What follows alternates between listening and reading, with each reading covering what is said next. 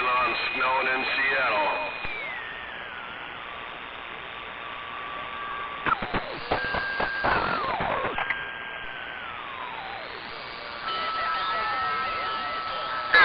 Sir, Tacoma, so you can skip and I'm in T-Town. Hey, you guys ever flown into Seattle when after it snowed? That is the craziest looking thing. All the waterways we got with snow everywhere. Hell yeah. I had the opportunity to do that one time. Dixon, Alabama, we step.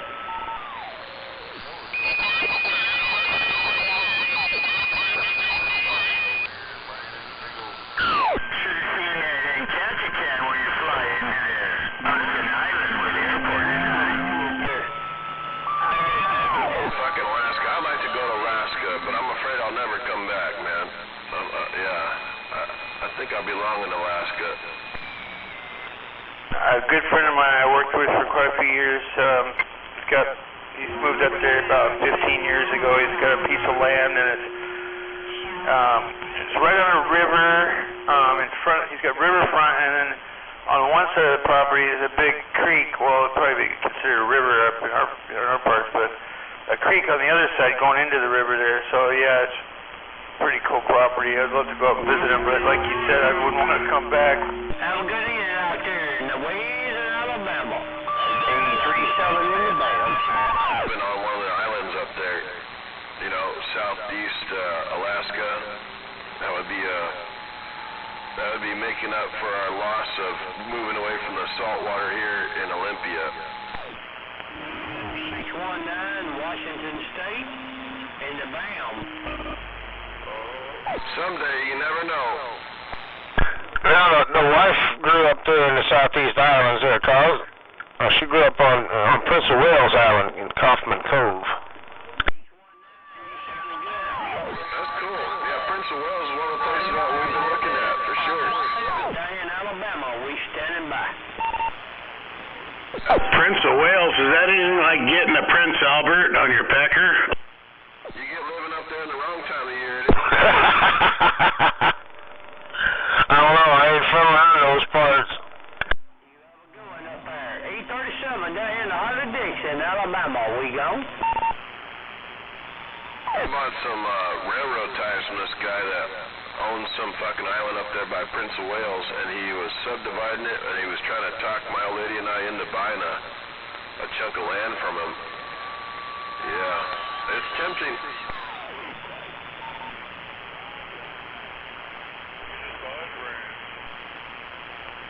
Yeah, I'm talking about a getaway so I can keep in the salt there, old mule. You gotta keep your toes salty. Hello. Hello, Here and get frozen, come in here, get warmed up, make a mimosa, and go back out and do it again. But this time I gotta go out there and do the barn and get some firewood, I think.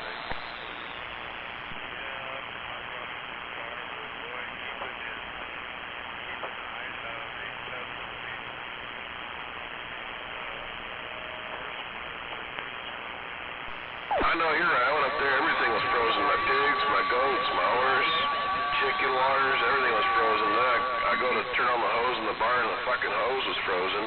Look, I got a frost freeze nozzle, but I had to go back to the shop and get a torch, get the hose off the outlet. Had to water everything by hand with buckets, but yeah, we gotta figure it. I got the hose in here thawed out. I'm gonna take it up there and go water everything up again so they can get a good drink for nighttime. This kind of weather around here, I gotta do it twice a day, seems like. 837, way down in Birmingham, let's go. Power up there, so I can't get none of those bucket heaters going.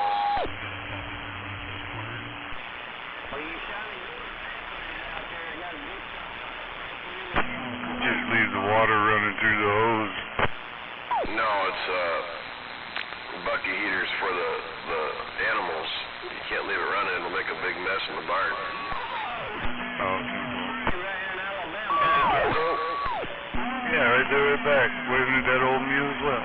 837 down in Birmingham.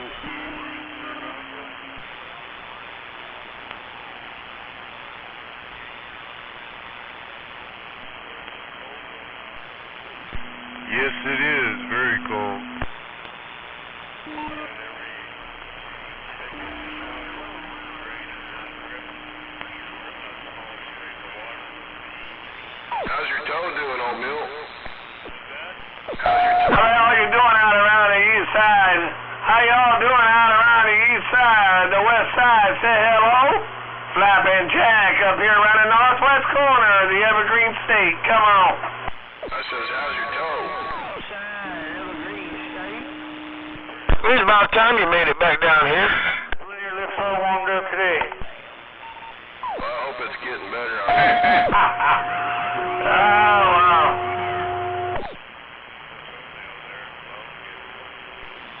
Oh yeah, temp for in the cold bone. Well, that fucker ought to grow back, right? We standing by. Hopefully it heals up and gets comfortable for you.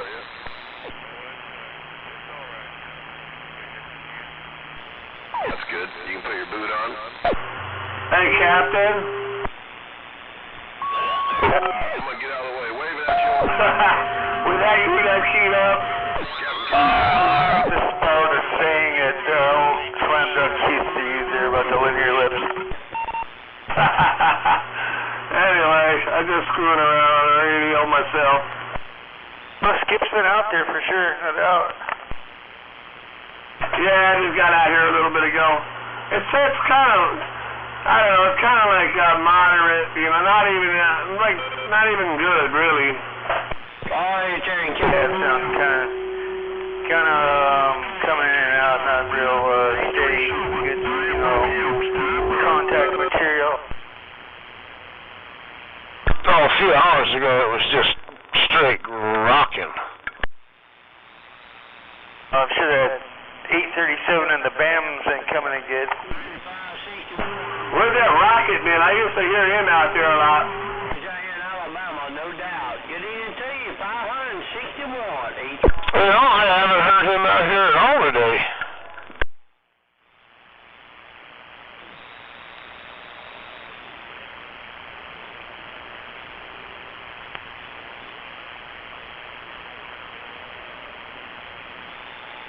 Well, I appreciate all that receive out there. I don't want to clean you out there, but I'm just on the radio, so Yeah, shit, I had to go all the way to Tennessee just to wave at Flapping Jack. let's go.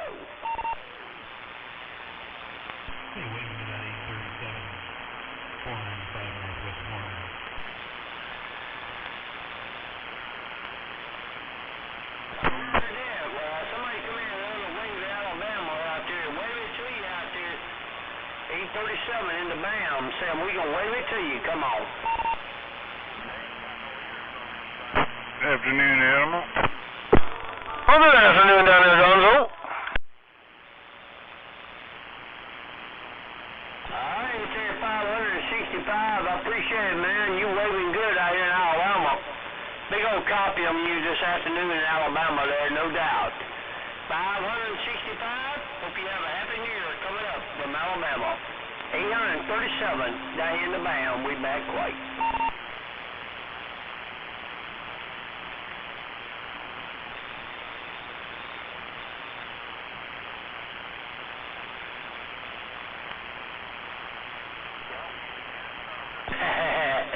Hey, you wonder what the weather is in Alabama? 75 degrees out here in Alabama and mostly partly cloudy with a warm 75 there, Roger?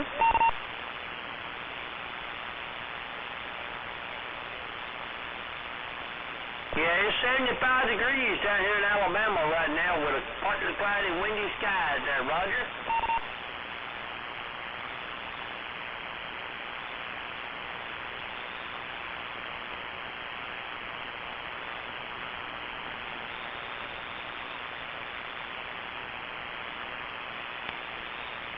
I heard you on the breezy and sunshiny out there. Well, I heard that. Well, it's dark time in Alabama. It done got dark. We get dark at 5 o'clock in Alabama, so, y'all probably got sunlight on the coast out there, Roger.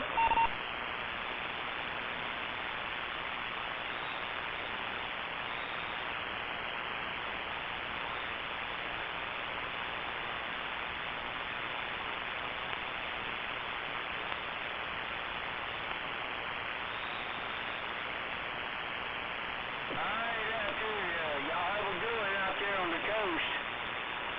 sounding good around Alabama? You have a good evening out there.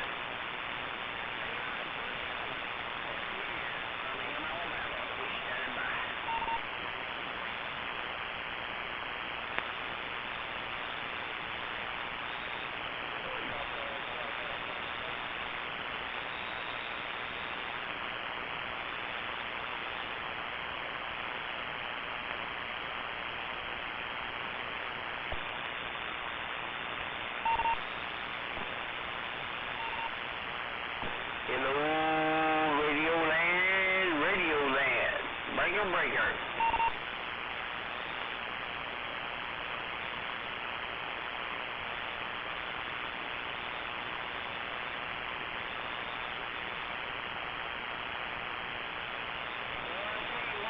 Alabama needs some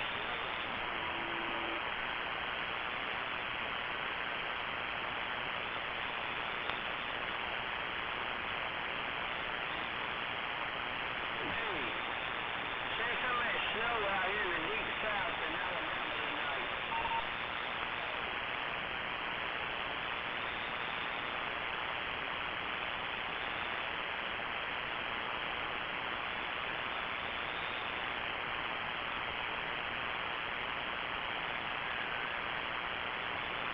Well, you know how it is when you get that snow out here. 847 down in the Big Bend. I'll be back quick.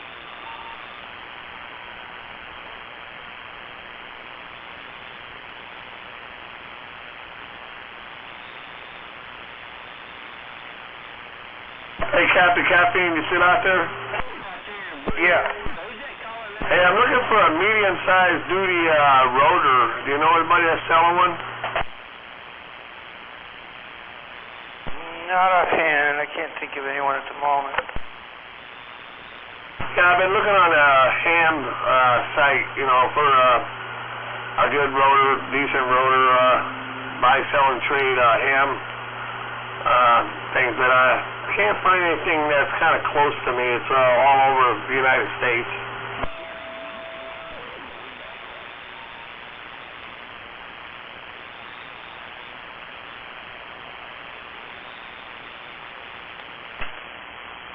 Holy smokes, getting out around the United States? No!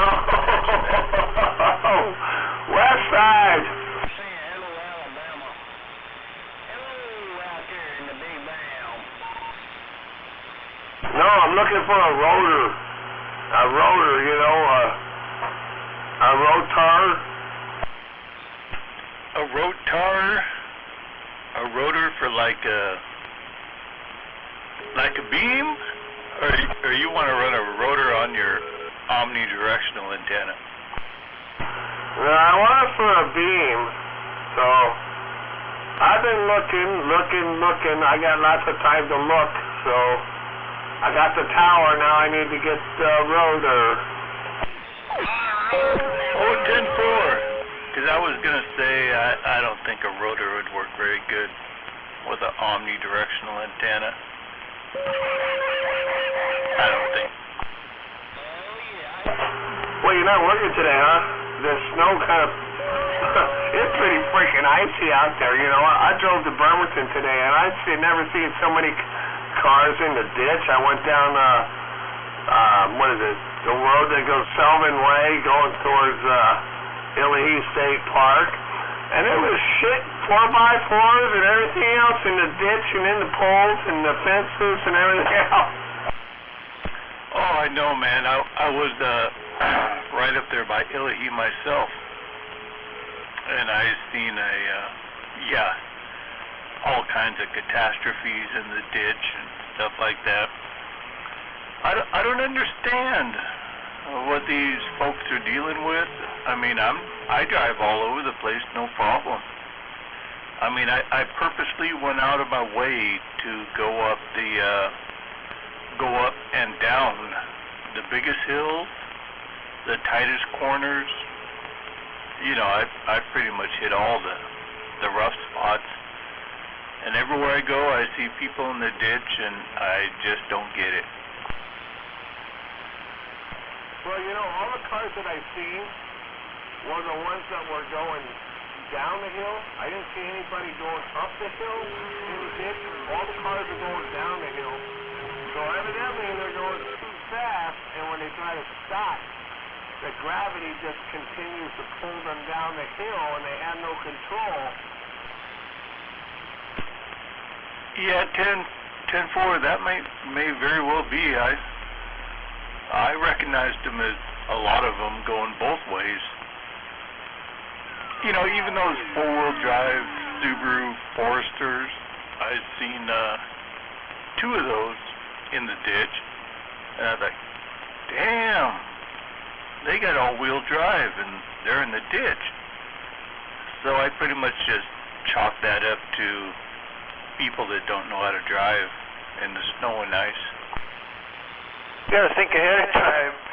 I mean, shit, I was cruising Pack Highway back and forth taking the wife this morning to work, and, you know, I was going 45 on the highway, but there was, like, people in four-wheel drive pickups like mine going, like, 25, 30, like, in a straight line. I'm like, come on, it's level straight. Calm down, it's okay. But it must have been an elderly person. Well, you know, a lot of people get really apprehensive about driving in the snow. I got to go over to Minnesota one year in the dead of winter, right? So I went over to Minnesota one year, and sure, I took a jet airplane over there, but while I was over there, we were driving around in a car, and those people in Minnesota, they haul ass on ice and snow-covered roads. It's like nothing for them. You know, I mean, you see nothing but a white surface, and these guys are still doing 50, 55 miles an hour. So I think a lot of us folks up here in the northwest corner just don't know how to deal with it. Well, Minnesota's flat. And flat ground, you can drive on snow all day long, really, and unless you turn your wheel real sharp or you hit your brakes real hard, then you're going to have trouble. But other than that, if you just keep on moving, you're doing good. And Minnesota's dry, and it ain't slick in this. Well, you know, you get down below 10 degrees, and it's no longer slick, it's sticky. Very true, very true. Minnesota is kind of a drier snow. Yeah, I'll give it that. That's for sure.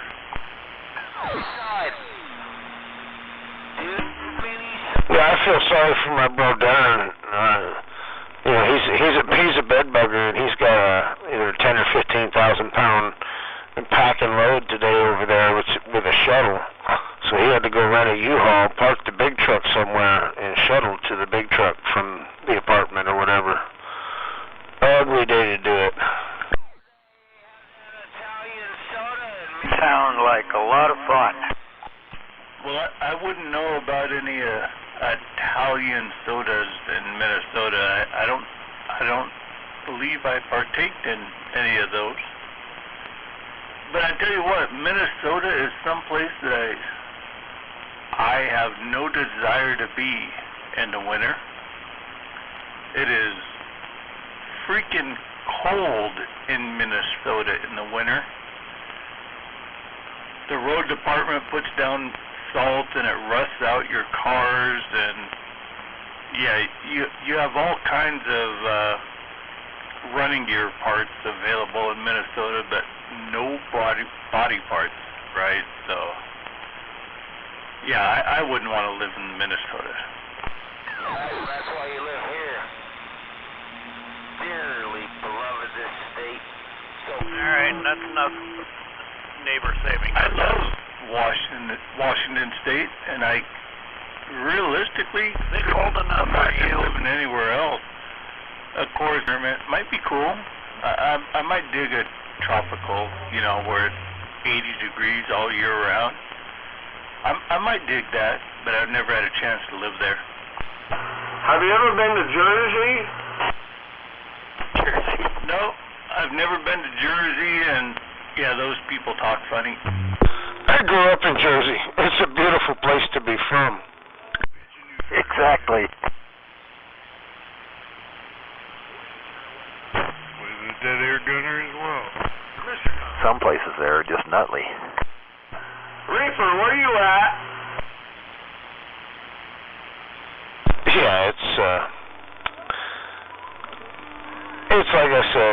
beautiful place to be from.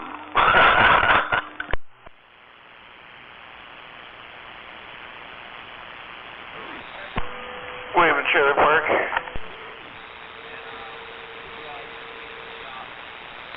Hell, I'll wave at you. Man, I tell you what, last night I drove one of my trucks and the blower motor for the heater died. It just died. And so I pulled it out today and ran down to the auto parts store and replaced it. And it turns out that somebody had already put in a Chinese replacement for the blower motor, and it looked brand new, but it was dead. So I put in a brand new blower motor. It cost me like $80. And then I find out I don't have any low or medium speeds, right? But thank goodness I still have high, so I can turn that blower motor up to high, and I still have heat and defrost. I guess I gotta fix what they call the rheostat or something like that in the dash, so I got more speeds. Kind of like a potentiometer, but a little bit different, huh? Thermostat right at the top of the engine by the radiator, that does it. Well, at least I got defrost now. So when I decided to drive that truck that I hardly ever drive, at least I'll have defrost. Hi, 101. What's going on, Flappin' Jack? Man, I haven't heard you in a coon's age. Of course, I ain't been on the radio a whole bunch myself. You a busy guy.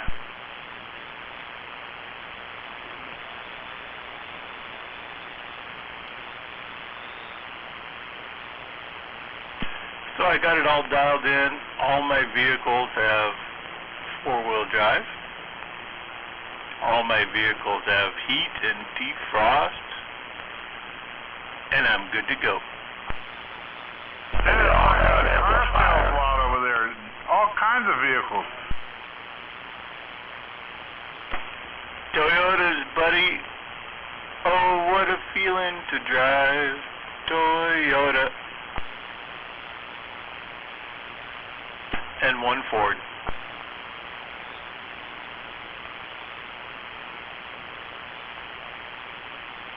Yeah, talking about snow, that when I had that Ford Focus, I backed it out of the garage into the grass, and that was as far as I got.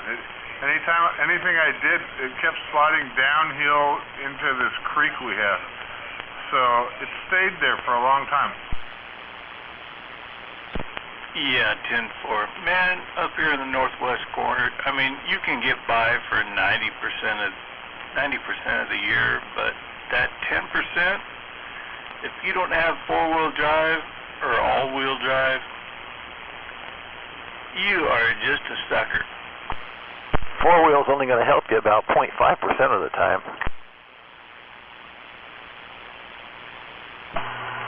You're right, because we have hills around here, and hills kind of mess with you a little bit. 10-4, we do have hills.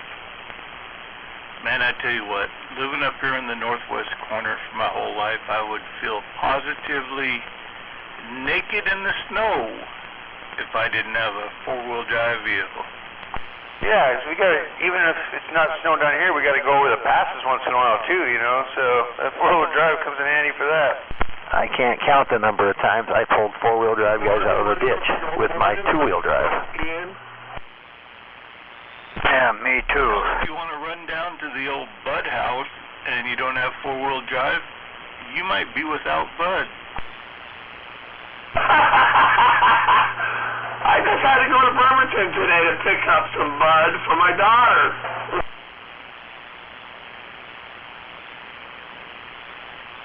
I got about an ounce and a half, and I got this vaporizer, so I'm good for a while. You better watch out for that vaporizer, Captain Caffeine. That'll put your dick in the dirt. Well, I know. I'm kind of trying to lay off it a bit because I don't want to get too stoned and slip and fall in the ice. Kind of throws my depth perception off when I smoke too much.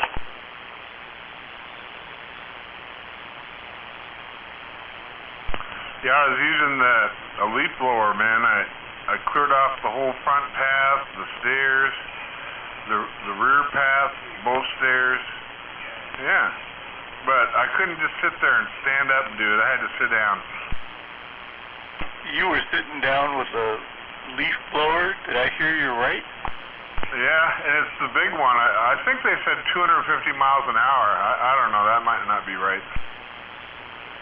Well, you ought to sit down on one of those chairs that spin 360 degrees and see how fast you can get spinning. Dangerous. You were blowing the snow? Yeah, where you don't walk on it, it blows right away. It's easy. There hasn't been any rain or anything. Yeah, it's really dry snow. It does move around a lot, but we don't typically get a whole bunch of dry snow around here, that's for sure. I noticed that last night when I was scraping off my windshield, how dry it was. It was dry, and it was freaking cold.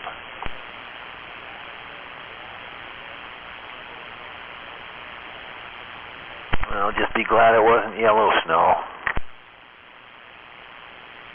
I mean, I get colder out there right now than anything else, right? It's kind of a weird snow, stuff we don't usually get.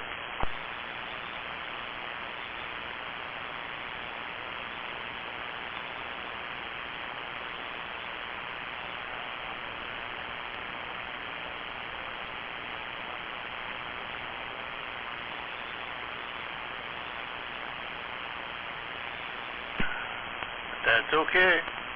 I got good tires on my rigs, and I go everywhere I need to go. No problemo.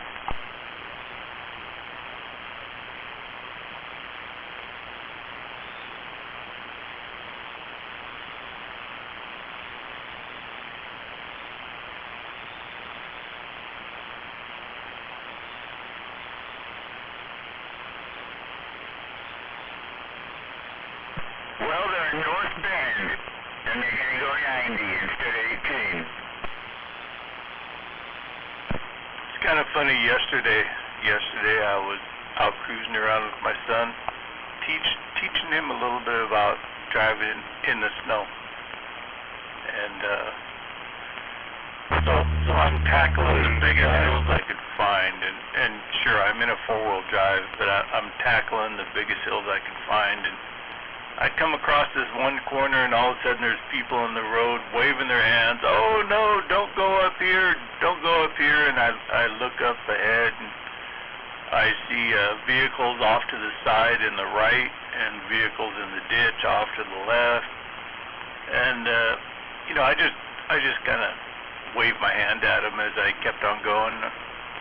Cruised all the way up and over the top of that hill, and they all just looked at me like, wow.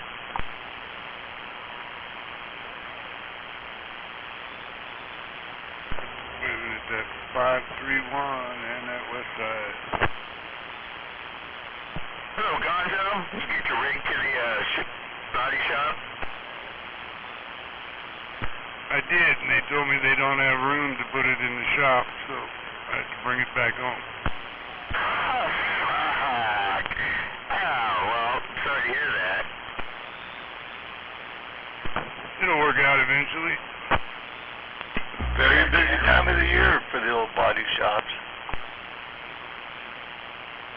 Double B, West Side Go. I said very busy time of the year for the old body shops. I know you're right.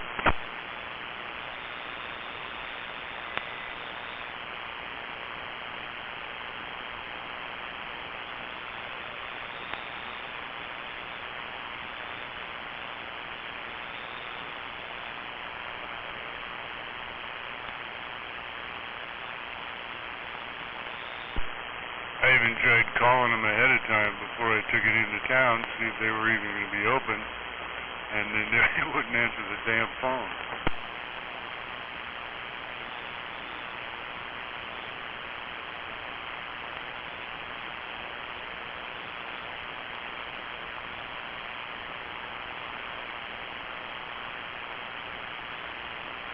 I've actually been looking into a different blazer.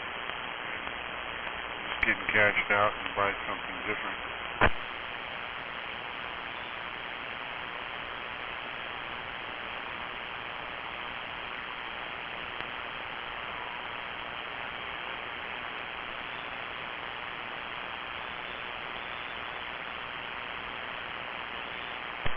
Wait till the spring and fix that one. Hey, 101, are you still out there? Go ahead.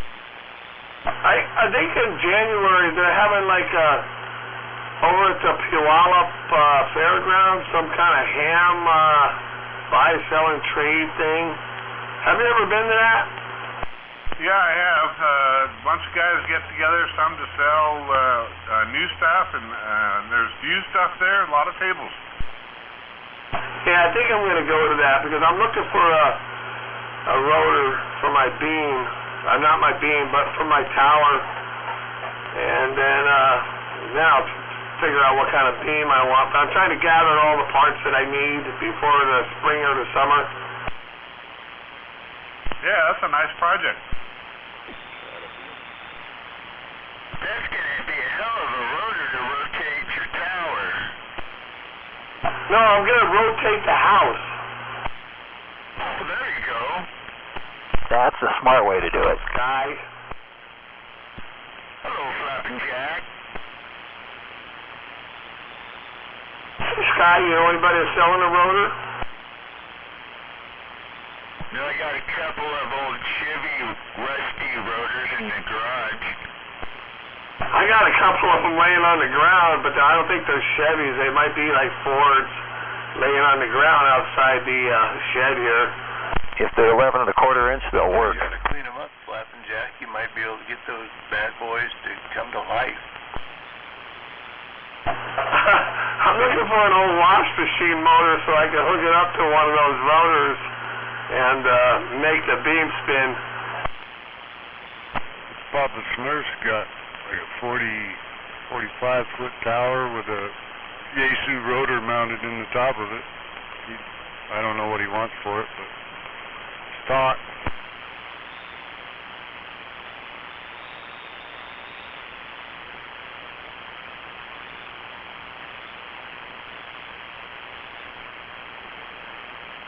There you go, Flappin' Jack. You gotta get your rotors while they're getting good.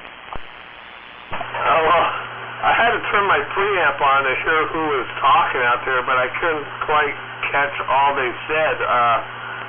Were they talking about rotors?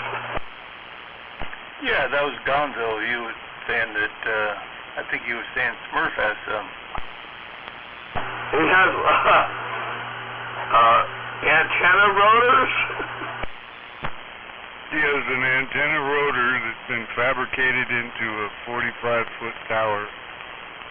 It was a brand new, I believe it was Yaesu rotor. Yeah, an antenna rotor in a 45-foot tower, brand new. I have the tower. Is he talking about Dirt Man? No, Papa Smurf. Oh. I can't even hear Papa Smurf where I'm at. Oh, come on, you gotta be able to hear Papa Smurf's not out there right now, but yeah, when he's out there, you can hear him. I mean, he's one of the louder stations I get down there.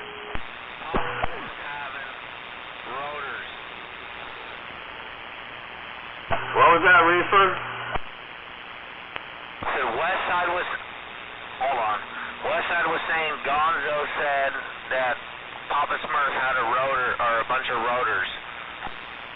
Okay, well, we need to talk to him. He only has one, and it's already fabricated into a tower. Deadpool says it. You gotta go. Tower of power. You hear me? Papa, can you hear me? Hey, there's only one rotor, and it's a brand new Yaesu. I'm mounting it on top of a 44-foot tower. Yeah, that's where I'm at. Get it off. Yeah, it's a brand new Yaesu. It has a carrier bearing on the top. I don't know. Yes, it's a good rotor. And look what time it is. It's 4:20.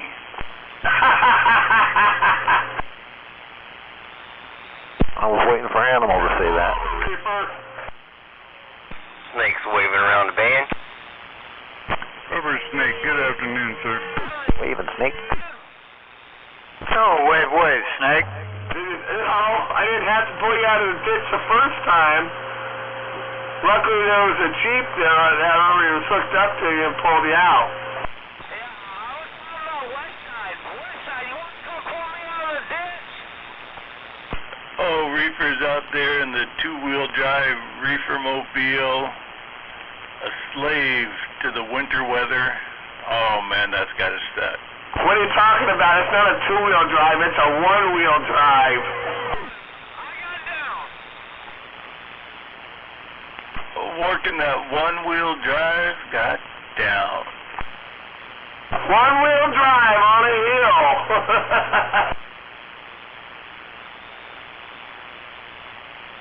With some heavy-duty chains. With some heavy-duty ball and chains.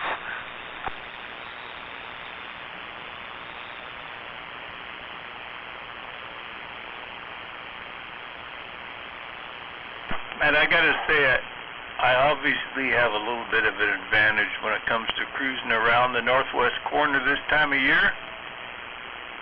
Most of my vehicles have, they have three-wheel drive. Three-wheel drive, and I've got no problems.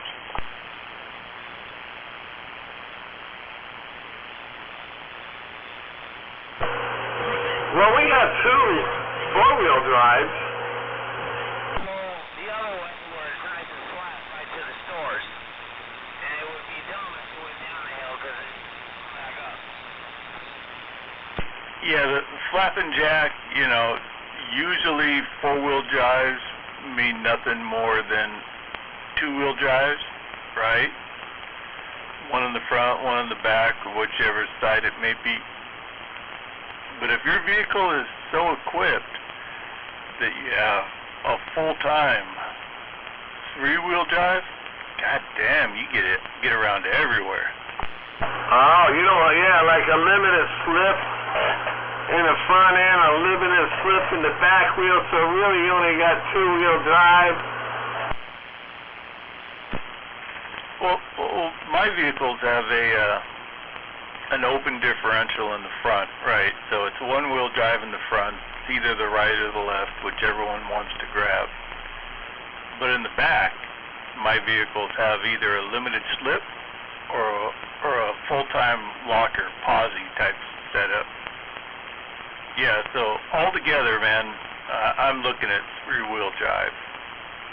And I've yet to find a situation that I can't overcome with three of my four tires grabbing traction. You need an air locker in the front. Yeah, that's the way to fly. Well, if I lock the front, right, if I spend the extra dough to be able to lock the front end, then I'll probably end up in the ditch because I won't be able to drive very well around corners. Yeah, they only go straight when you lock the front. Well, that's half the fun.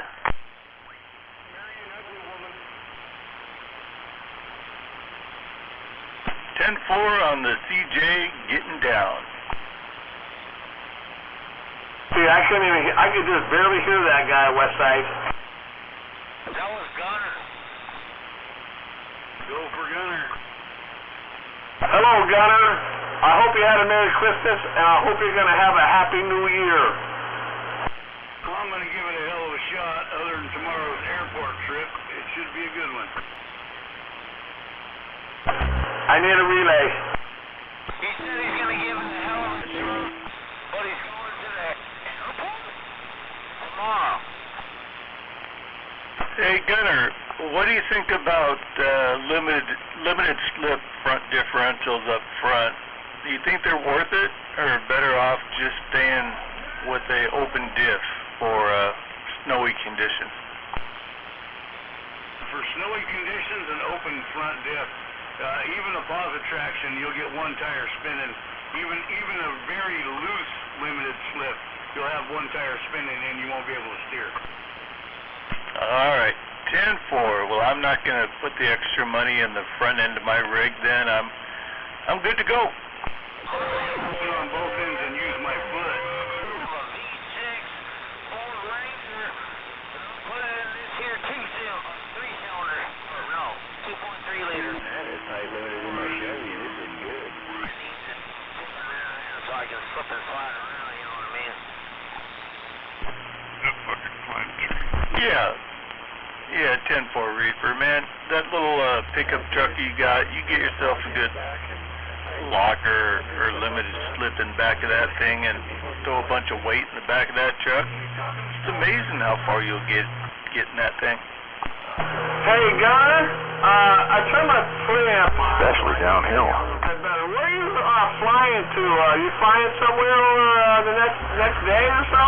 You're running swampers. You can run your front diff pretty fucking tight. Squish! Yep. You do, Big Bird. We went out fishing in that thing. Definitely did the business. Now they got this cool. I know, that's why you're hitting me at 60 dB. I had that in my Toyota, Hey, Gunner. thing, looking like a station wagon. Anyway, that's awesome. You had an air locker? Yeah. Hey, Gunner, are you flying out of the state of Washington? Life down at the river down there, Chehalis. They able to go through anything. Talk about Go get back. Gunner. I heard somebody hollering for Gunner. Go ahead. Oh, hey, this is Flappin' Jack. I just wondered, you said you're like flying out of the state this next day or two? No, I'm taking people to the airport so they can fly out of the state. Oh, Roger. Okay. Yeah, you're probably better off staying right here with this new virus going around. I wouldn't be flying anywhere. Yeah, well, they live in Virginia. They kind of need to go home. Hi, Gunner. You have a super fine one. Just turn my preamp on so I can hear you. I don't know why I can't hear you, but I can, it kind of frustrates me that I can't hear the people in the Shelton area and the Olympia area for some reason. Yep, it's all in the antenna. And location. Marcine Island, USA. And I'm backed up against the hill, so I don't expect most people to hear me.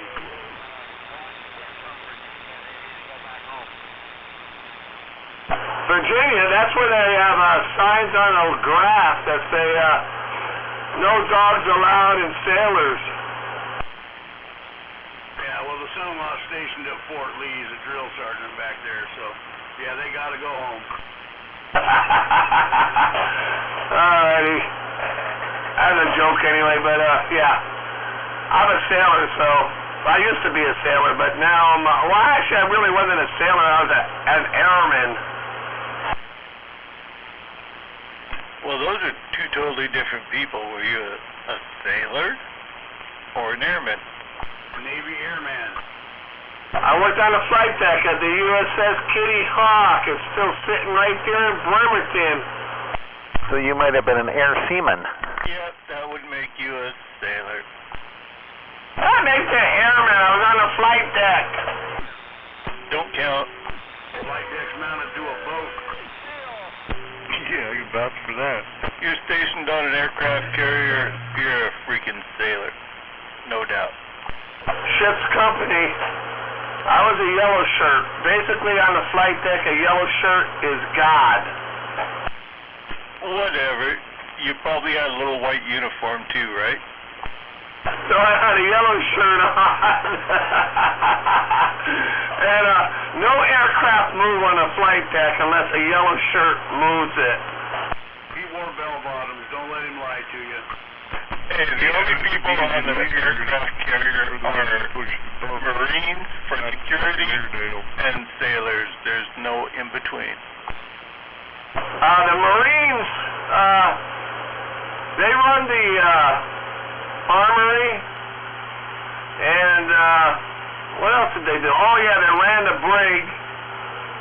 But when we had NORAD drills, which is like a simulated nuclear attack, the Marines would guard the so-called bomb from the time it left the lower decks all the way up to the time it flew off the catapult. And we used to have a lot of fun blowing those Marines around. Well, anyway, I don't know what you mean by blowing the Marines around. But the only two people on an aircraft carrier are Marines for security and Navy. No, what I mean by is they have to guard that bomb on the airplane, and they have a rifle in their hand. And so we're directors, so we can turn aircraft in any direction that we want to on a flight deck. So if we seen a Marine and I had the opportunity to like turn the aircraft in his direction, you know, the air that blows out of the tail of the aircraft, well, I would do it. Oh, you're hardcore, man. Well, I got to admit, when they're running their drills, I open the fucking engine room fucking door, which swings into the passageway, and just slammed one of them. You got some Navy experience there, Gonzo? I do. I was on the USS Forrestal. 10-4. Did he say the Forrestal? Yes, I said the Forrestal. That's the one that, were you on that boat when it was like blowing up?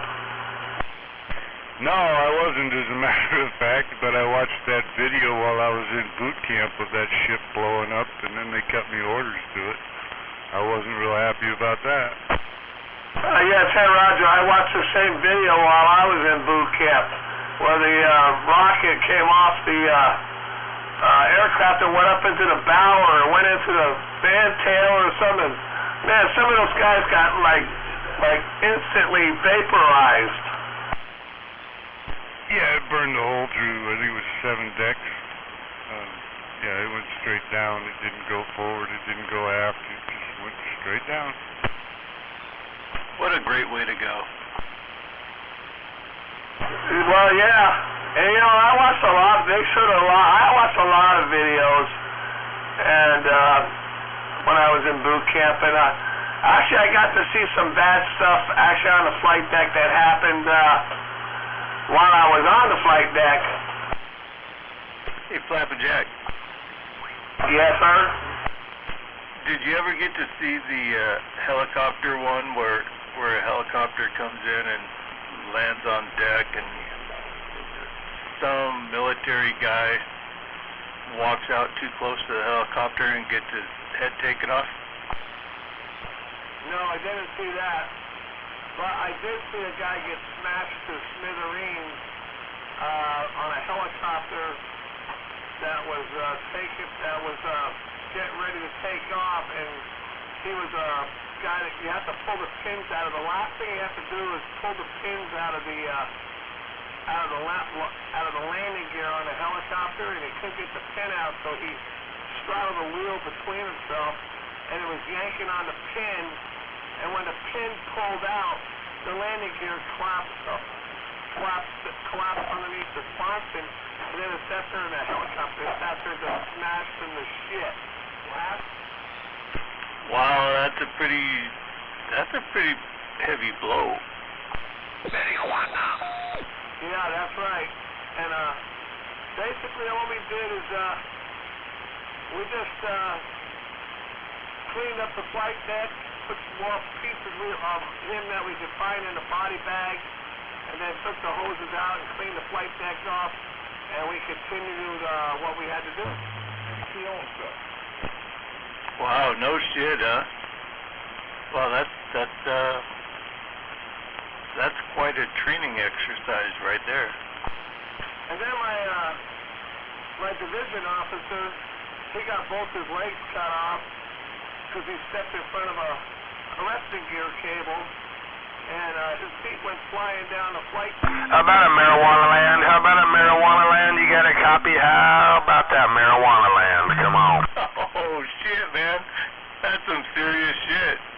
Sounds like they did all the training videos from the SS Minnow. Legs to try to stop the bleeding, and you know he survived, and we were in the.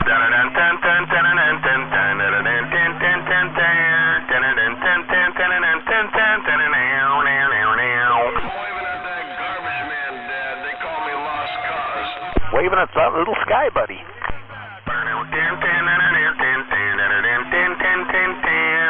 I gotta burn the snow off my end, Keener. Man, we got more snow coming Thursday. That's a pretty cool story. So, tell me the time frame that was. Was that during any strategic maneuvers, or was that during a time frame where you guys were just doing your thing?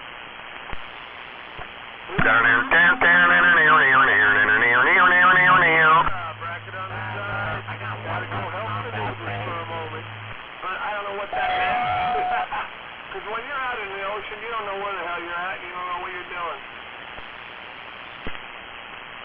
I'm looking for the girl next door to make snow angels with. Come on.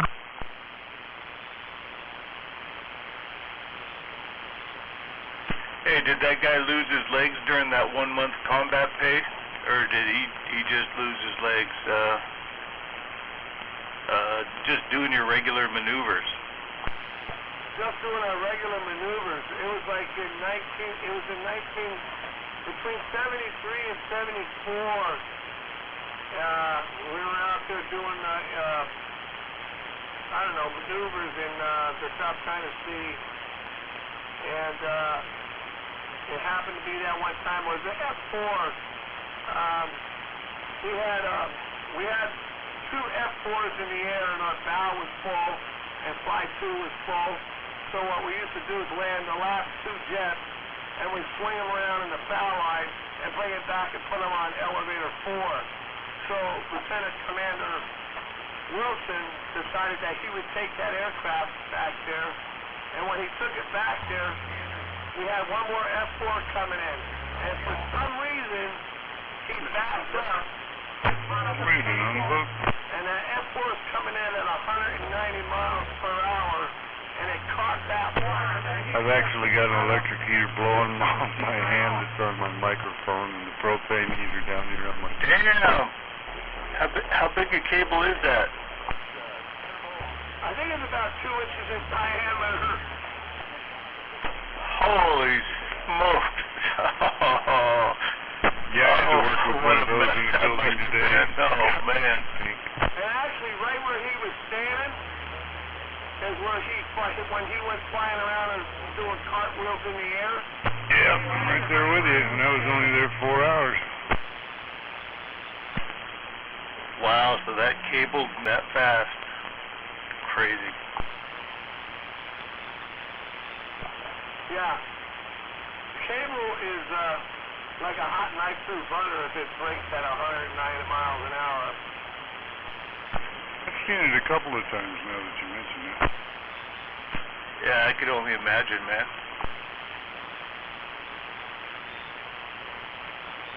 Back in the day, when I was in the service, the life expectancy of a flight deck person was only 4 minutes. Are you serious? 4 minutes? 4 minutes isn't very much. So that's what I said too. But I think they exaggerated it. Damn, I tell you what, 4 minutes, I would definitely be on my toes, right? That would suck. No, we didn't say be on your toes. Keep your head on a swivel. Oh, that's the word. Keep your head on a swivel, alright? I just stayed in the engine room, nice and warm.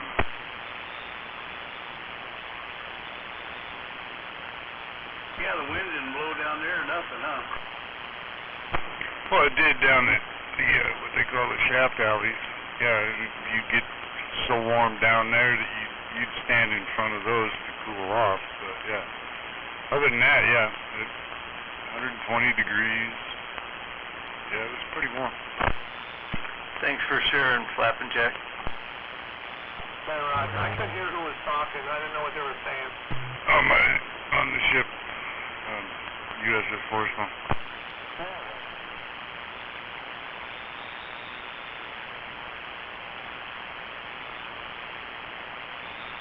We didn't have the modern conveniences of the nuke.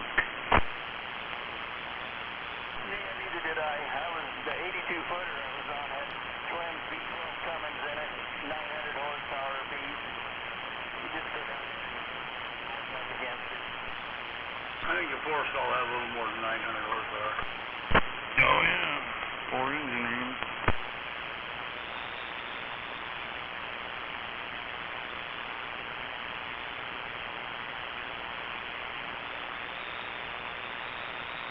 When I was on that, that thing was cold. I don't care if the engine been running 5 hours, it was cold in the basement.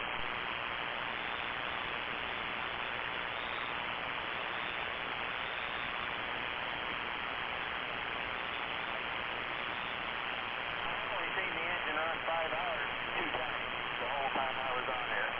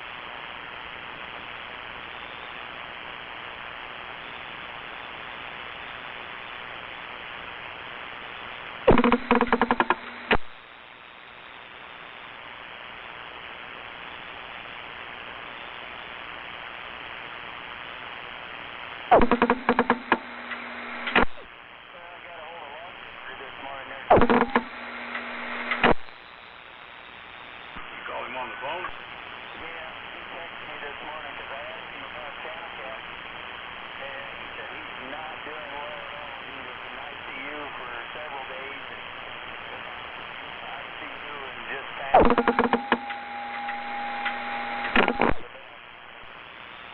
What, do you get the fucking corona or something? I think so, yeah.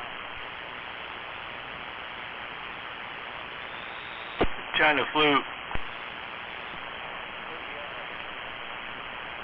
Channel Cat told his daughter, said, if anything happens to me, you get hold of Log Trucker and have him come over here and take care of my radio situation. Goddamn China flu. Yeah, they've been buddies for a long time. Yeah. I don't know if you ever seen pictures of his collection of brownies or not, but he's got a whole wall of brownies. I have seen it. It's massive. He's got brownies. He's got, what's the name of that? Well, they're all tube radios. Every one of them are all tube radios. I think of the name of it. He's got a couple of those, like, Vikings, like Gonzo's got, but there's another one that's out there, too. I can't remember the name of it.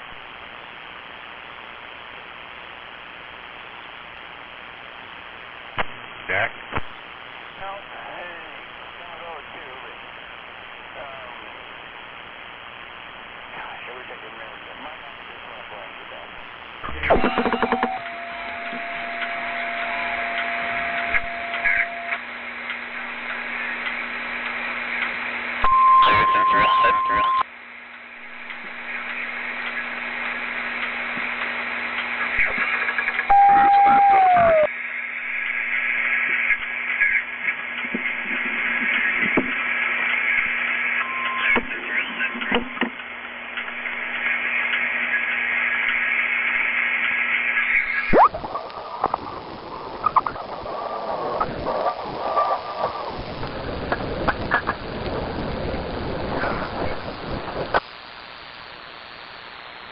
Yeah, I used to get to talk to them fellows once in a while when I lived down south down there. Yeah, I think I've talked to Channel Cat maybe once, like something like that, you know, just the conditions were just right when he was down there at Boardman.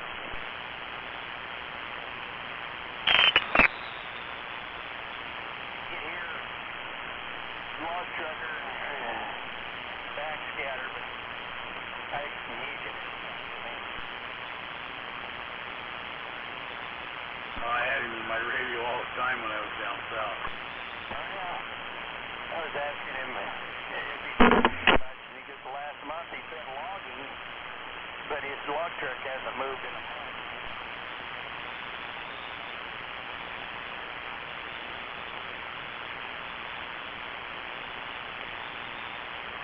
Doesn't his brother have a pink Mac or something? Yeah, so, Call it the pink puppy dog.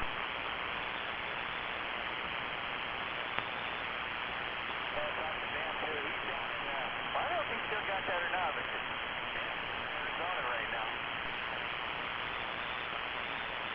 Yeah, I yacked with him a couple of times down there too.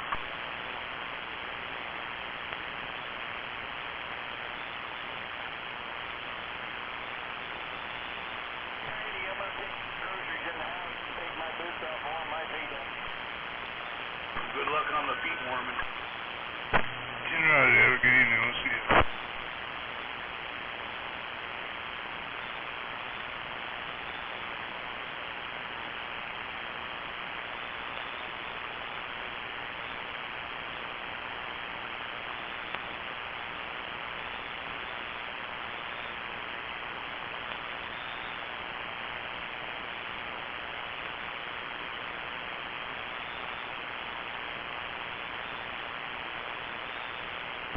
They're north bend and they're rolling my direction.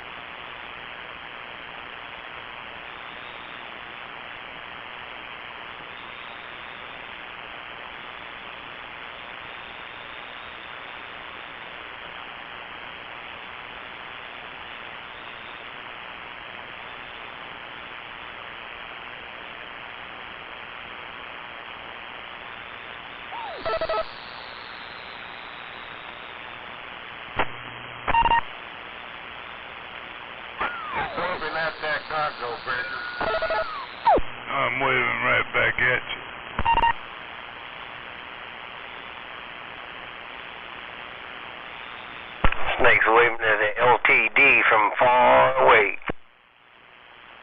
Hey, Rubber Snake. Would that be waving at you? Don't tell me they make you come to work on Fort Lewis today. Oh, most of them were off. I had to come in and get some stuff ready.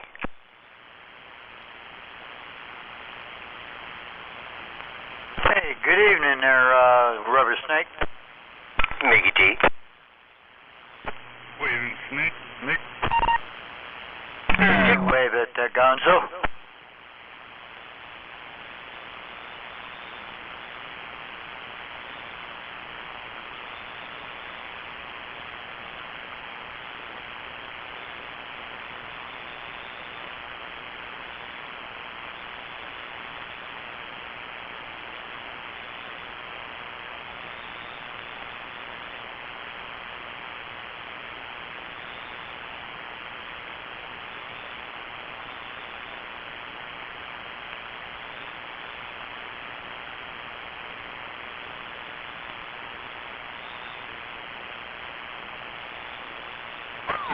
We aren't having fun yet.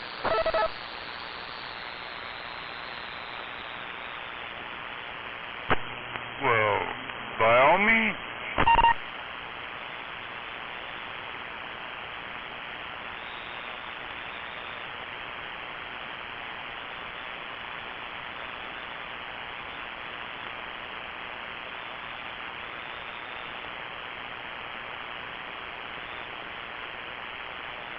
We had another 12 inches, I think I was in Colorado.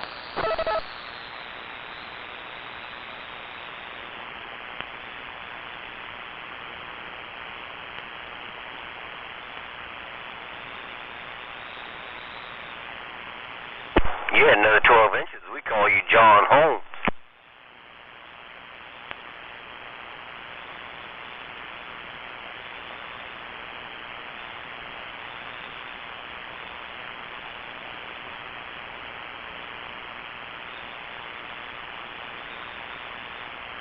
What we got outside right now is about right we used to get down there at Fort Knox.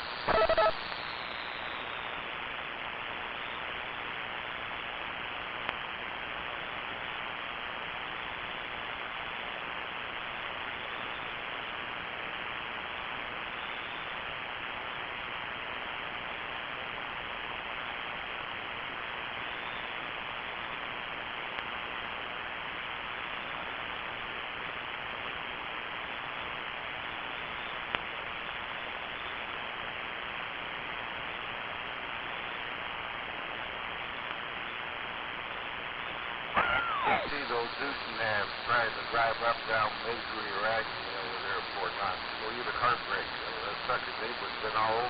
They couldn't have made it up today.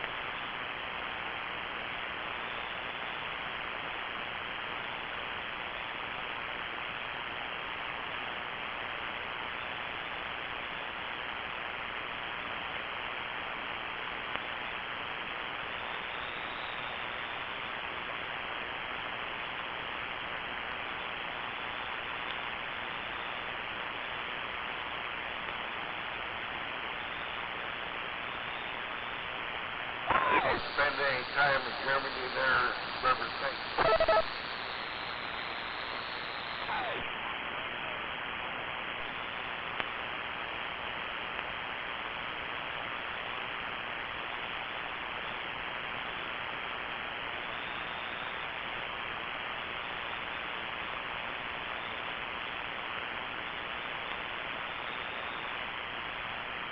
Fell out of his truck.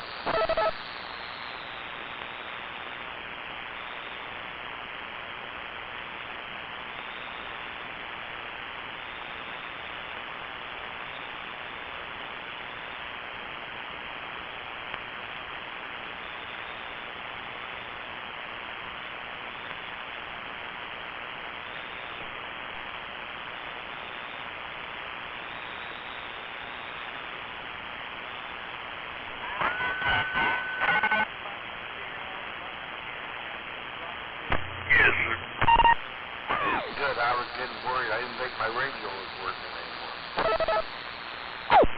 Working just fine, sir.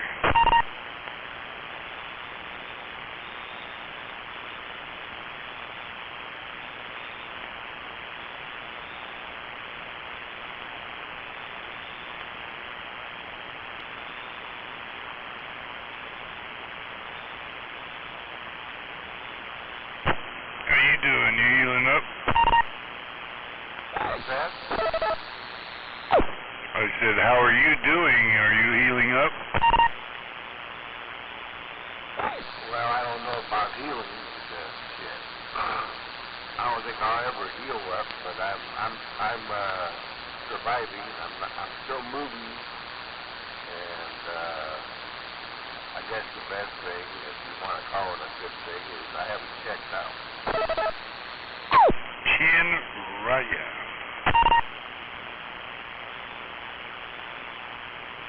Make it to work today, or did you take a day off? No, I went in today. I had to take the Blazer to town, and I thought I was dropping it off at the body shop, but they don't have room for it right now with everything they've got in the shop, so I had to bring it back home, and then went to work for about 4 hours, I think, and then I was done, yeah. Looking at the roads and everything, I'm sure don't have plenty of work for the next couple months. Yeah, this little rental I'm driving, all-wheel drive, it gets around all right. I don't think I would take it to Seattle or anything like that, but it got me out there and back today.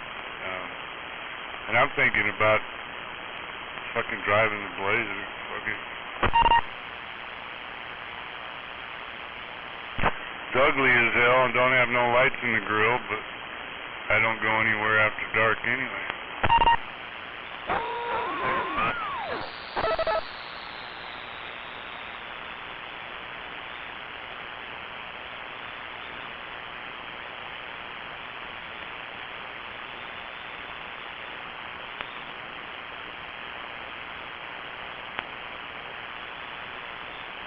See, the people will probably get out of your way because you already got damage up front, so they don't want you to run into them. Yeah, Tim. Yeah, that's all paid for already, so I can damage the front end as long as I don't fuck around the doors back.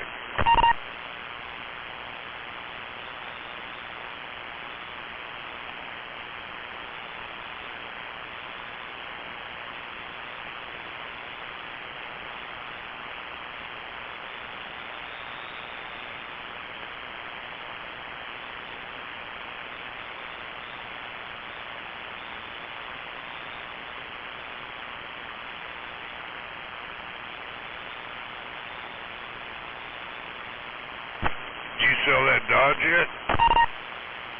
No. I'm driving that the next few days when I go out. That's the perfect vehicle for what I got to deal with on the road right now. Yeah, 10-4. I just got a doctor's appointment up here by Capital Medical Center on Wednesday morning, so that'll be perfect to get up Harrison and all that to go over there for an appointment. I know you're right.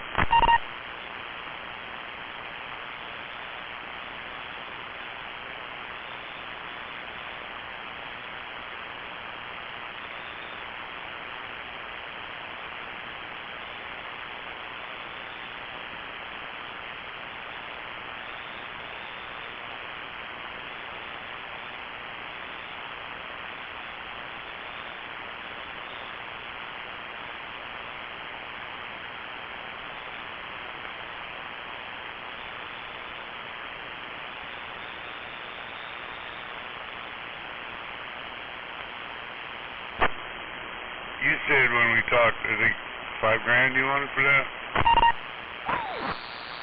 To my friends, it's $5,000. Yeah, Tim. It's got canopy on it, right?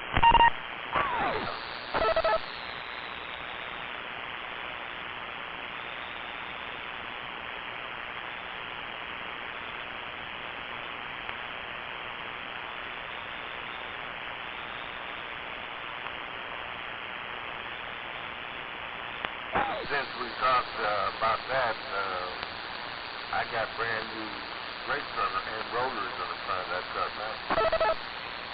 Oh, good for it. Well, yeah, when we're through all this weather and shit, we can talk, but I don't want to take it away from you when you need it. I understand. I just thought I'd let you know my, about 2 weeks ago, my son put all new rotors and brake pads and it did the whole works in the front on that truck. Awesome.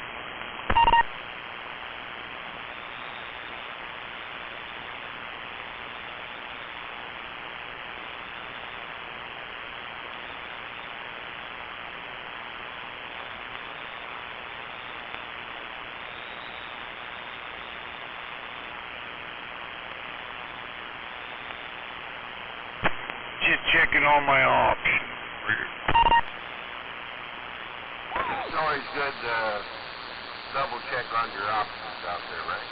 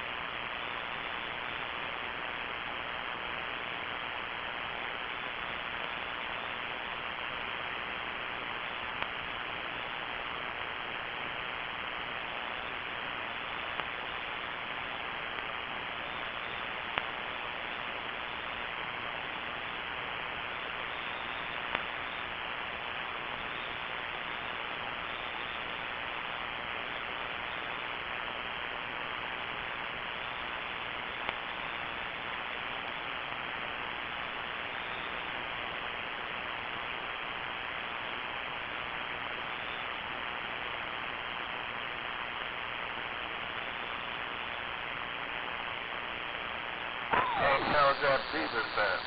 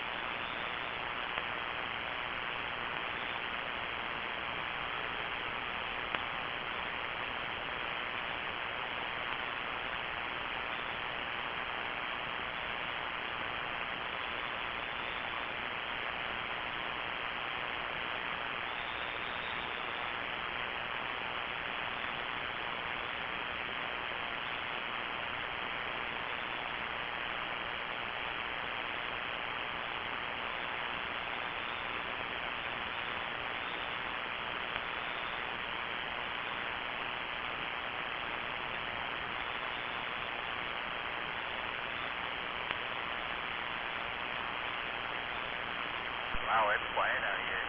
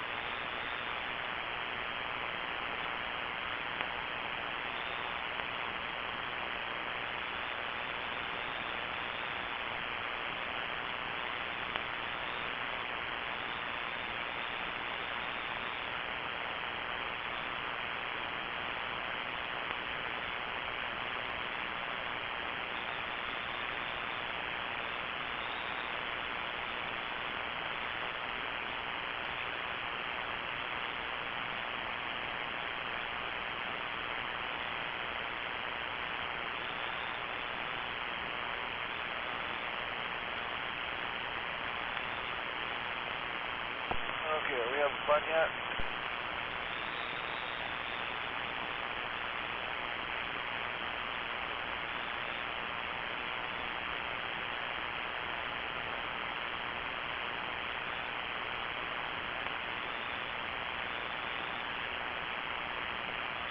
Want to have lots of fun? Let's go sled down Peasley Way. Hello. Tesla, where? Bueno? No bueno, bueno, no bueno, bueno, bueno. Okay, wait. 169er. Yeah. Hold on. Good. Yeah, wait a minute, Big Ben. How much, the snow? How much snow over there? No much. About 8 inches. Ranger can't make it too far. He's got a snowmobile driving around. Well, what the hell? We have quad runners and trikes and two-wheel dirt bikes and you name it. Everybody's running around the neighborhood. They're nuts. Who's driving a snowmobile? They got an antenna on that thing? Yeah, it's 110 It's Antron 99. Hell yeah. You know what I'm talking about. Who wants to get out in emergency? Just in case you find somebody in the ditch and they need some communication. I got you. I'm standing by. Yeah, it's got it mounted on an old Falcon spring. It's got a big spring? Leroy, I thought it was Just a couple days into it. Yeah, he's got it mounted on an old Falcon spring. Hey, how about that Falcon spring? Oh, hey, Cratchy Creek, over. Well, I'll tell you what, man, I used to have me an old Stinger. I think it was a Schwinn. A Schwinn Stinger, one of them ones, you know, lowrider bikes. Spring in the front. Big old handlebars. Candy apple red. Riding that bike around. Oh, yeah, I got down. Oh, that's cool.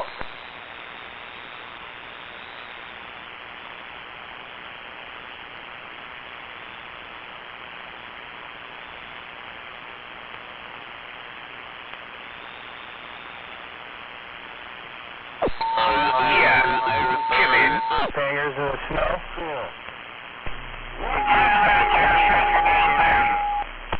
It's hell yeah, I'm at Kawasaki 9000 with the old school. Antenna on the spring.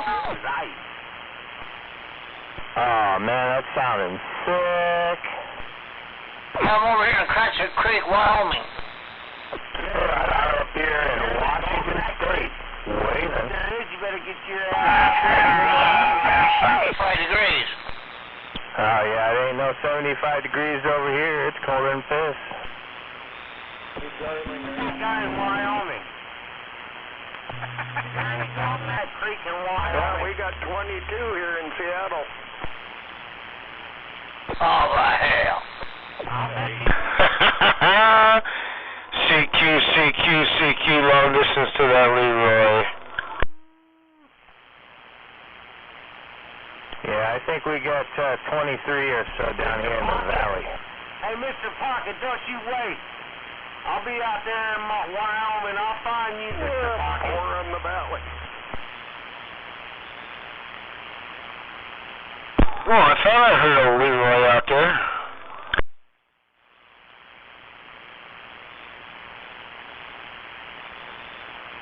You got the pile driver. We're waving. You did. Happy New Year's, Leroy, with that antenna on the back of his snowmobile. Antron 99.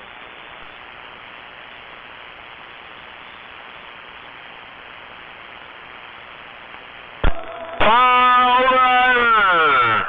Right on. Right on, animal. What's going down? You're not driving, are you? Shut the hell up, BS. Hell no, I'm at home, man. I got the rest of the year off. We're sitting here playing in the snow, trying to get my tractor going so I can plow my driveway. Sure you can. Well, it's good to have some time off there. Good to talk to you there, animal. You got fun on the tractor. I will if I can ever get that bastard running, a pile driver. Good hearing from you. Merry Christmas, Happy New Year coming up, and we'll catch you again, I'm sure. Oh, you bet. Happy New Year to you. Have a great New Year.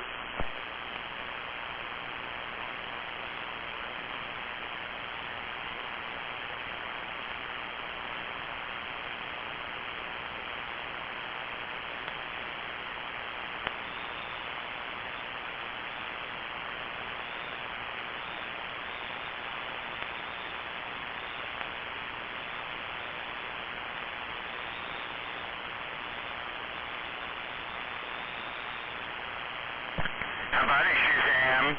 You should be in the shouting distance by now. How about that? Shazam in the portable.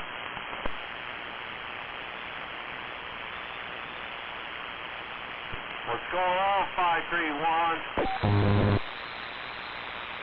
Way at Sky 531. Top of the day. I'm just sitting here waiting for my gal to come over the pass, I-90. So I'm listening for her in the portable, no doubt. What kind of antenna they got on that mobile? You sure are nosy and simple-minded. Oh yeah, I heard you talking about that earlier. I'll let you get back at it. Sky 531, Mr. Nobody. Nobody gives a shit. Yeah, who cares if they pass over the mountain? Animal. I'm waving, Mr. Nobody. Waving right back at you. Hey, I heard they shout your name out, skip line, Mr. Nobody. Call them on a cell phone. You got better internet that way. Oh, really? Who was it? I don't know who it was yelling, but I heard your name being shouted out there one morning, Mr. Nobody.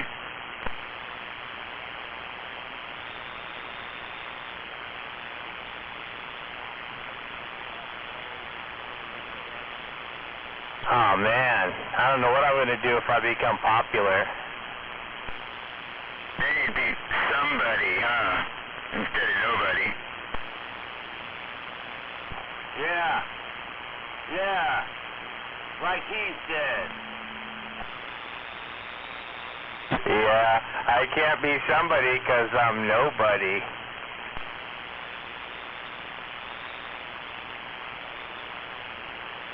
Well, I just have no class. Pump it up. Pump it up. PUMP, pump it up.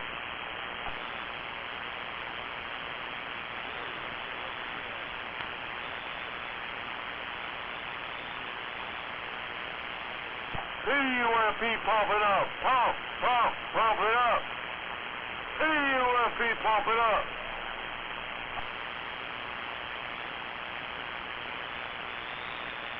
I suppose we could tell you the same thing, but we don't repeat ourselves. Hell yeah. I think it's a brain tumor. Down.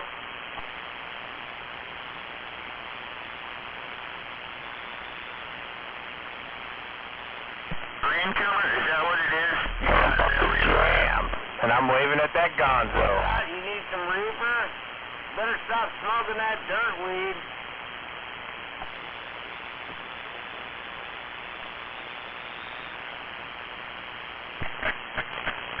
Whoa.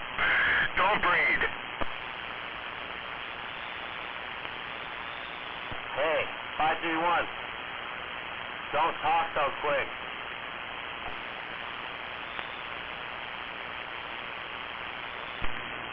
I believe he said, don't breathe. You ain't gotta worry about that. You ain't gotta worry about that, 531. Was somebody telling him to get out of the gene pool? Pretty much.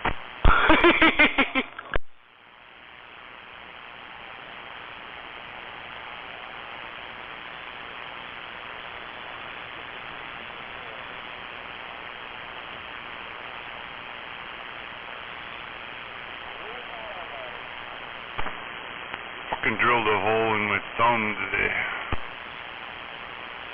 You drilled a hole in your phone? My thumb. Oh, your thumb.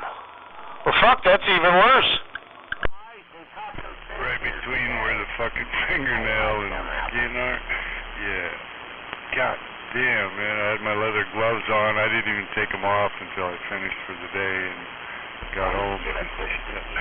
Fucking leather gloves red now. Whatever you do. Damn it.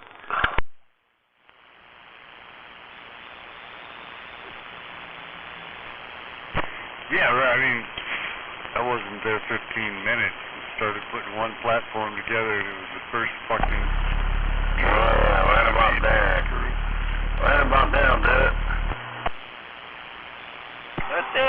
So, Reggie didn't climb your tree today? Me? I ain't climbing that fucking tree. Oh, yeah.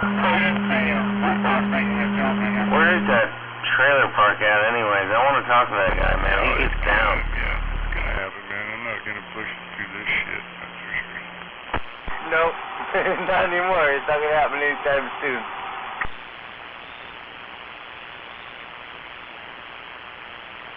I assume the tree gets fucking brittle in this weather. Yeah. This is pretty big, so it's not that wouldn't be an issue, but fuck, I'm not gonna make anybody climb a tree in this weather. Not to mention slippery.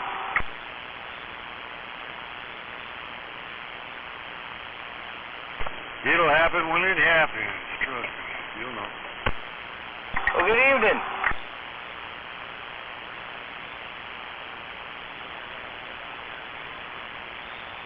Hello, Beavis. Good evening. Sergeant Major's coming for you. Beavis, can you hear Reefer? If you're a reefer, yeah, I heard you. How about it, Beavis? How about it, Beavis? Green Reefer over here on this end trying to blow some smoke down your way. 5G1 got you in your ear. But Green Reefer over here is trying to get up and blow some smoke down your way. I heard you, reefer. God darn it, I ran out of propane sometime last night. Fuck, it was cold in here in the morning. Somebody's being shiesty on the weed. If you ain't got it, then don't smoke it. Well, my quote is, if you got it, smoke it. Don't be shiesty. Don't be a That's where that extra weight around the waistline there keeps you a little warmer, Beavis. You got it. Hell yeah, I'm plenty insulated. Yeah, me too. Sweatshirt.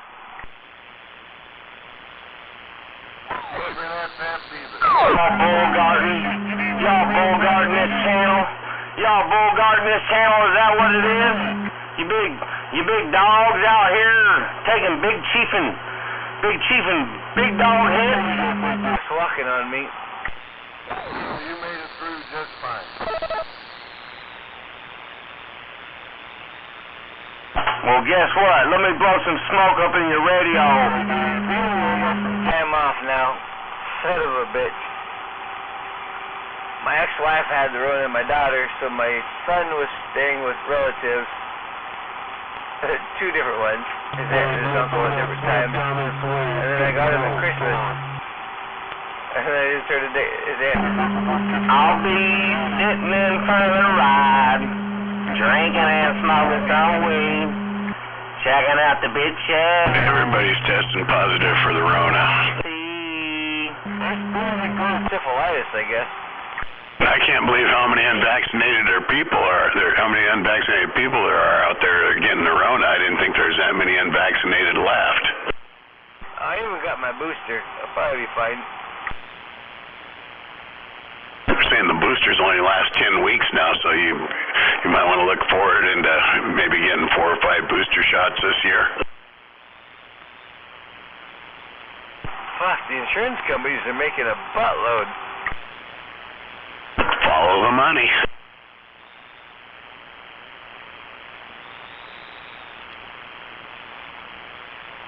Yeah, except notice the insurance companies aren't the ones doling out all of these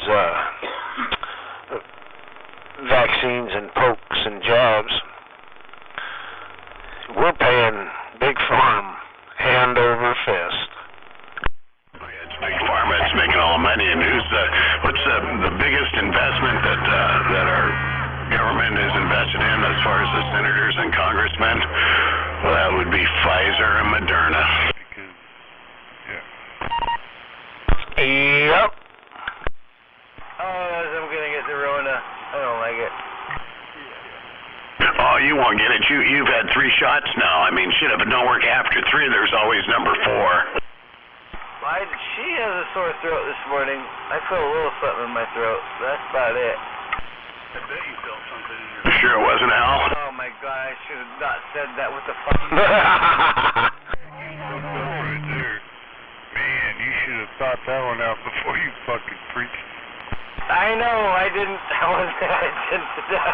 Oh, goodness. I guess I didn't know that. Hell yeah, fish and chips. Fish and chips. You gotta love it with tartar sauce, no doubt about it.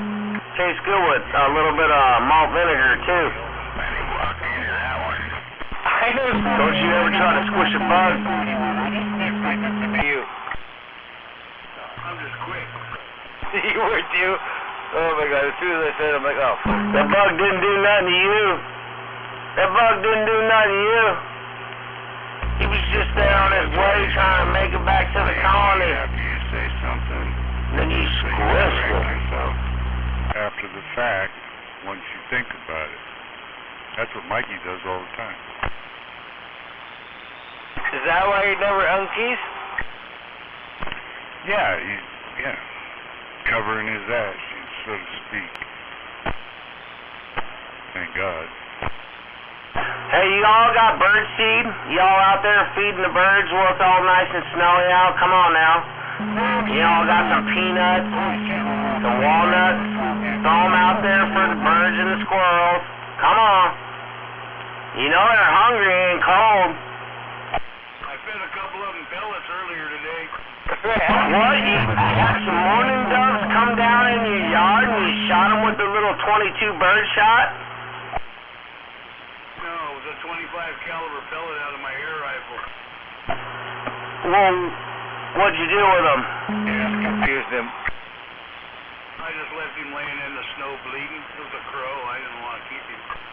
You dipped them in hot boiling water and stripped all their feathers and then gutted them and then stuffed them full of rice? No, you left him part of the food chain. That's what you use to wipe your butt. Damn. Who is this fucking moron reefer guy? You took the words right out of my mouth. Top of the evening time to that 943. And I'm waving right back at that 410. Hey, you know what? I didn't know how much fun it was to sit by your radio all day. I still love you, cuz. What do you say? I said I didn't know how much fun it was to sit by your radio all day on a snowy day. Who is that stupid ass reefer out there? I don't know, but I guess he... Plus they got that fucking live stream shit going on too, you know. I mean, I can hear you twice if I want. Radio that doesn't unkey. Oh man, I see a wall of snow on the radar coming. Copy that. Yeah, that's what I'm talking about. It's more. Yeah, it looks like it could start dumping again any time up here.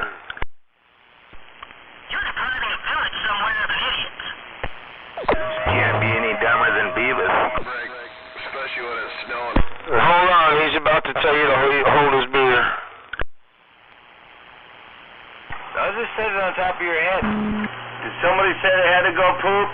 She's coming down the mountain as she comes, and she's coming down the mountain when she comes. Oh man, it's coming in real fast. Watch out for that snow. They're about alright, I heard out of North Bend, so they're heading this way. Hell yeah. They cleared the North Bend, is that what you said? They cleared the North Bend and heading in? They're out there on that rock. They got a couple more miles to go, but who knows? Home on the range. Cows are coming home. Really good hash it. You were probably keyed on him, is what I heard. Should be pretty good going there on the freeway by now. Who was that? Who I was trying to key on him. was that? It was, I think it was Woody Guthrie. Fucking, what one was it? When they're talking about the lady coming home, right up on the right, what is it? Come on now. What's that? Woody, what was that? Which douchebag you're trying to get a hold of? Yeah, you gotta be more clear than that. Jesus Christ, man, pay attention. Shut up, Gonzo. I'll get right on that as I adjust my squelch. There is one person dumber than you on the radio, though. I won't say that it's Beavis. It might be his twin brother, Butthead. Omega-3 pills over there. He shouldn't call himself Reacher, he'd call himself Tweaker. I think he's all messed out. I'm thinking I'm missing the part where I give a fuck. Yeah, I'm liking that part too. You like Beavis' part too. Double tap. The rest of it's fine. What's the 20 on the gay sea beers down there? Waving that Plaza Masters. Hey, Waylon, did you get out of the ditch last night, I take it? Yeah. And you're, if you look across the sound, you'll probably see a dark wall of, looks like snow coming. Hey, Captain Caffeine. What's going on 10 meter, man, or like fucking the other meters? Do you have a 10 meter antenna? Hey, Jimmy, what? Skilla bucket get a tow drink. Yeah, but I usually use it for 11 meters. And you're a technician, right? Yeah, I don't ever go on the TAM. I used to listen a little bit now and then, but I really don't go talk on there on 10 meter at all. Hey, what do you think? What kind of mobile radio do you run in your mobile? It's in trouble. Striker 655. Just AM. 10 meter AM radio. Jimmy, you go ahead, man. I was thinking about buying a brand new fucking President Richard, one of those President radios, you know? They do like 50 watts. I was gonna do one of them and see how that goes. Yeah, that sounds like a good plan.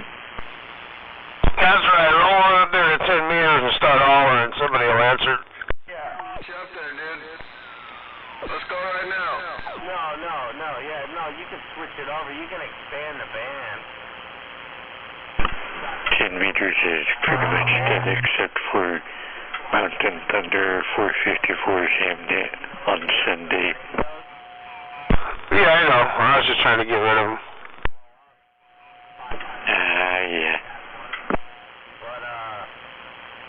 Yeah, it kind of feels like you're swinging a ball peen hammer versus a sledgehammer.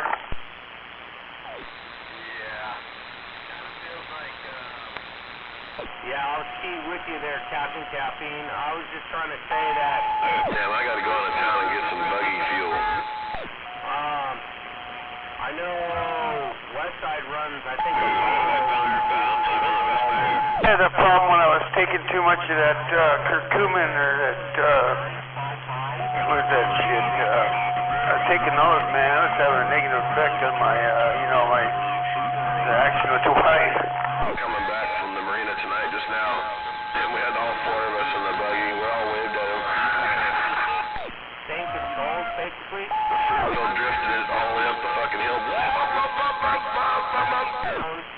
Anything like that? Hell yeah, you can do that.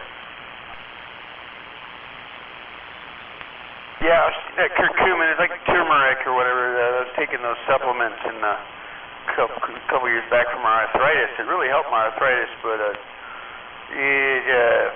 didn't help me so much down there.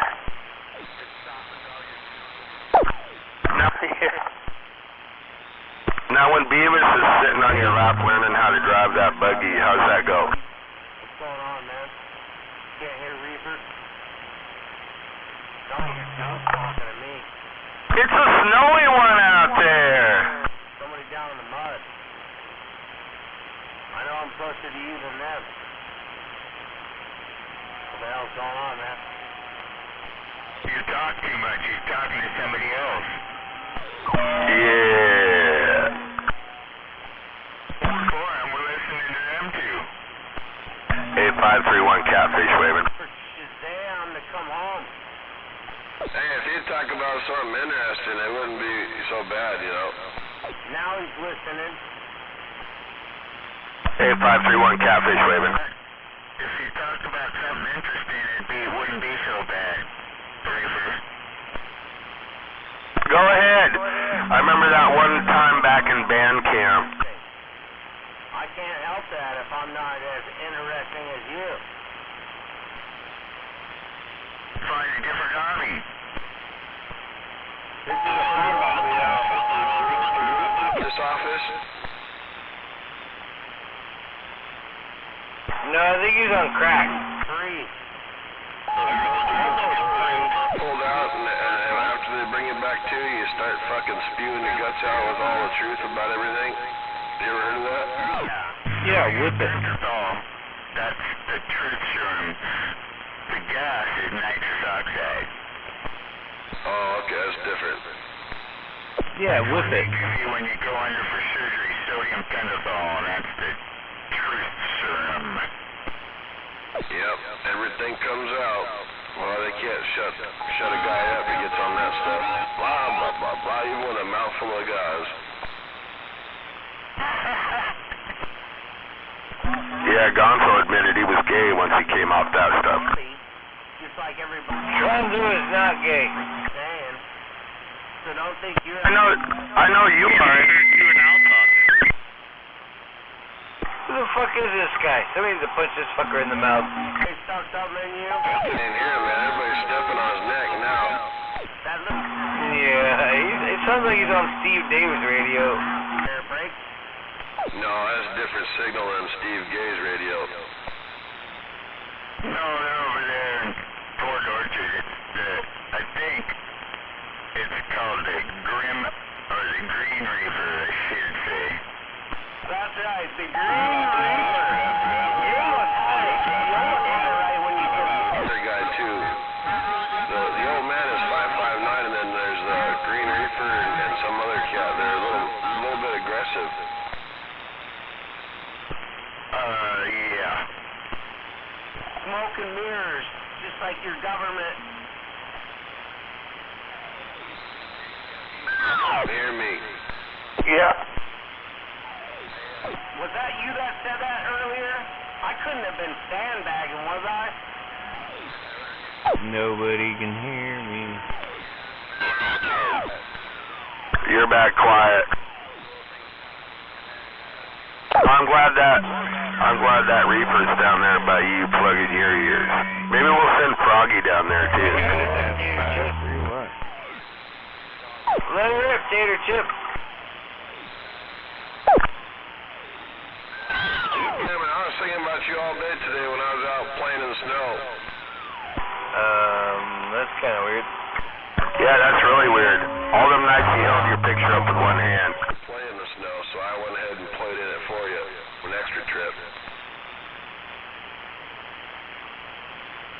All them nights he held your picture up with one hand, Beavis. I got a 4-day weekend, and now that I've had contact with Corona, I got a long weekend. Vacation? I think so. I don't know, at least 5 days. I think it takes 5 or 6 days for the actually test positive, even if you show symptoms to it. I don't know, we'll see. But yeah, my boy, he spent, because his mom and his sister had the corona, so he spent time with his aunt and his uncle, and they at different houses, and they both have the corona now and tested positive, and he was there. And then I've had him since Christmas, so I'm pretty sure I'm going to get it. Oh, Lord.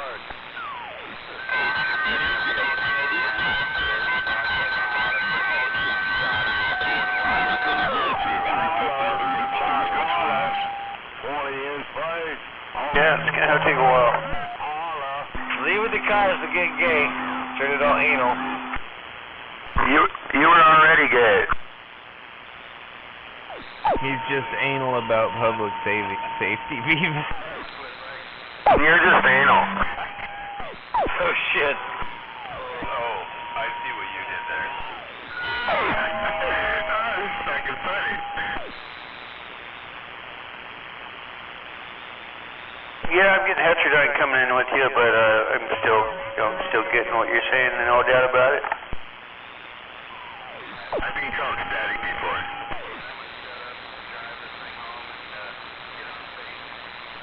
Yep, I'm gonna get in the truck here in a few minutes and go pick up the wife down in Fife.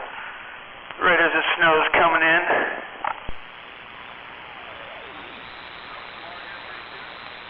Oh, it's on the west side of the sound. You should see the dark clouds right now. It'll be across the sound in probably a half hour.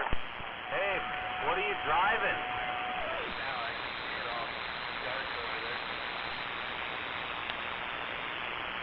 Is it all-wheel, four-wheel, two-wheel, one-wheel? Come on, how many wheels?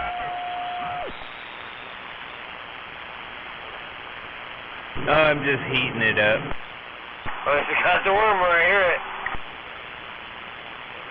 The jet engine is on. Holy fuck, I looked at the radar, man. This don't look very good coming our way. Better put your snow boots on.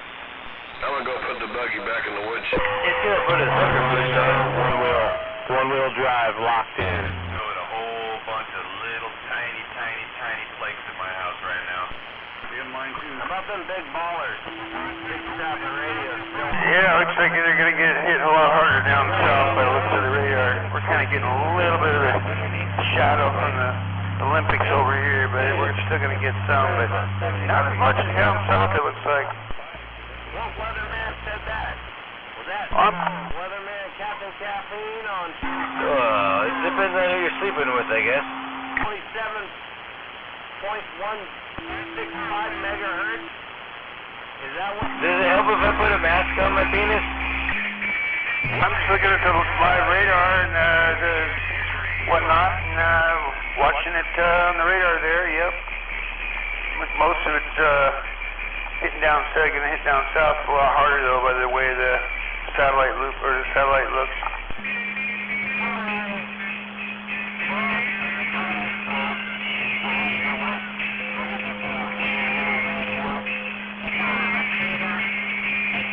Alright, I'm out. I gotta go.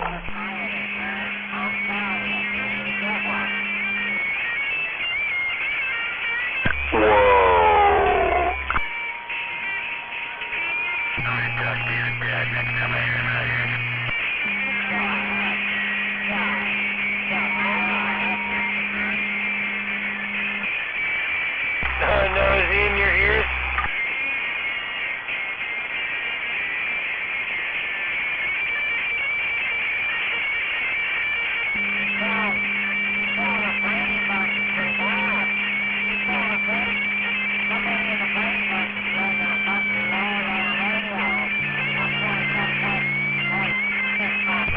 Starting here right now.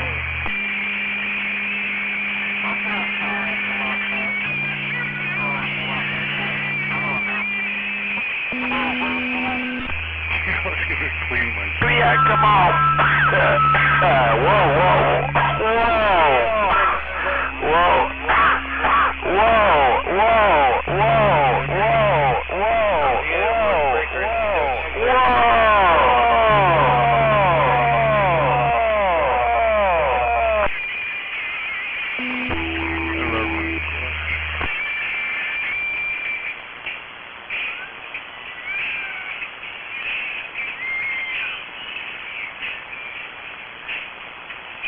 I was setting my echo. Echo. Come on. I heard ya, and I heard ya.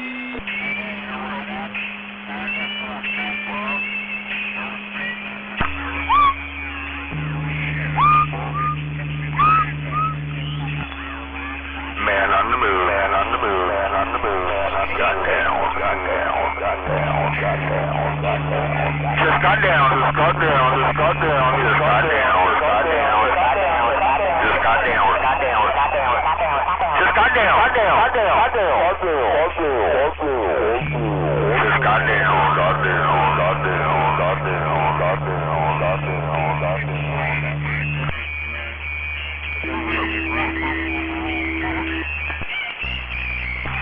Oh yeah, it's fun playing with the knobs.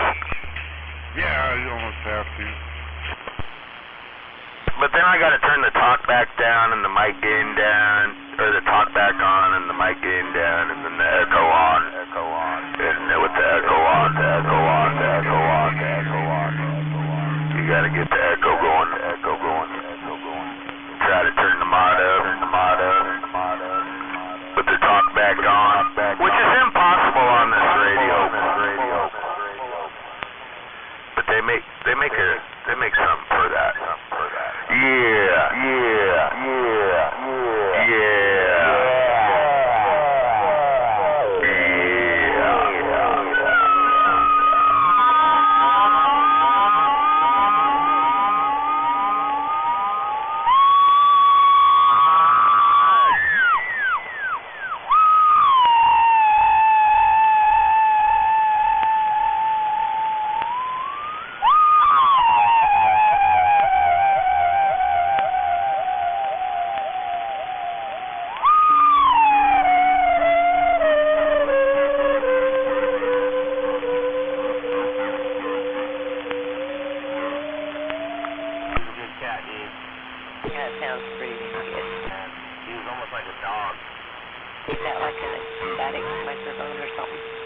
That's on the radio.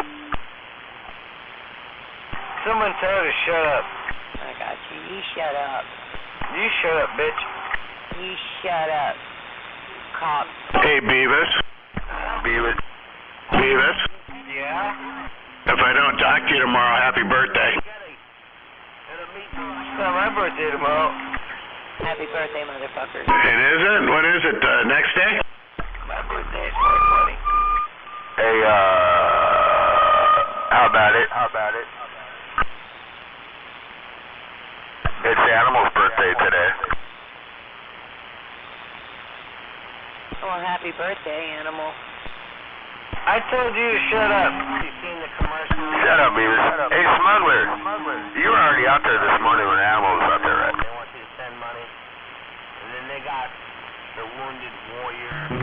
Does it mean where's Beavis turned it into Barefoot? Beavis, you don't have a birthday anymore? Yeah, I think it might have been Gonzo. That's what the word is out on the street. Beavis has a tramp stamp, but he don't have a birthday. She's starving and she's canned food. Blah, blah, blah. Yeah, right. April 20th. Oh, hell no. I changed your channel. His birthday ain't on 420. You changed this channel then, because it's what we'll talk about. No. Very close to mine. Shut up! Shut the fuck up. I told you to be quiet, woman. I don't listen to you. You should know that. Car shield. Bitch. Yeah, Beavis is Al's boyfriend. Panties for Christmas. Beavis and Gonzo were drinking that peanut butter whiskey, right, on Christmas Day. And they drank so much they fell asleep and woke up in each other's arms naked under the Christmas tree.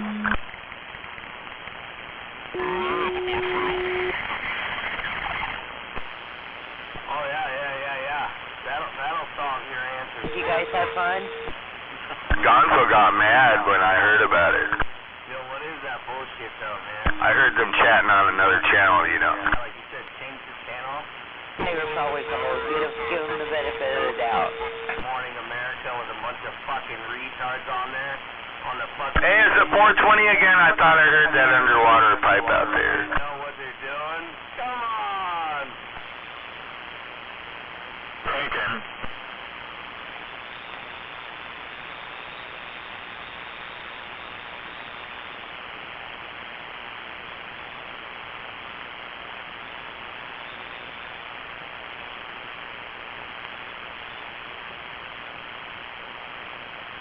I'm a movie star. Well, you know, you can expect Beavis to be a little upset for the next couple of days. You know, the butt plug vibrator that Al got him was the wrong color.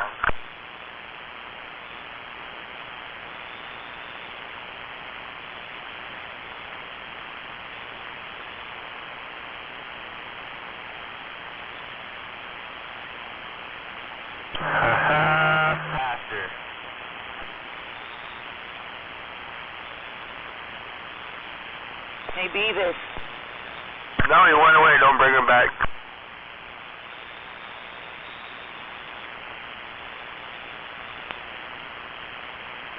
I owe you for the Indians in Hammerhead.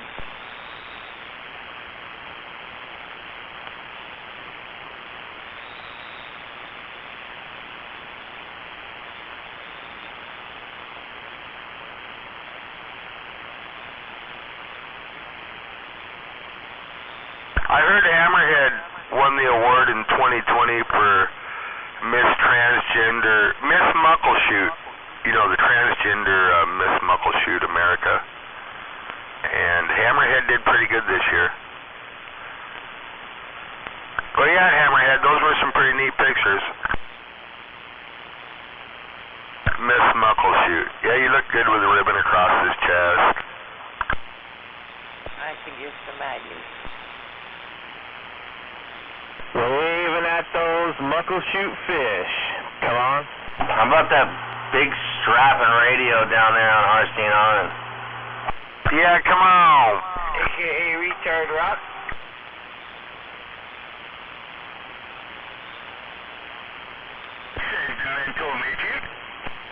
I know. Sorry, it's always going to be Retard Rock. I like you, though. Don't be gay out here, Beavis. I do, too, and I'm really glad you got a girlfriend. I'm happy for you. Beavis, like balls over there.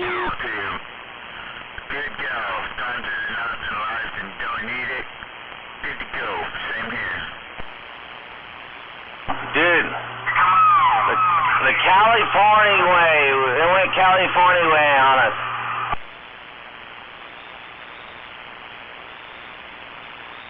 Yeah, come on. Yeah, come on. Yeah, come on. Yeah, come on. Yeah, come on. Yeah, come on. Yeah, come on.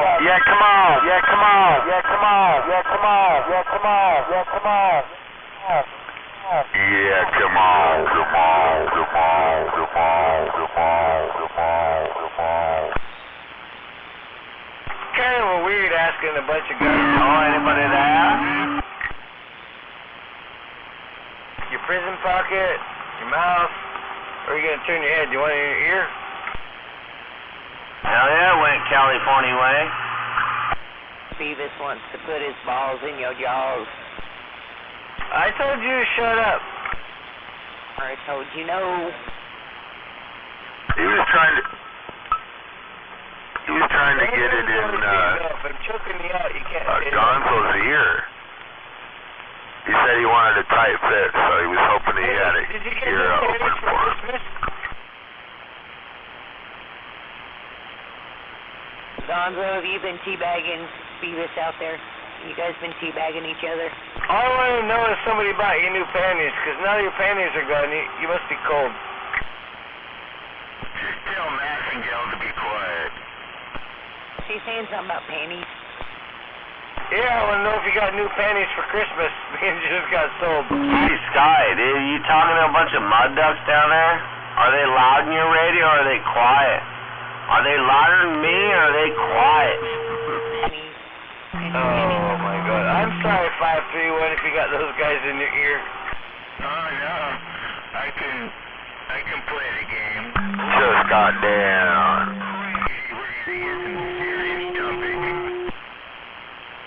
Yeah, hey, Captain Chappie, you there? It's just in her ass. Hey, anybody want to buy Sweepy's radio? Ew, no. I don't need no Massengale radio. That's funny. You think she takes care of herself. Gonzo's a pervert.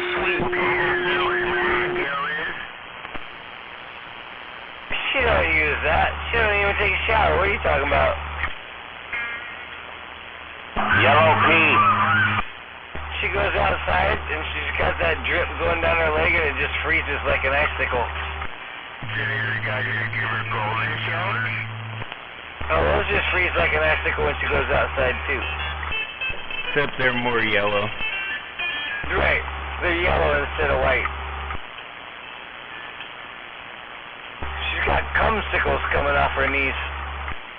I've got beautiful black silk panties.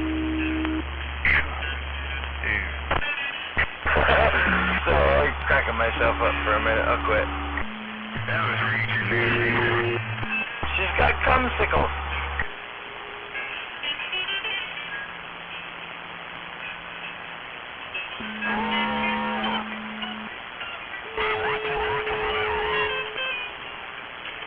They call that a pearl necklace.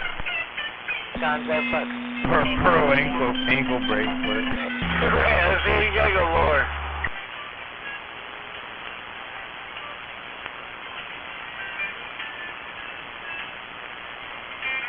I think Olympia Mike's, I don't know, that might be a mobile. It went up there quite a bit, then came back down. She had to sit on a corner to buy a Christmas present. Someone's wiping them mud ducks out there. Out there on the 27165. My script radio just got down. I'm guessing a long time. Because she had to fill the other bill first. I was getting there.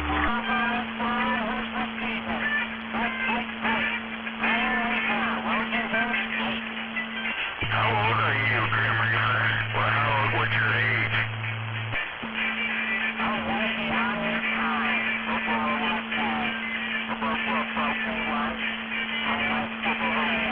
You sound like a crackhead.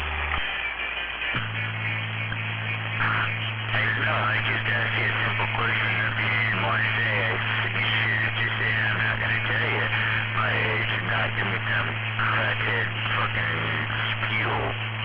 How old are you? He's a crackhead, he don't know. All I know is he's got to suck another dick to get another bag. These guys are just sitting there watching the meters go around on the radio to make them feel like you're talking to something or someone.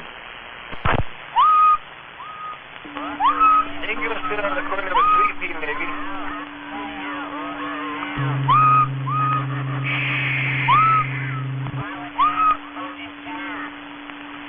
Yeah. How about it? I do miss my queen. Mindset. You wouldn't care 42. how old they were. Hey, were you supposed to drop him something off today? Well, see your fucking whatever, you know, like you be like, hey, you hear me? I hear you, right? There we go. Beyond. What did she need to say? Drop it off. Damn it, I was drinking, I can't remember, but you said you were going to drop something off to him today. I find you rude a little bit. When I listen to you, I find you a little bit absurd and rude and upfront and just, that's the way you are. I'm kind of curious what you gave him, but I want to wait to see if he comes out here and tells us. Oh, yeah, that's right, you were going to bring him a box of wine. That's right, you were supposed to take him some box wine. But hey, you know, it's just a fucking TV radio. It's just a TV radio, you know. And then shoot him with a paintball gun. Well, that's assault, Beavis. You gotta be careful. Only if you get caught.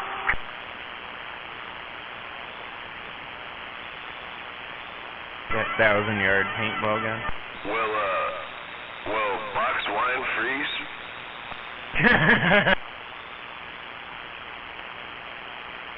Probably not. Well, I mean, the water in it might freeze. It might get slushy. Yeah, it's probably like beer. It'll get slushy if you get it cold enough. I mean, it's cold out there. My wet leather gloves are sticking to the fucking chains on the gate up there at the barn and the fucking fencing and shit. I mean, alcohol does freeze. It kind of turns to a gel, but you got to get really, really cold to freeze alcohol. What the fuck are you listening to, Al? I'm not listening to anything. Dude, your background, it sounds like fucking George Michael or something.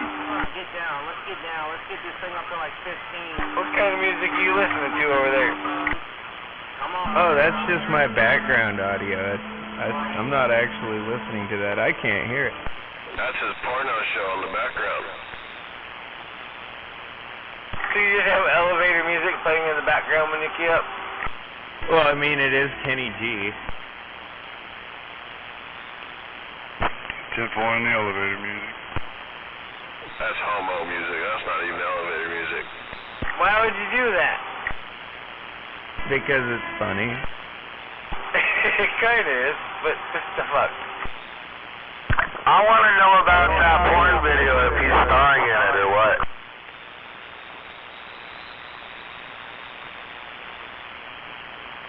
Is Big Al the star in that porn video he's got going in the background music?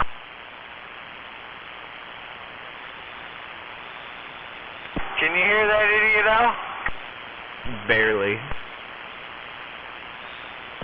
Yeah. How about now?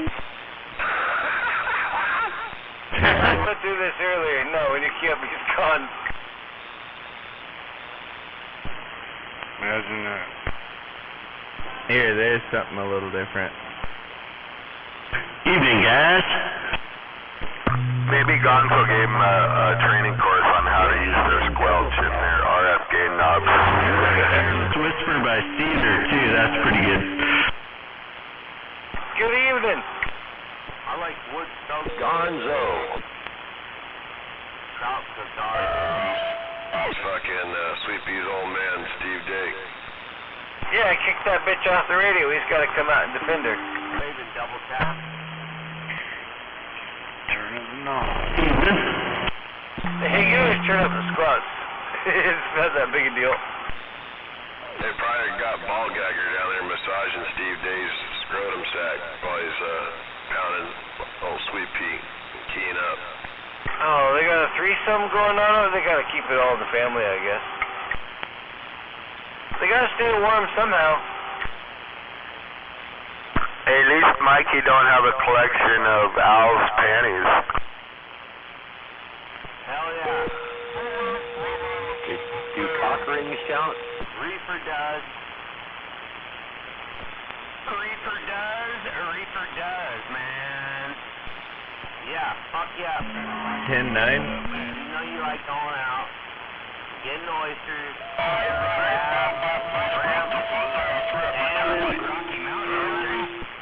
fucking deer, bison. Hell yeah. Got that poor bastard in his ear.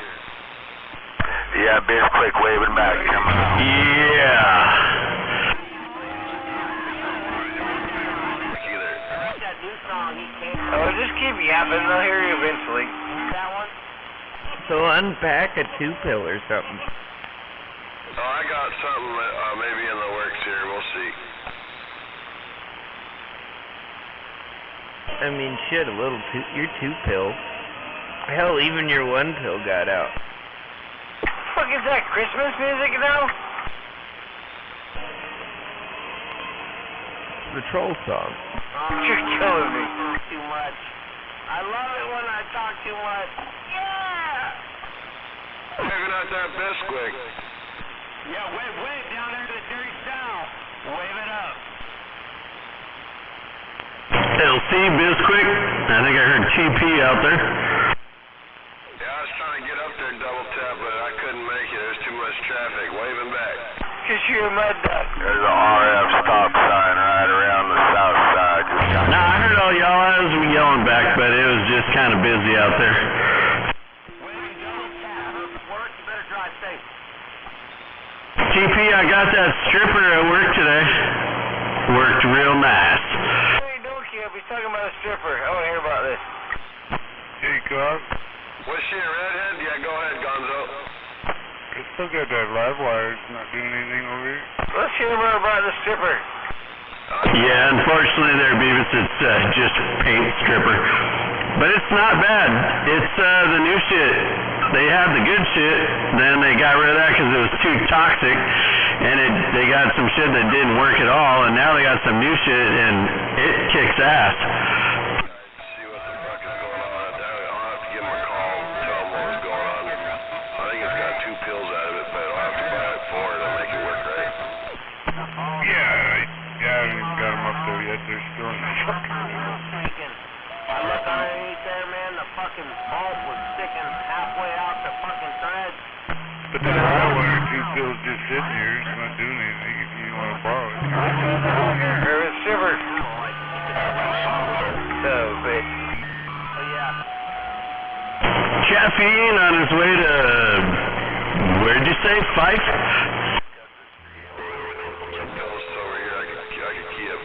Oh yeah, nice. Well, the freeway's all nice and clear. Might be, goddamn dogs freaking out. It might be a little slick still because everything's freezing up pretty good, but I think they threw a bunch of freaking salt on there, or ice melt shit.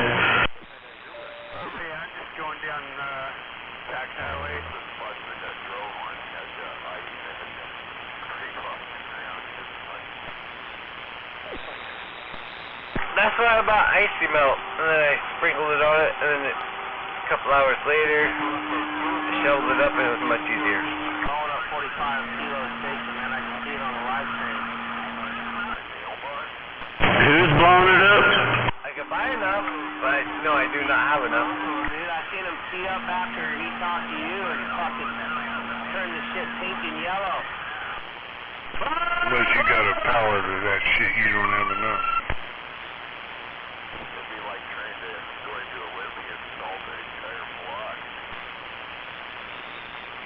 I wish they would have done something on the roads around here. It's fun. It's just fucking throwing shit of ice. It's fun. But what the fuck? They did nothing. No icing, no nothing. Yeah, Beavis, that same thing happened up here, man. Normally they're all like, you know, if it's gonna get like 32 degrees, they freak out and spray shit all over the roads the night before. All around Berrien, just blow your money. Well, this weekend, they must have freaking forgot, because they didn't do shit. There was no sand and gravel or nothing on the roads anywhere yesterday until the evening. I started seeing some, you know, like on some of the roads. Yeah, and today it's just a big mud pit. That was a train wreck. It was, too. I heard most of that from both sides. Yeah, they didn't do crap. After today, I saw them icing some roads, but it's kind of too late for that. Sounded good.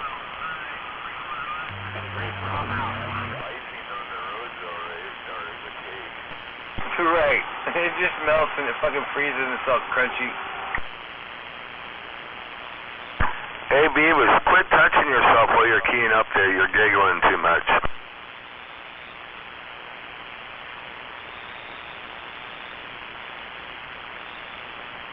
But I'm really surprised. Even for the hospital, they didn't do shit. Just that. They wanted to see some ambulance sent out. I did some burnouts next to Barefoot today because I don't have a horn. But I drove by them like 5 times a day, and every time I was spinning my fucking tires and pulling the emergency brake.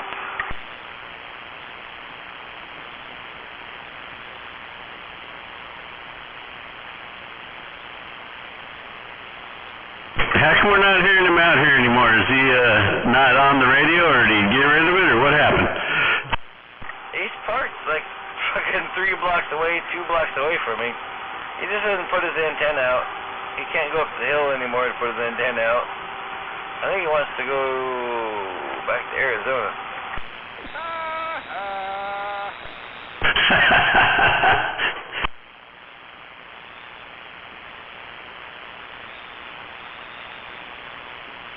I keep telling him to put his antenna out, but he don't. I don't like it when he does, because like I said, he's like 2 blocks away, so it's, he's, when he keys up, it's all I can hear. Yeah, he's funny. I've had a couple of just regular conversations with him, and he's all normal, but goddamn, he gets all fucked up, and then he gets everybody rolling, and everyone gives him a hard time, and I think it's pretty funny. Well, even if he's sober, they give him a hard time. But yeah, he gets funny.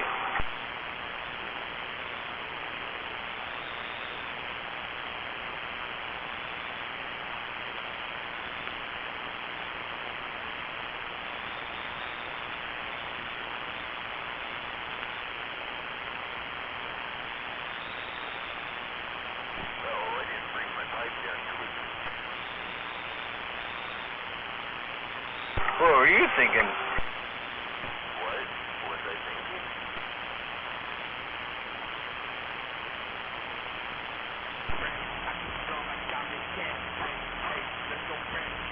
How about that one, Beavis? That one better? It's just kind of weird. Why are you doing that?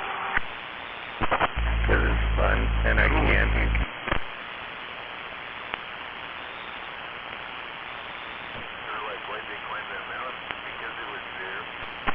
Beavis, Uh-huh.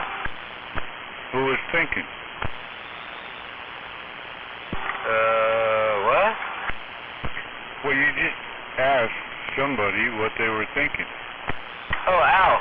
He's got that background music playing all the time when he keys up. Oh. Hey, Gonzo, did you take the rig in today? I did, and they told me they didn't have any room to put it in the shop, and to call them when I have the hood. And I was like, what? Really? I wasted my work day fucking breaking this thing in. What the fuck? Oh, yeah, that ain't cool. They should have given you a call if they weren't ready to accept it, especially when they had you scheduled. Did you call Jegs today to check on it or anything? No, I haven't. I mean, it's not the first week of January yet. Well, I guess it is. But, no, I will. I'm rethinking the whole thing right now. So. Back to the drawing board. That's the fun thing about fixing up a rig, man. You think it all the way through, and you start getting to the, you know, you're not even to the, well, you're to the starting point now, so now's the time to change shit, but, oh yeah, I'm sure you'll change your mind a couple times all the way through, because now's the time. Yep, now's the time you can change your mind and buy a Dodge. Well, yeah, that's what I'm thinking. I mean, I looked online a little bit today to see what it would cost to just replace what I had to begin with. And they would come out a lot cheaper to just cash me out and go that way than they're gonna if we do it the other way. So yeah, I'm just exploring some options now. Buy a Hellcat. Cut away. Need a fucking Hellcat. Jesus Christ. Yeah, there you go. I'll tell you what, man, I'd just have them get a hood. Just get an aftermarket one. Tell them to get a CAPA certified aftermarket hood, and they'll work it all into the bid, and you can still keep that other hood coming and shoot that thing. Someone can butt match that thing, and you know, down this spring or something, and you can bolt it on whenever you want. You know, I think you just have them get the hood. That's probably what they want to do, and it'll make it go a lot quicker. Yeah, but he said now. Yeah, I don't know, man. I don't even know if I want to go that way now. I buy something else, and I'll always have this one. I'm not getting rid of it. So I can just buy the part. I don't know, man. I'm just rethinking it. You know the deal. Yeah, I'm just saying so they get it done, though. You know. Get a cheap hood. The hoods aren't very much for those. For an aftermarket CAPA certified, and it'll be fine, you know. At least to get you on the road, or get it so that it's all one color and done. And then if you want to do something later down the road, you could, you know, whenever you want.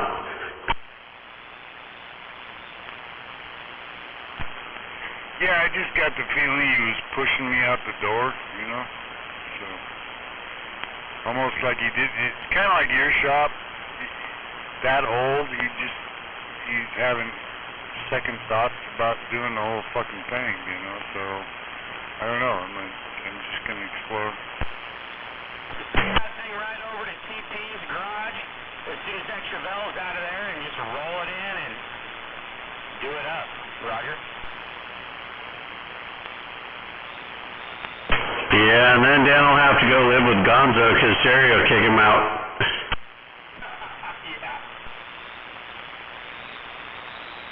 Trust me, it's not like I didn't think about that already.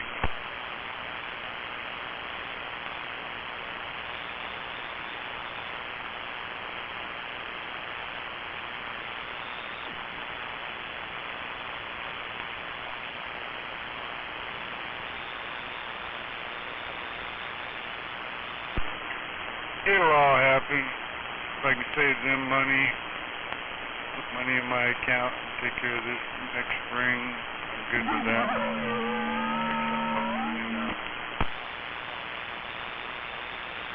Like a Hellcat.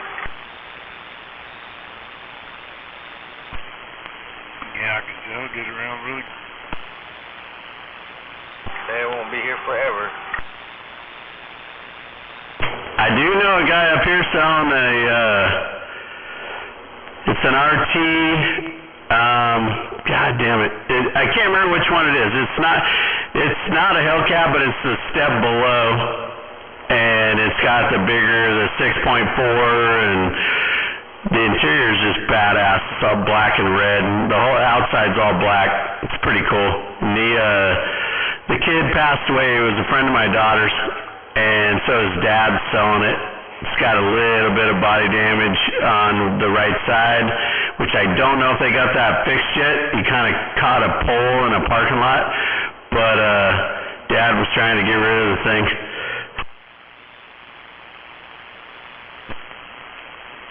Trust me, I'd love to have something like that, but it's not real. It wouldn't benefit me in any way. I need to be able to haul my tools and my four-wheel drive, you know. Oh yeah, no, it's just kind of a fun car. Yeah, it'd be cool. I'd love to have a Hellcat though, man, or one of those Demons. A Demon would be badass. That'd be really cool, but that's just stupid money now. I'm sure they only made a few of them. Practical is the word I was looking for, yeah. Yeah. I want my Blazer back. That's what I want. And I saw some 85s completely restored and shit. And I was like, yeah, fuck. You get a Scat Cat. That's one step below a Hellcat. Yeah, I don't remember which one it was. He had it up at the shop here a couple of weeks ago, and it was it had a shaker, you know, it had the shaker option on it. It had the bigger Hemi, the 6.4. Had the trick interior and all that, but I know it wasn't a Hellcat. I just can't remember what the hell it was. I wasn't really paying that much attention. Well, there's not much difference between the Demon and the Scat Cat. The Scat Cat is, as far as I know, is closest to the Hellcat.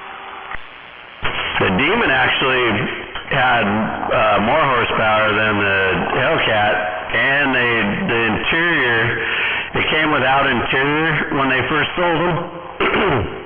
Like they left the back seats out and shit, and you could buy the interior for $1. So it was some kind of a race pack deal they did, and they were just trying to, you know, it was some kind of technicality. But yeah, that's supposedly the only production vehicle that could actually pull the front tires off the ground from the factory. Yes, that's what I'm talking about. That's some horsepower and some traction.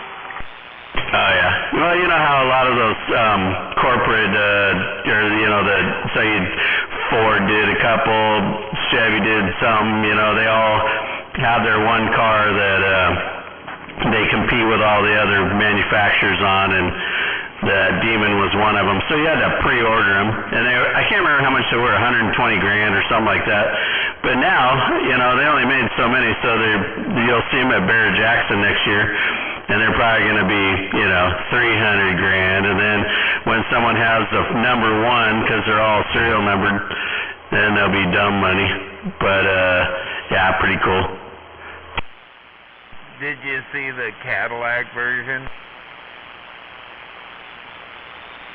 Is it, or was it a Camaro? I think they used a Camaro, not a CTS, but it was like a fucking, basically like a 1,200 horsepower factory. They called the Black Widow or something like that. Yeah, and I think that was not even, they sold them to companies, like you had to be a corporation, race company or something like that. And Mopar did that too with the Challengers when they first came out. They had ones that were just all like, they were just painted white, and then you had to order them ready to go. Like you tell them how you want them set up, and then they'd set them up for racing. They couldn't even be street legal. Well, like the one that I was talking about with I think it was a Camaro, but they called it like the Black Widow or something like that, some kind of, but they, or the Slayer or something like that. And they just basically had Hennessy put like a 1200 horsepower motor in it, and that's it. They didn't upgrade the suspension or do anything like they did in the Demon to make it actually handle that. Yeah, that sounds like some of those older Roush Mustangs, man. They just put a monster motor in them, and it was like the #1 car to die in or something like that. I remember it got voted one year that it was the biggest death trap of any production vehicle or something like that. The thing was not really meant, you know, those Mustangs, man, just kind of tack welded together and call it good. Lightweight. They were fast, but just not really meant to handle the power. Well, they fixed it by giving it independent rear suspension and a little bit better differential and then dialing the power back. But yeah, for a while there you could buy like an 800 horsepower twin turbo fucking V8 Mustang from Roush. Right, exactly. But yeah, that was like I think those were like those 4.6 twin turbos or whatever, and all they did really was dial back the horsepower. It's the same motor, and then they gave it like independent suspension in the rear so it would actually handle, because I guess that was part of the problem is they get axle lock with a fucking live axle like a Mustang normally has. Those Cobra motors are cool looking though. I always liked the under the hood of those.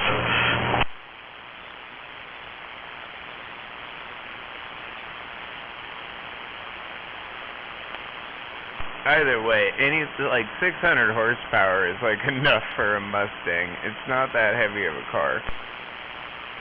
Yeah, exactly. Waving Allen double tap. Merry Happy New Year almost. Ranger.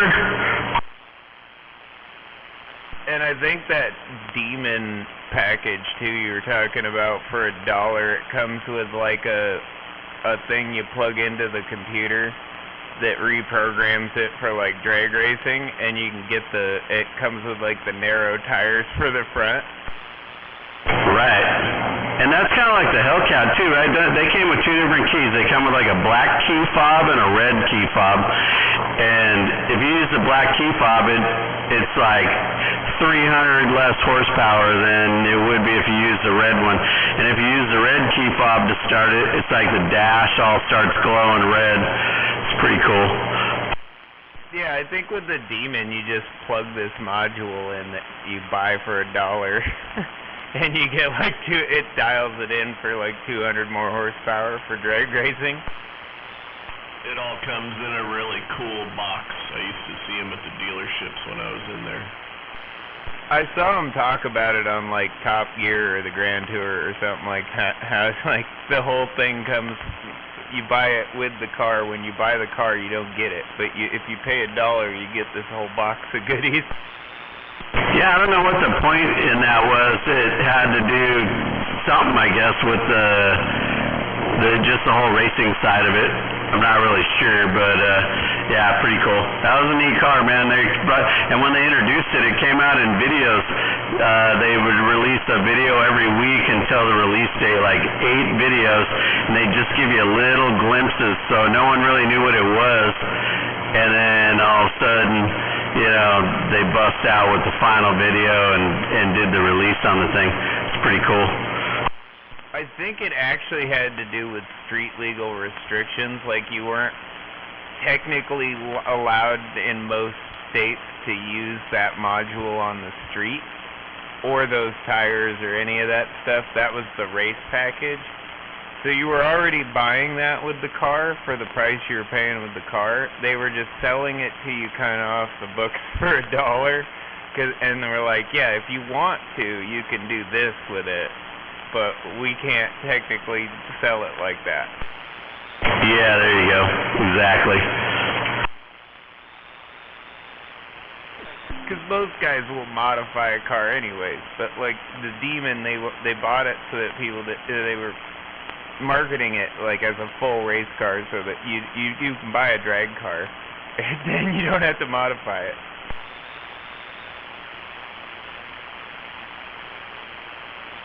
Pretty amazing the new technology they got. My brother-in-law got a new vet this year, and that thing's pretty cool, man. It's got all kinds of funky shit on it. He got it late enough in the year where I think he barely broke it in. You know, it doesn't even let you get on it until you go out past a certain amount of break-in miles. And every so many miles, the rev limiter, you know, like it's got a red line on the computerized dash, and that keeps going up and up and up and up, and it's got a total break-in period. It's pretty cool.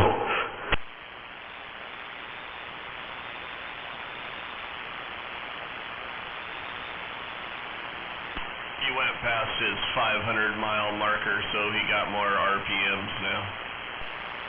No, I saw that. Yeah, but I know he said when he first got it, it was only at like 2,700 or something, and then he drove it around, and the first time I saw it, it was saying like 3,500 or something like that. I don't remember exactly. But, yeah, I mean, I do know that they did their road trip there here that last nice weekend we had there a month and a half ago, something like that, 2 months ago, and got over the number so he could open it up. I don't know that he ever did, but yeah, he's good to go now for next summer. Yep.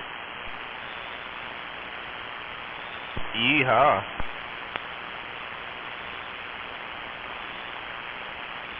TP, that stripper is just freaking toxic, dude. I threw a little bit of that on that cabinet for the amplifier, and I wiped it around with a rag with some rubber gloves, and you can't even breathe next to it, and that shit was bubbling right off. I stripped all that shit just in my spare time today at work, and de-ate it all and everything. It's like ready for me to, I'm just going to dolly out a little bit more, and then I'll metal it, and it's ready for powder coat.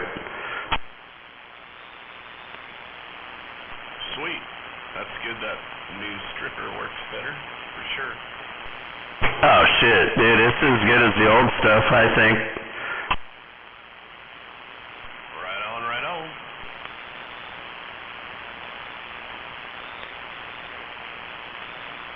Hey, there's some good old strippers. Oh yeah, you're on Pack Highway. Actually, I'm down here on Freeman Road, this little shortcut between Baby Zaxby's. You can take a left at that little Milton Tavern and go that back way over to Valley. Anyways, I'm down here in Fife. Holy shit, it is icy. Oh, dude, it's got to be because everything kind of refroze where they didn't put the salt lick, or the salt melt, I mean. Yeah, I mean, you got to be talking about strippers. Well, you don't lick strippers, whatever. Okay, keep driving. Double tap. Wait a minute. What's up? They got the streets in Des Moines pretty well. The main ones, you know, all the side roads are all shit, but the main roads they got cleaned off.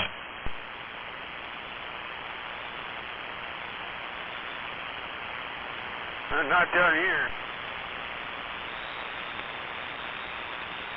That's Des Moines, man. Come on.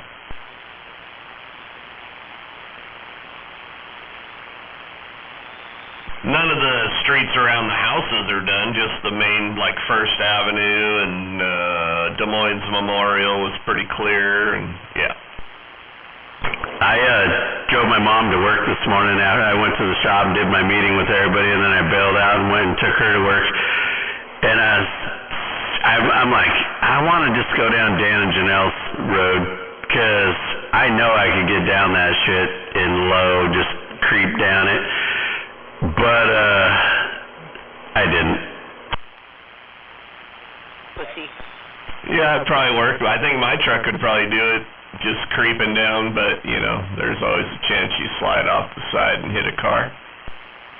Right, or just start sliding and then you can't stop. I think it's just the snow's kind of dry enough, you know, like Alaska snow where you got a little bit of grip still.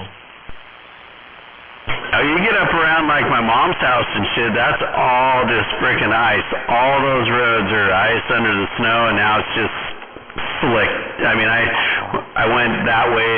I took her home on my lunch break. I went back and got her in Des Moines. And then tonight I drove by her house again on my way home about 4. I shut the shop down early, so I went by her place about 4:30, and it was just sheer ice everywhere. It was nuts.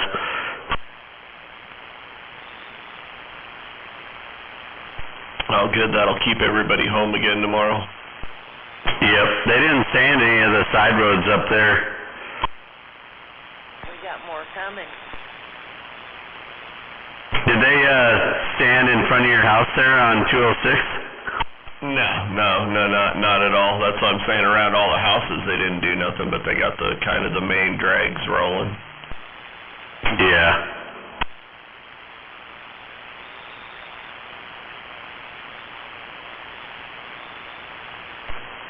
I know I didn't have a bit of problem getting my blazers in town and back today.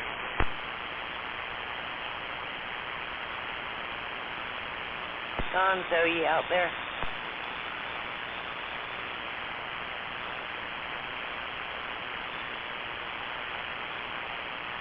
How about it, Gonzo? You got a copy on Sweet Pea?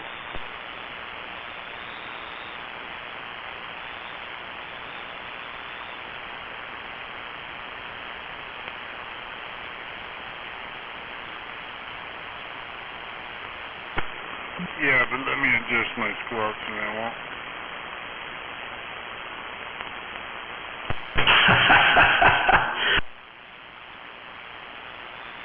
Man, there's a big old Patelco power truck stuck on my hill and half sideways blocking one lane, man. I don't know when they're going to be able to get that thing out of there.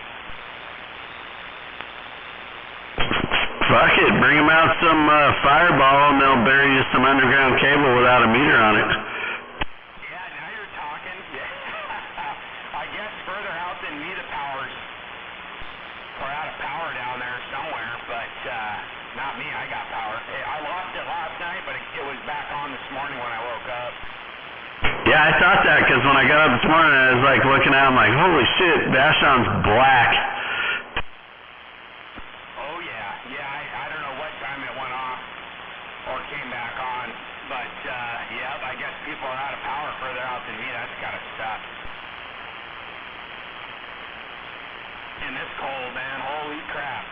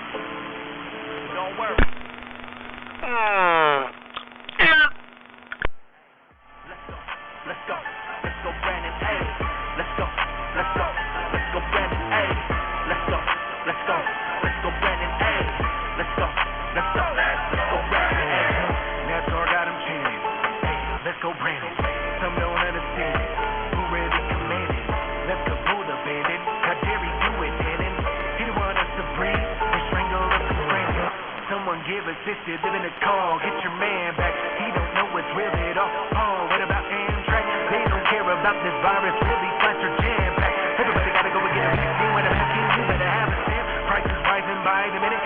It's that Big House favorite stripper song came out.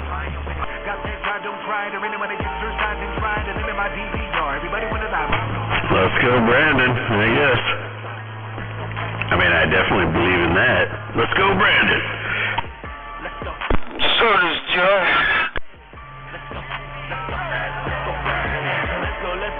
Let's go, Joe Biden, oh yes, he must go forward, he did to the 13, just know that I'll never let go, military on my best, no, my family like to rest, so yes, I'm furious on petrol, let's go, go you nuts like Tip and Dan, if you think that you'll ever earn heart, you were senior touching juniors, can't you let her finish school first, you like them 11, call 12, and I hope the 13 hunt you, and my smoke you do not want it, all my lines are dope like Hunter, Rocky, I'm Apollo 3's only legacy of the rap scene, Nixie Marine, artillery, shot more arms than a vaccine, ain't doing nature for the human races, you just ruin things, and you the biggest racist, you the biggest lie, but you ain't on fire like a real fair artist, Talladega, let's go,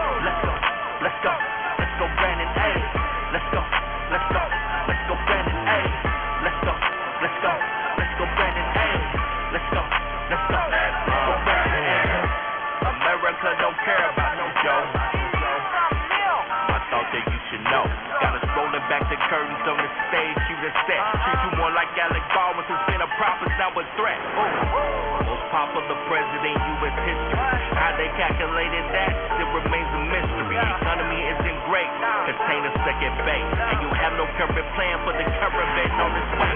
Can build back better, or like build back broke.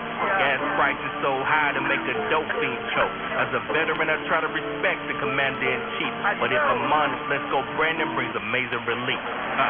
Let's go Brandon, hey, let's go Brandon, hey, let's go Brandon, hey, let's go Brandon, hey, let's go Brandon, hey, let's go Brandon, hey, let's go Brandon, hey, let's go Brandon, hey.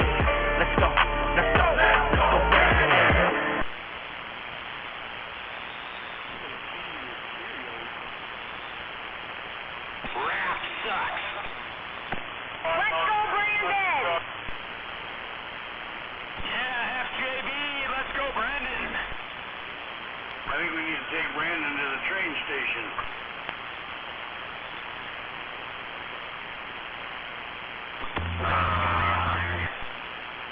That was worth it.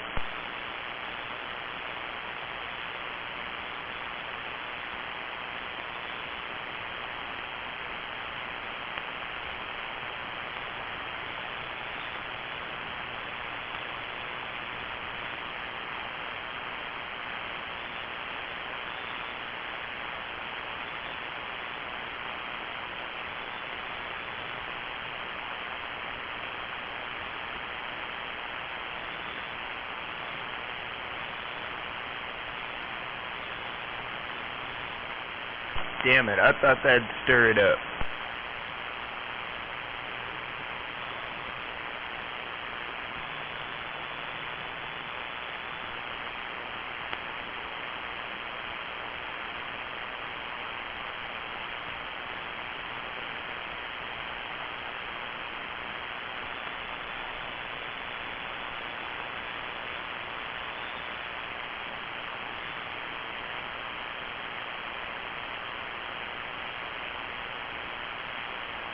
It's whiteout conditions out here. Oh shit, well that means it's probably gonna be falling here pretty soon. I better go look. Snow over there, do you? Snowing here. It started, it was more of a freezing rain almost than anything a little while ago, but yeah, I haven't been out there in about 10 minutes. Oh, we've got about a half an inch since 5 o'clock.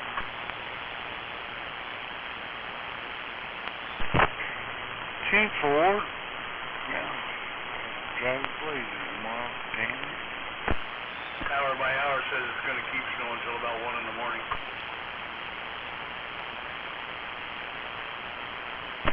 Well, I'm glad I cleared all the snow off of everything today. Except the Dodge. It doesn't do well in this shit at all.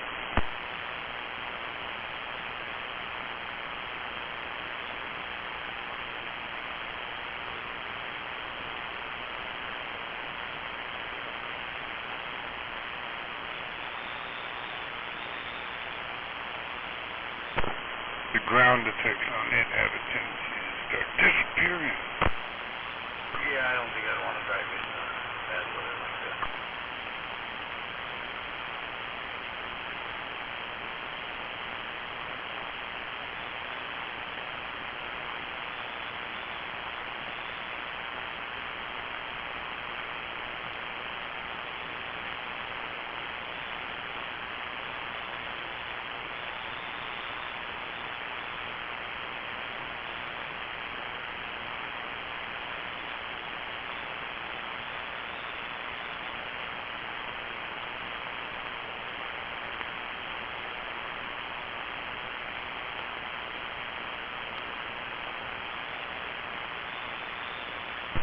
But the Blazer did really good this morning, of course, and actually the rental did too, going out to the island. It's all-wheel drive. I tried to park it out here in the fucking driveway though. I got that hill out there. I parked it, and I went in the house, emptied my truck, did all my shit around the house, came back out, and I was like, whoa, wait a minute. I know I parked that fucking thing up higher than it was. It had actually slid back at least 10 feet. Wow. Yeah, so I parked it over on the other side for now, but yeah. It fucking spooked the fuck out of me. I said, Jesus Christ, if I'd have waited till morning, that fucker might have took my fence out and been in the ditch in the morning.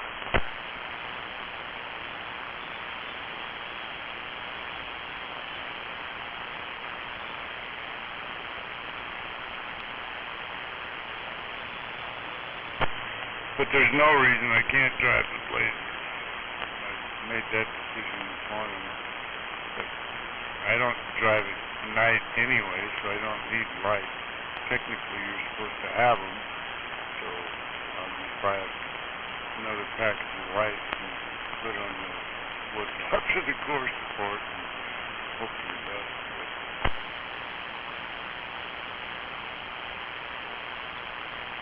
Yeah, but I doubt if they see you driving it to work, they'd say too much. No, I'm talking my place to Harstein Island, you know, out there on the H Road, so, yeah. But it is still kind of dark, so I want the headlights put back. One of them's still in it. There's a lens in there. The ones I just put back in there, but the other one's gonna, I don't know if it's gonna sit cockeyed, because that's the one that got hit, but yeah, fuck it. Gonna make it go back and forth. Shit can with fucking rental. Still make them pay for it though.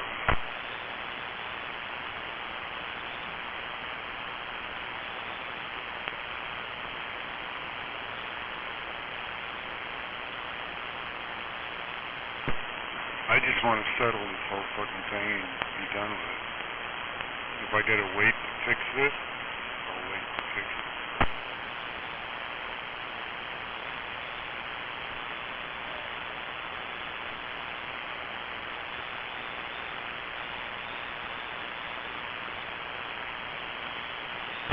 God knows I've drove uglier rigs.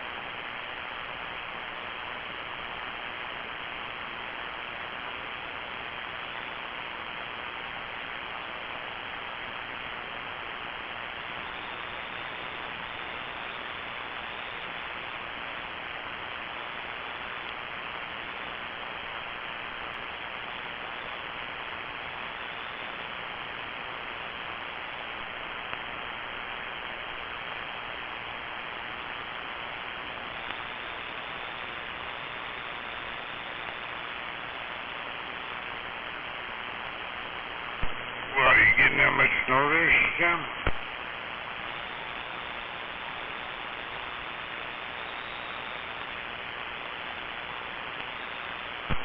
She knows it. About a 531.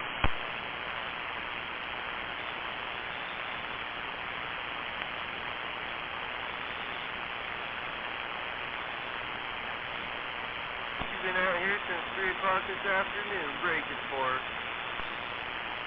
I know he has. And I don't know where he went.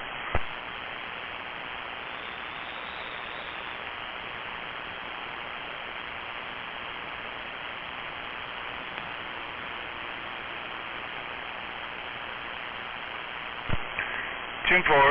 So you got everything under control?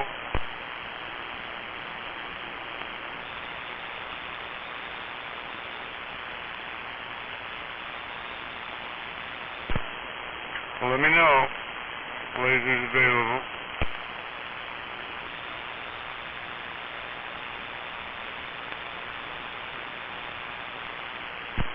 Ten four. Yeah. 10. Yeah. And I take that back. I don't have that light in my laser right now.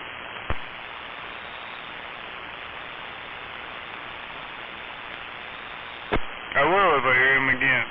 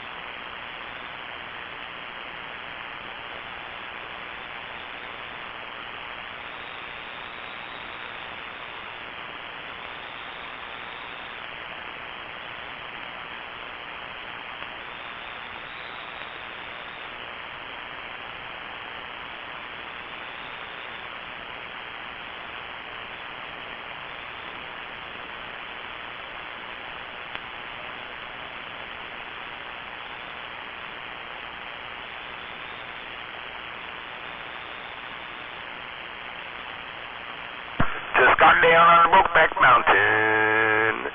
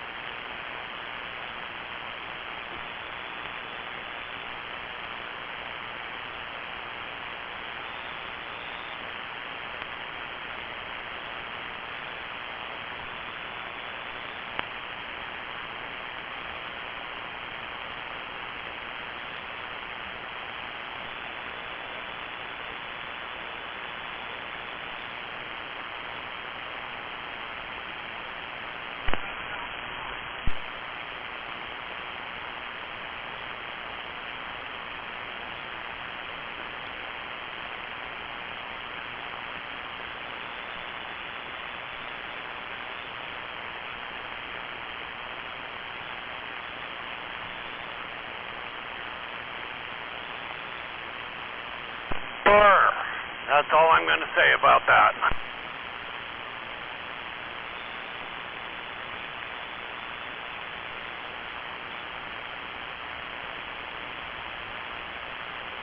Yeah, here too. I just uncovered Ma's car, so now all the cars have been uncovered, but it took till dark to do it. Damn it.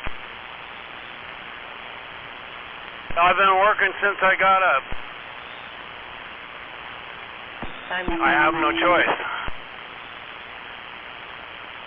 It's called do it or don't. Call it a day, mister. I'm a get her done motherfucker. Yes, I called myself that. Well, get her done and... No, there's no shame in me, on me, around me, near me.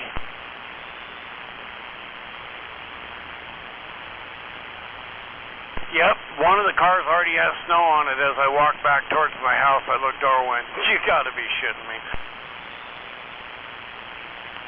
So, yeah, I'll go back out in the morning and do it again.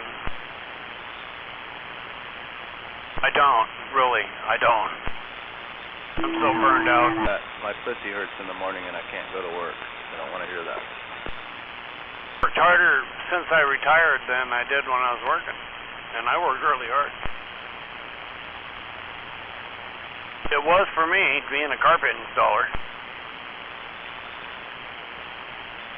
It was right up there with concrete masons and roofers, you know, you gotta work your ass off. Hey, catfish. Mechanics, there's another trade that's rough on the body. Bang your fingers and your boss says, you alright? Yeah, I just broke my knuckle, alright. Keep working. We're good at that. Break your knuckle, go home. Damn, Zodi. Good evening. Somebody has to do it, and I don't mind. Good evening, Gonzo. You do it. Let the So now all the vehicles that needed to be cleared, if somebody has an emergency, they can at least start them up and they're not encased in ice. Except for my car, it's encased in ice. Yeah, well, we both know it ain't going anywhere anyway. Oh, it looks real good right now. You can't see any damage at all. I know you're right, so I burst mine out yesterday. So I walked right past it and went, nope, I'm going to let that snow sit right there. I'm not going to do it.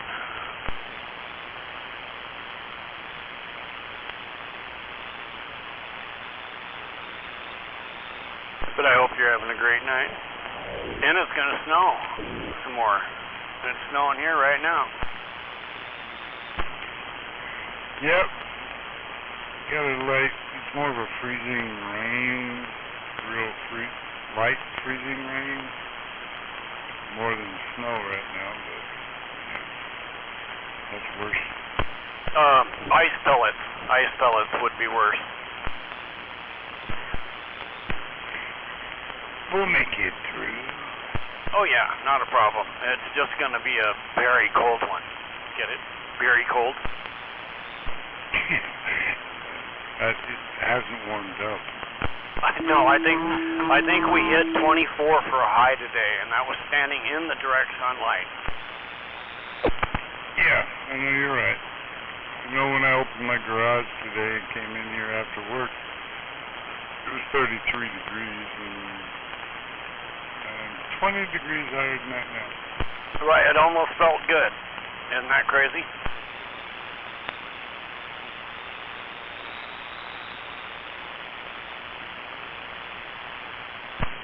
Yep, I'm thinking a nice hot bath tonight.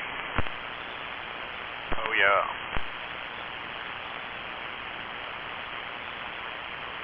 I got icicles hanging off my house that are like one of them's 3.5 feet long.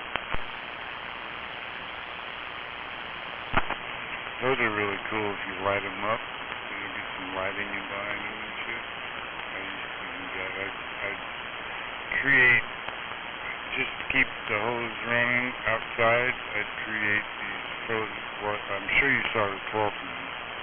I had him on his surfboard and the water spraying up under him. Yeah, it turned out pretty cool. That is very cool. And I do have a light show. I could point the light show on it tonight, and that would light the icicles. That would be pretty cool. Green icicles illuminating at night. Yeah, that'll work. Thanks for the idea. Yeah. I haven't had another 12th man tree to create yet. I have one, but Mama won't let me cut it back enough to make it what I want. Well, you keep working with that. Oh, you know I will. I still got the 12th man face and hanging on my hose rack out in front of the house. Dedicated fan.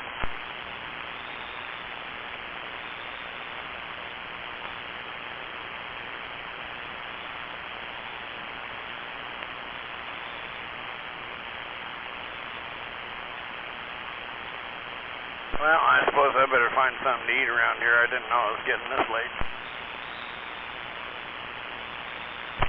Tina, good evening, Zodi. See ya. Okay, we'll talk to you in a bit. The rest of you know what to do.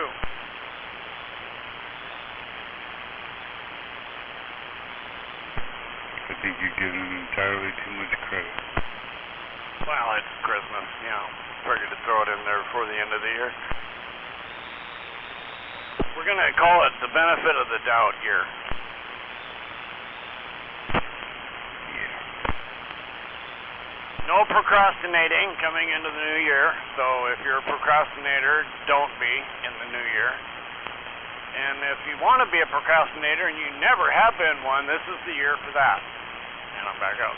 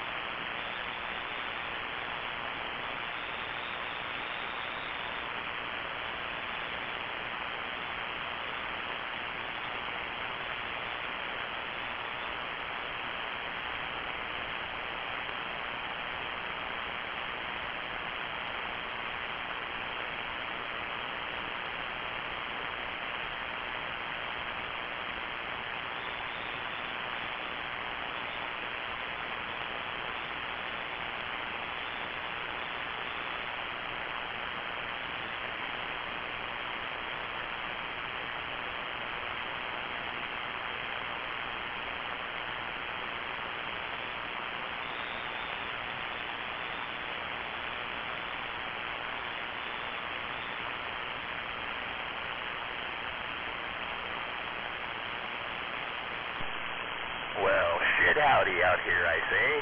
Shit, howdy.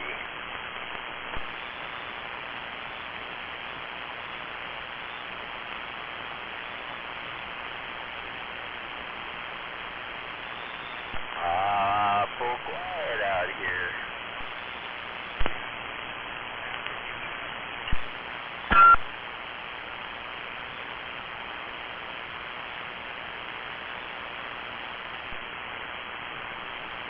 My way home from work in the snowmobile.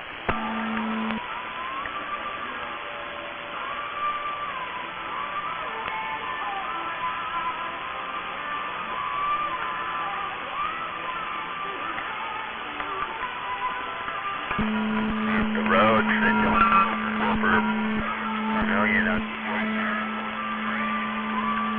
turning into one like skating rink. What the fuck is wrong with everybody? Oh, now you got power. Who's got power? You. You just got on here. Who doesn't have power? 101 waving. Who doesn't have power? Waving 101. Everything. Oh, that's true. Perception is reality. Wait a minute.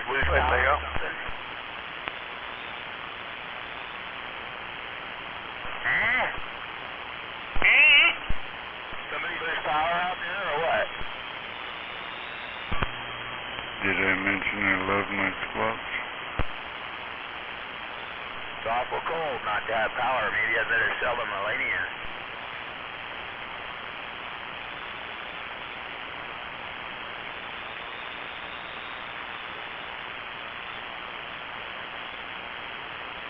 Yeah, I took the leaf blower and kept up on it, and I blew all the snow off the steps, the back steps. Yeah, it was fun.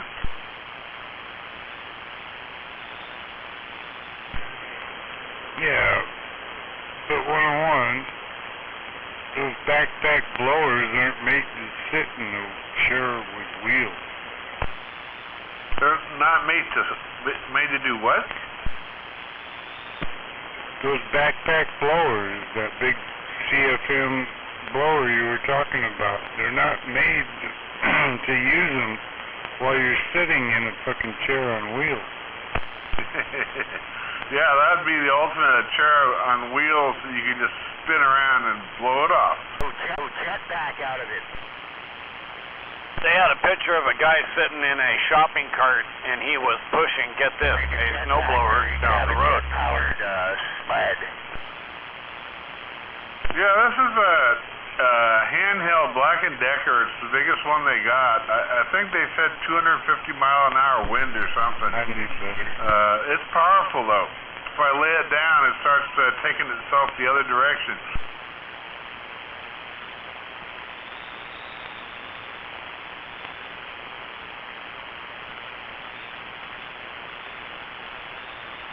Yeah, every year we go out and rake up the cedar leaves on the deck. Big hassle because they are like glue after a while. But now I just blow them away.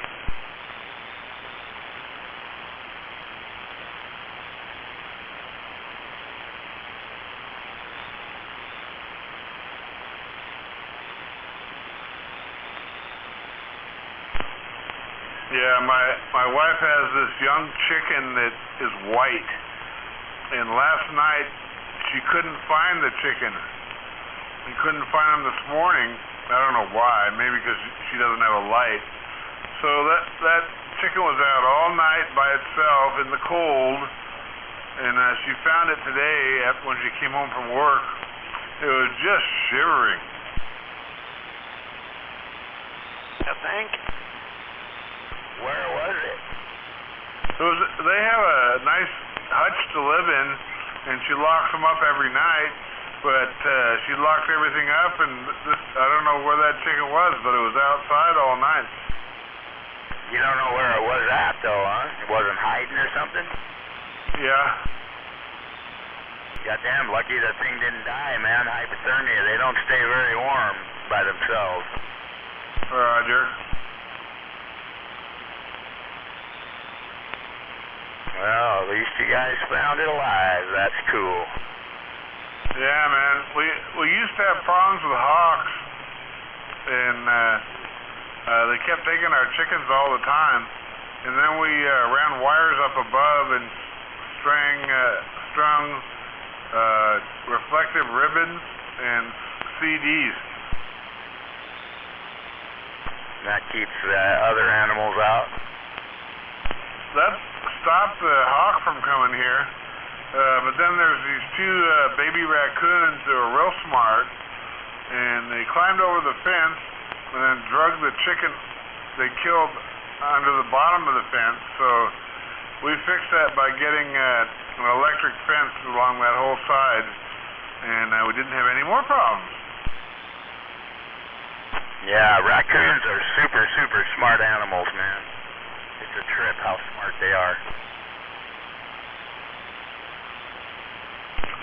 Yeah, we'd have a few dead ones here, except my eyesight is so bad on my .22 rifle, if I look at the front sight and try to see the back sight, it's out of focus. I can't tell what I'm shooting at. Wow. Well, if you ever, by chance, kill any and they got babies, I know somebody that wants the baby raccoons if you ever stumble on them. Yeah, I was thinking hindsight with a firearm. Wow. Oh, no, I actually shot at them, but I kept missing. Yeah, there you go. Just fucking pull the trigger. Anyway, they learned their lesson. I haven't seen them around. What we got here is a bird feeder that all the birds in the whole neighborhood come to, especially this time of year. And then come the other creatures that want to eat them. 101. Have you noticed you haven't heard from the neighbor lady lately? I'm not sure what the neighbor lady is. She was on the other side of the woods where you were shooting. Oh, that's true. No, I was shooting down, not towards her house. Come on, man. You're quick, 101.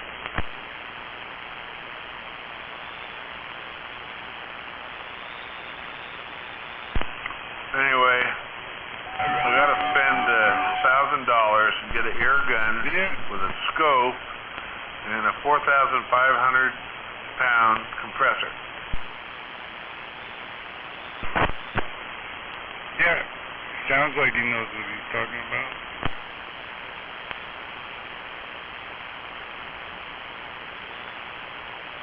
What are you trying to kill? Occasionally. Varmint.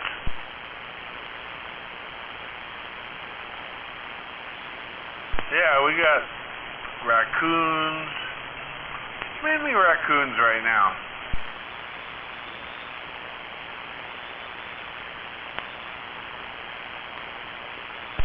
And there was a big warning that the raccoons were born in the attic of a shed we got here.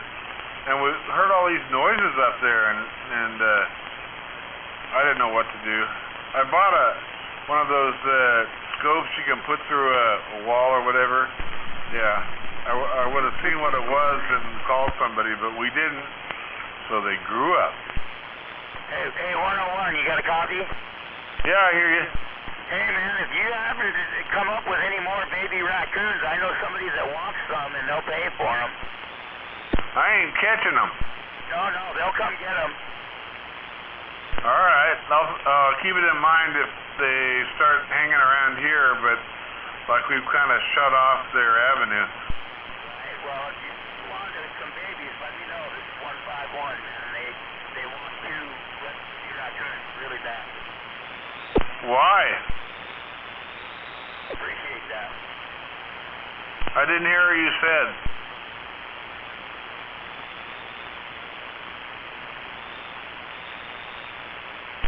.151, you're a mud duck. Did you say he wants to raise them? That's correct.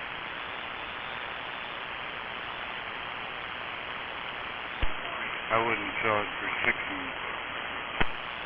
Oh, I get $100 off. All right. No, I just said I wouldn't sell it for $600. So no, I'm not going to sell it for $500. Oh, Rogers.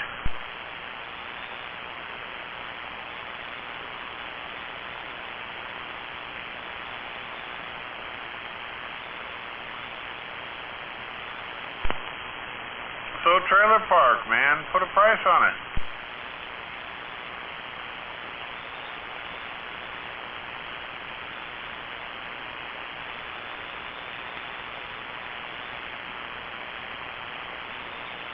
You get mine, I get yours, and I give you $150. I wasn't even going to ask you for that much. I'm just joking. Now he is. Fuck, I had to run with that. I don't even know what you're talking about. No, I'm trying to feel the waters there.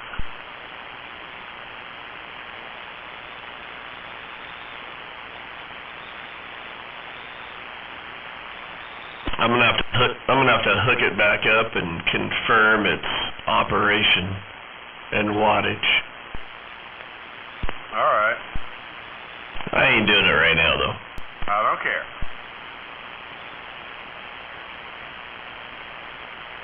Shit, I didn't know trailer park had amplifiers for sale. What's that? I didn't even know you had amplifiers for sale. I just got some little 2 pills and stuff and one great gigantic one. What's the great gigantic one? It's for the base station. Oh, tube amp? West side built over there? No, it's physically more gigantic than that. I thought 101 had a west side built. Roger. Well, what the hell you need anything else for? That's like as good as it gets, isn't it? It was. But I found out that, wow. There we go. Chinese transistors, although they do function, you cannot run them at 800 watts like the Ampelon do. When I had the original Ampelon transistors in there, I ran 800 watts all the time. I never had a problem. But the Chinese transistors lasted for, I don't know, maybe an hour, and then pow! I don't know. In retro thought, if I would have just keyed them up 500 watts, they'd probably still be alive. Well, what do you want for that west side built? Oh man, this thing is custom. It's got a temperature gauge, an amp gauge, a voltage gauge. No, you can't afford it. He didn't pay attention to any of them when he blew it up. He's not selling it, he's just waiting for the parts to fix it. That's right. Well, you should just let Westside fix it and then listen to them, and you won't have any problems with it. Oh, I did that. The last set I put in there, check this out, man. The BLF 188XRs from China, the beryllium copper flaps are supposed to be like flat and you solder them in. These things have multiple ripples. And I'm going, jeez, I can't believe that. So I was kind of doubtful, but we put them in, Westside put them in, and he was dead keying 500, modulating to 1100, so yeah. Oh well.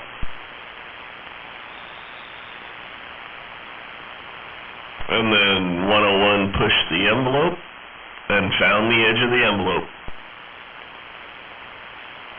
It was too good to believe. Yeah, that's the way I heard it.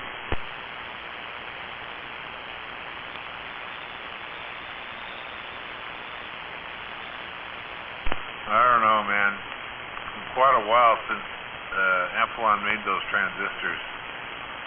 I don't know. It could be a year. Roger. So yeah, Gonzo, I do have a couple of little tube boxes, a 2-tuber that puts out a couple 100 watts, and then a 1-tuber that's like a modulator. It's 7 watts swinging to like 40. Oh, tubers. Yeah, I might be interested in that. The first one you mean. The 2-tube one's kind of cool. It's in a really cool box. Yeah, it's pretty neat. I'll send you a picture of it. Yeah, that worked great. Yeah, I might. Yeah. You know where I'm at right now. I'm getting a lot closer all the way along. Yeah. What tubes are in that 2-tube unit? I'd have to go look. I don't remember. Are you on the ASCII mod now, or is that all with the equalizer? I am on the ASCII mod, sir. Roger.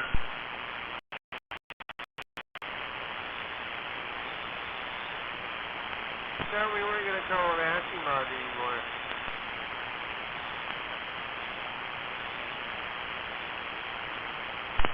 I don't know, man. I'm having problems getting out. Even with this 7300. But when I use my striker, man, it's kick-ass. I got lots of audio.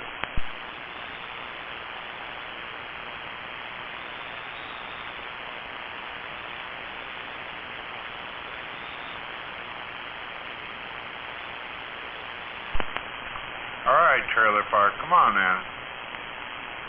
You know it works, I know it works. I give you my amp, and how much cash do you want?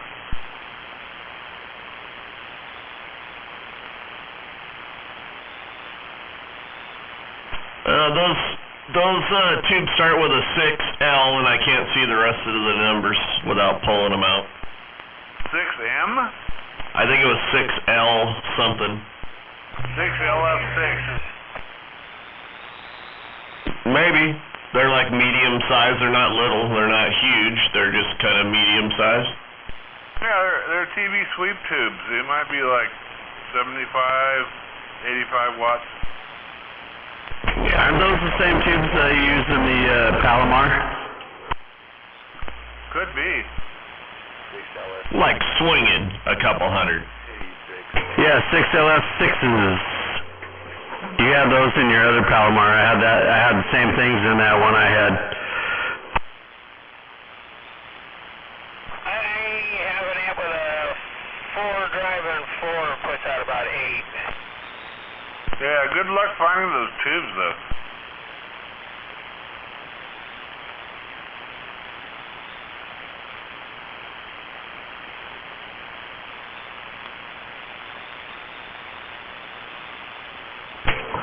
I got a box of 10 of 20 LF6s that I'm going to start, I'm going to list them here pretty soon. I just got too much shit going on, so I'll get to it.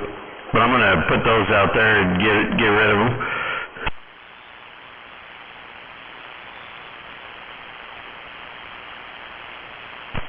Those are the ones for the Palomar, right? Now, the Palomar used those 6 LF6s, or at least the Palomar 300.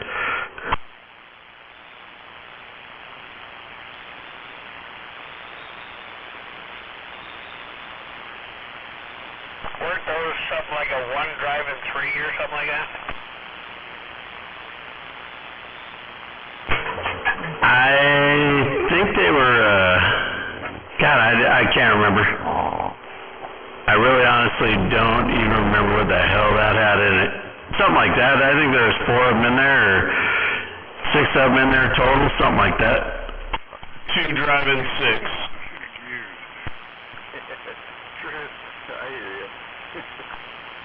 2 driving 4, excuse me, 6 total. 2 driving 4. Yeah, there you go.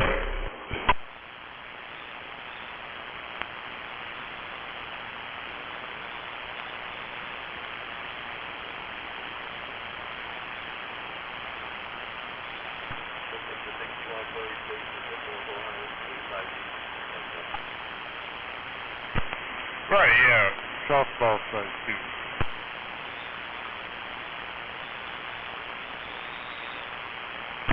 The 400.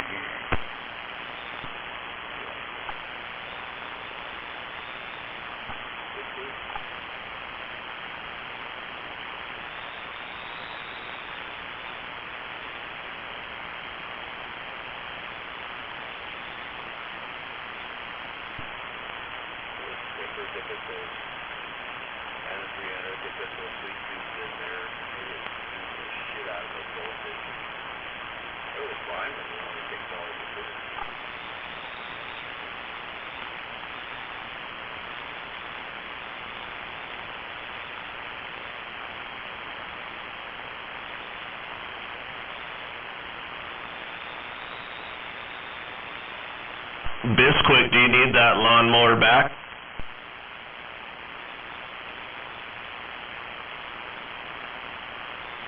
No, negative. No, I just figured that's what it was. No, that's a cool one.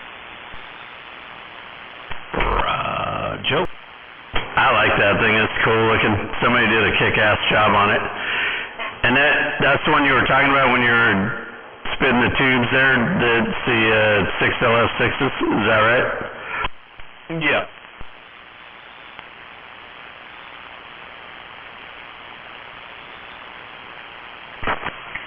Yeah, I got they're downloading right now. That'd make a cool little tube driver for something. Sure. And then I have the other one that's actually it goes from 7 to about 40, 45 watts. The modulator. I think it'd be a good driver for the Johnson.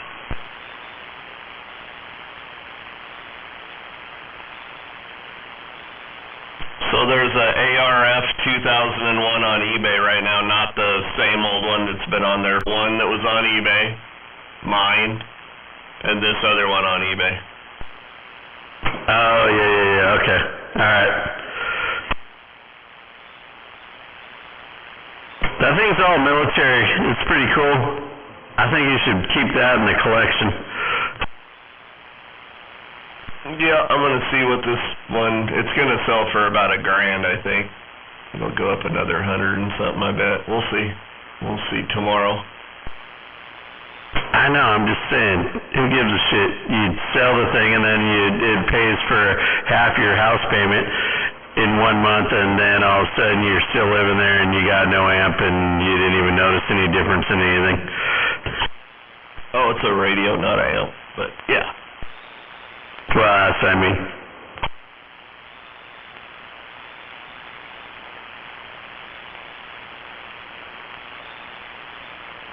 Once all the guys my age die off, it will be worthless then.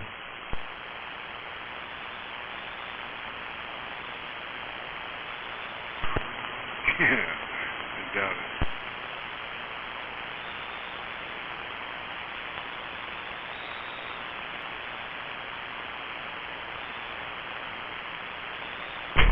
It'll only be worthless when the hobby's dead, and somehow it's hung on, and it's getting stronger.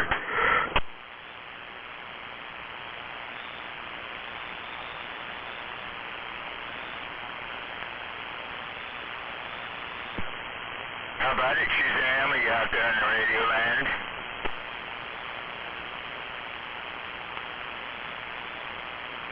Yeah, she should be pretty close. Here a little while ago, she was chaining up at the end of Pickering there.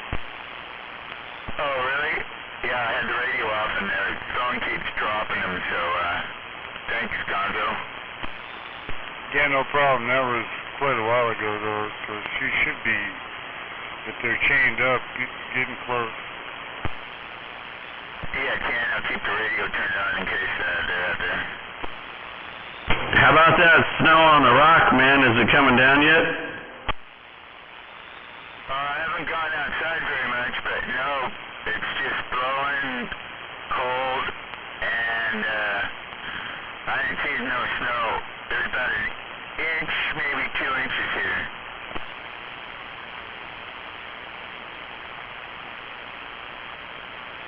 Dang, I forgot you had. I put on the security camera and see all the snow. From one snowy island to another. A little bit quick, yeah, no doubt. Staying warm over there, I hope. No snow over here yet. Not yet.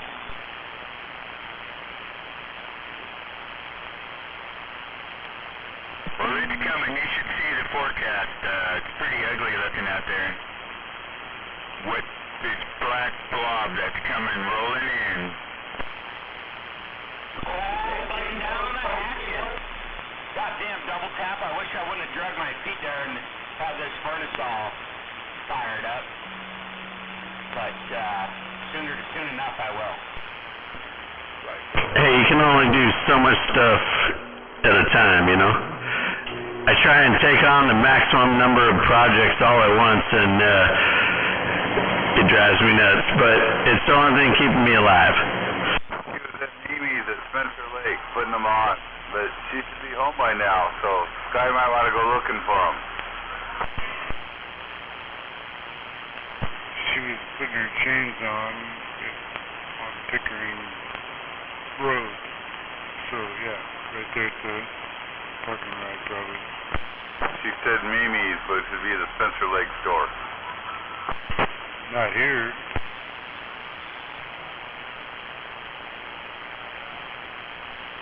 Yeah, Spencer Lake store, Mimi's.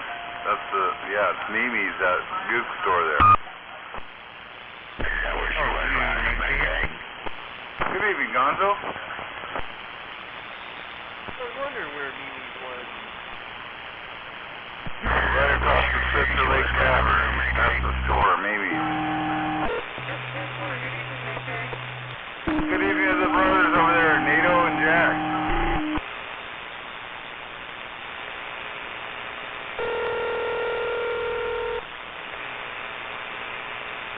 Stop that. We're sorry. You have reached a number that has been disconnected or is no longer in service. If you feel you have reached this recording in error, please check the number and try your call again.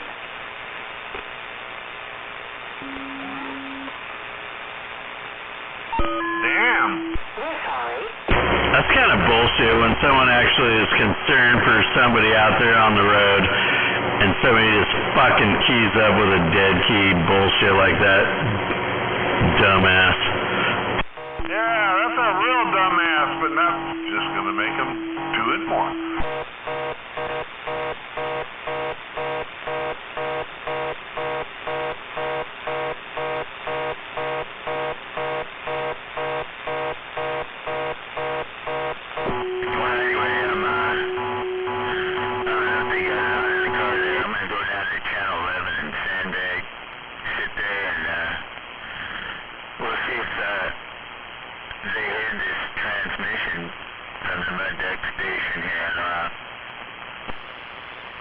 They should have been there by now.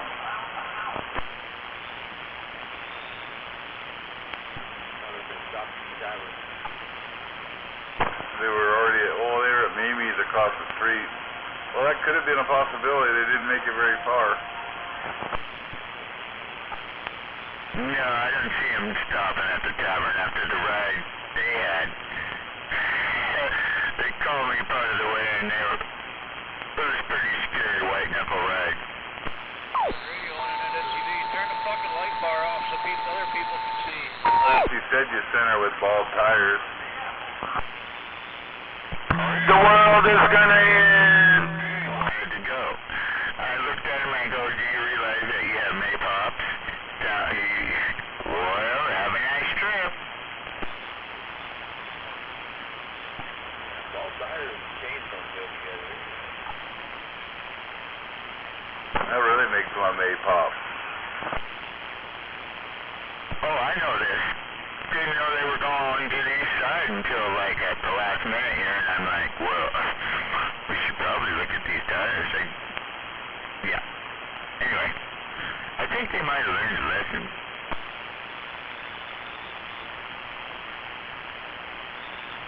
Well, at least they got some damn paint. And I'll teach them about the lesson when they get home.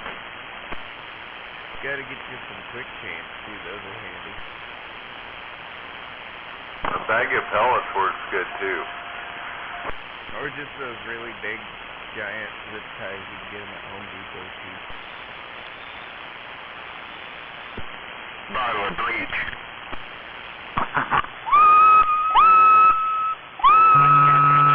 Have somebody? I don't know, maybe Sky is. Bleach and clean up and... Well, I was talking about, redneck snow chains. You put a bunch of zip ties around your wheel and tire there. Kind of helps grab the snow a bit. Oh, gotcha. That's what happens when you walk into the end of a conversation, Roger. Well, you can't be connected at the grand jury then anyway, Zodi. Got it. It's like a ghetto hook chain setup. Here's what you do. You get them little mini spares and put them all the way around your car, then you drift all the way down there. See if she's all right. Chain her up.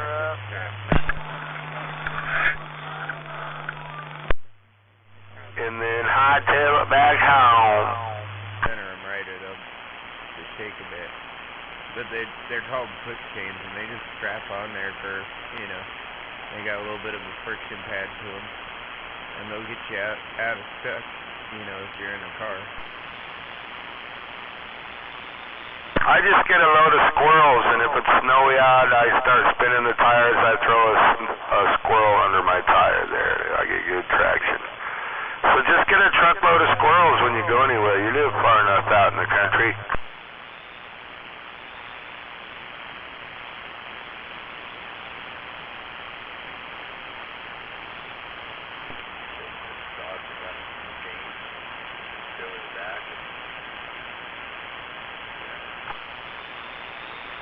Well, hopefully I don't need the mud ladders. I don't usually bring them with me unless it's like really, really deep, or I expect it to be. But you get those fucking quick chains, man, and usually. Where's that 051 at? Come on. 4 wheels and you're out, and you're moving again. I got cable chains for my convertible. What do you think of that? What chains? Cable chains. I hate cables. The cables compare to chains any better? Like actual chains. But no, actual chains are better, but I didn't want to put big chains on a small car like that. Anyway, I'm back quiet. Standing by. Damn it. Damn it. Damn it. God damn it. Can we add a son of a bitch to that too? Son of a bitch. Son of a bitch.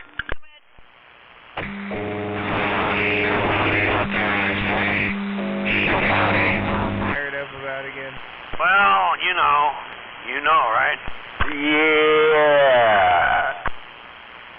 Damn it anyway. Damn it. How do you like them apples? Do you like apples? How do you like them apples? It is a cold day in hell. Applejack. How do you catfish?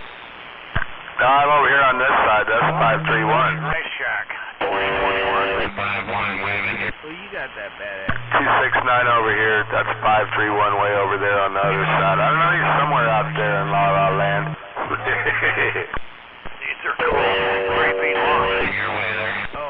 Yeah, at least you can hear me. That's a great thing, man. I actually had to beat on my antenna pole a little bit. Got the snow falling off that thing. I think it's working pretty darn good right about now. Come on.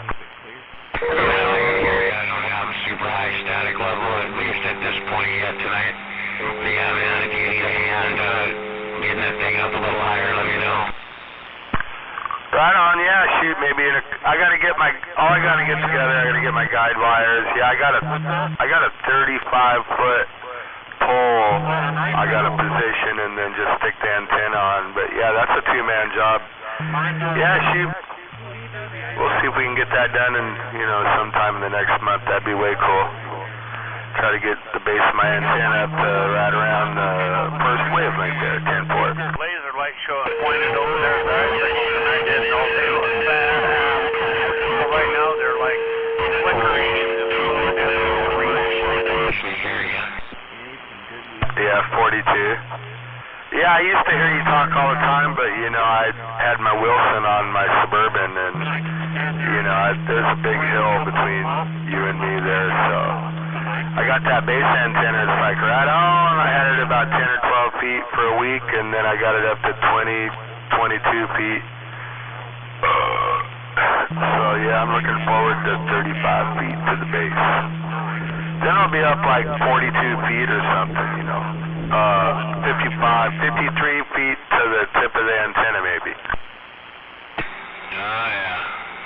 Yeah, well, any amount that you can get up higher is the action. I mean, even 5 feet sometimes makes all the difference in the world. Yeah, man, we do have a nice big chunk of earth in between us. Kinda sucks. That should make a noticeable improvement, raising it up even just that much. Yeah, oh yeah, right on. Well, definitely good chatting with you. I'm going to kick back here for a quick second. Let the band roll. Alrighty, I just opened the door here myself after a cold-ass day outside all day. So, I got the propane furnace burning and waiting for the room temperature to come up. Anyway, looking for the room while trying to back around. Yeah, dude, everybody was out.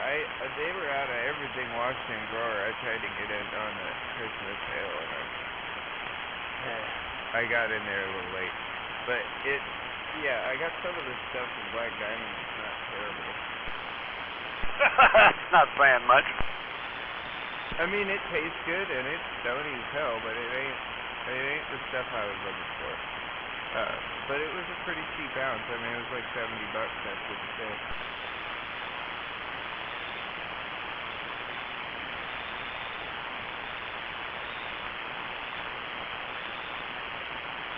Shazam! Sky's out there. It does the trick, and I'm not disappointed in it. That's an understatement, Maytag. Yes, it is. Sky, where are you at? I'm working the Dutch Street, Harmony Farm. Toro. Dude, I mean, it's not on the same level as that, but it's for what I paid for it. I think he's out in the driveway lighting up the runway lights. He said he was on channel 11. Money. How about it, Sky? Usually I am. Yeah, go ahead. You gotta give me a room, watch that. I was like, whatever. She's stuck. You need to come pull her home. Where are you? A lot of it. But whatever, I'll blow a few joints out. Okay, I'll come and get you.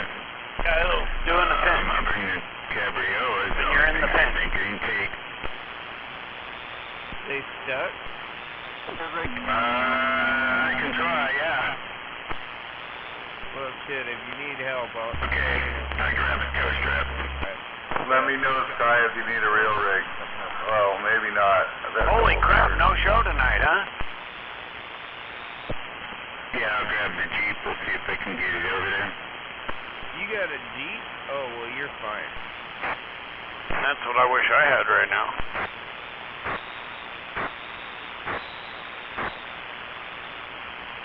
Trying to figure out if I got an SUV what I should get, because it has to be used and probably like under $6,000. Ford Escape. Under $6,000? Oh yeah. Yeah, I mean, you can find one just like mine with low mileage for probably about $4,000. Really? Yep. And they're pretty reliable, they're cheap to fix. I mean, they put that V6 in absolutely everything, so it's everywhere. 3-liter Duratec. But the 3-liter don't? No, it doesn't suck. I mean, it's not... It's an over-engineered piece of shit, because Mazda had a hand in that. But it is what it is. You know, I mean, they're pretty reliable, and they don't, you know... How about Animal? You out there? People wreck them before they break down, so there's a ton of engine. Like, if you blow it up, you know, you're going to find an engine. Somebody way down there in the bottom calling. Are they good on gas? They're not bad. Way down here in the bottom, waving Animal. You know, I mean, it's pretty decent. Oh, I can barely pick you out of here, you range runner. Waving right back. I'll look into that, because I had a conversation with the mother. Wow, weird. You sound great. So, Are you home? They'll get about the same gas mileage as you know, that Cadillac. And they're basically just a Mazda 626 chassis that somebody jacked up. But I recommend if you look for one, look for an 03. 03 Limited. Mine's an 04. And the later models had some transmission issues. Not a lot of them, but some. But the 03s apparently didn't have any transmission issues.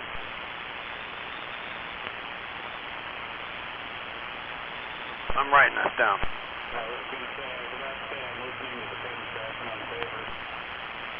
Right, so I won't want that one. Get everybody excited and fucking it's been 1 mile an hour wind. If we would have had a bunch of wind yesterday when this shit started freezing, oh man, it would be a mess. Messed it up. It didn't have any transmission at all until it went in for like a transmission. Yeah, those are just already got those vehicles all off the track. It would be awesome.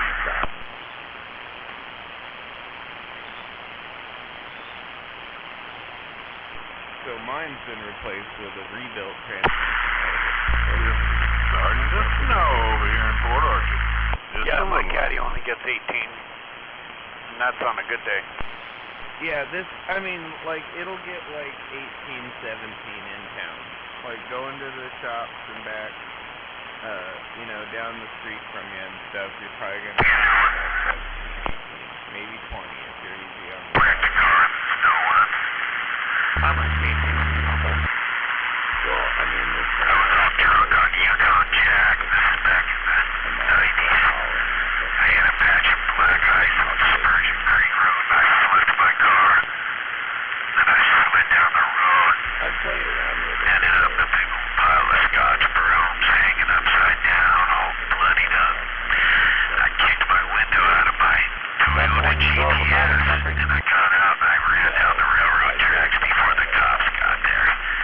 And I could see the blue lights flashing and the cops were looking around with their flashlights trying to find me. Yeah, but I was...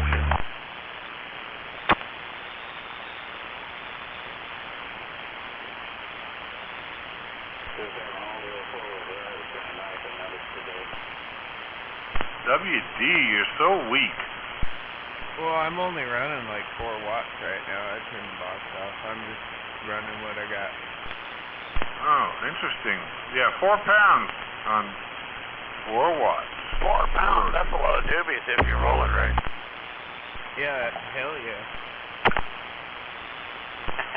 Flashlights. I'd like to Trying to... anyway. If it's a good 4 pounds.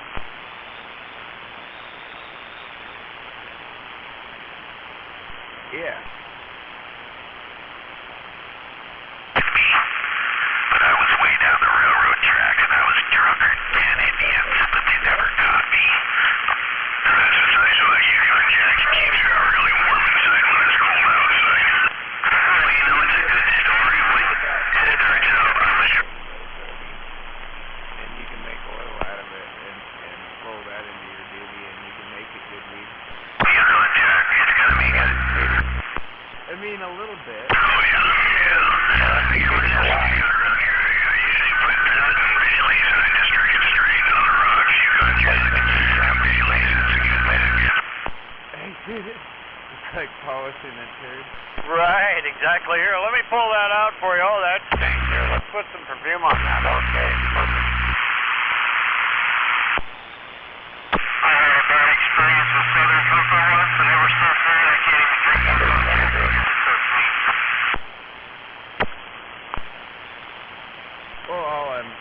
it'll, you know, I mean, even mediocre weed.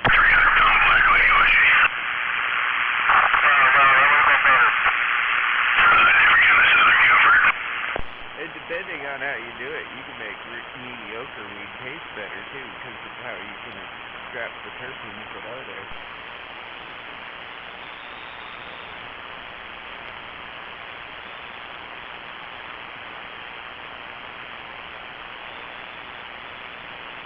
You in Olympia or Tacoma? I'm in Olympia. Oh, that's what I thought. Man, that's a good trip. Yeah, down here in the city of totalitarianism. Totalitarianism? Well, this is becoming the state of totalitarianism.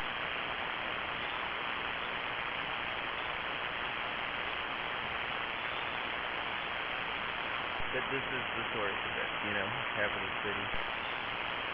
Oh, yeah.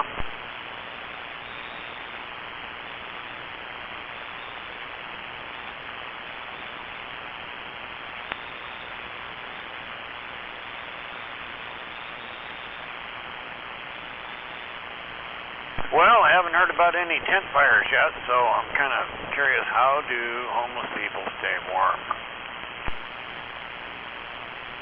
I'll bet they do. Man, they're clearing them out wherever they are, so there's less tent fires. You'd think there'd be more.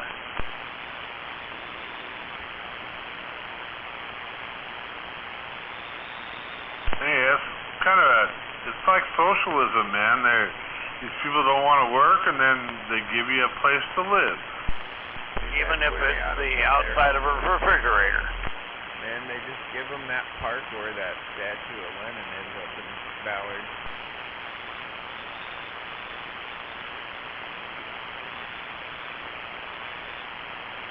Yeah, I would not want to be spending the night outside tonight.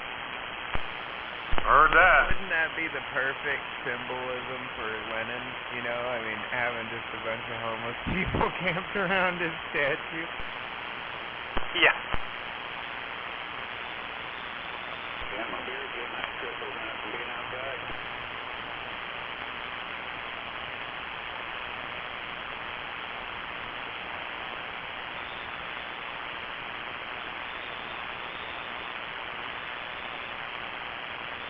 That's one way to stay warm.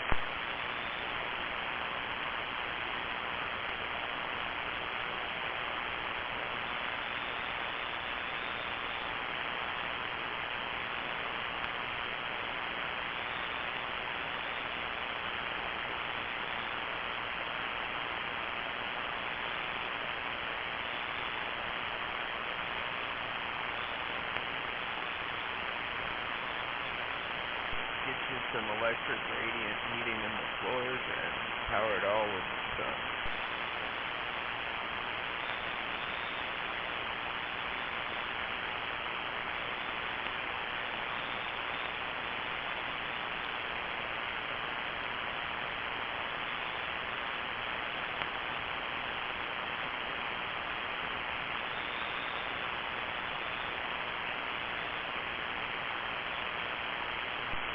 It's a spendy procedure, but it's, you know, it'll heat your house forever for free.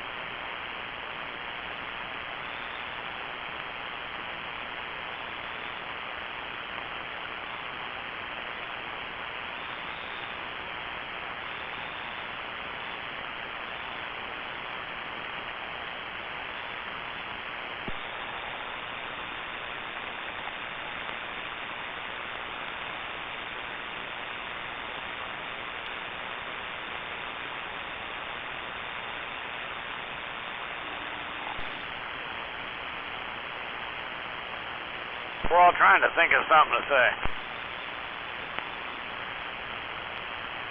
I'm not trying at all. Can you tell? That's right. There you go. There's one. He had something to say. Oh, you got to get your ears fixed. You're missing out on a lot.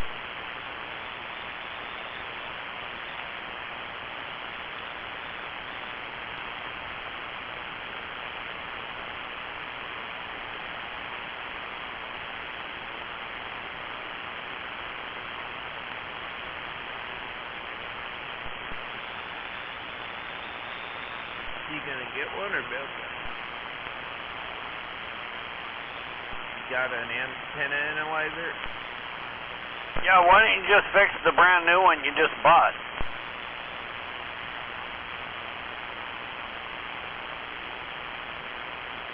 Don't want much, do you? Why would you need it when you got the super... Never mind.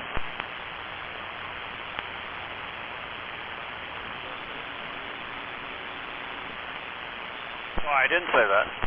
Well, if you're gonna build one and you don't have an antenna analyzer, I'll tell you what, when I get some time off and there's not so much snow on the ground, I'll just loan you mine and show you how to use it. You can play around with, tuning out your own dipoles.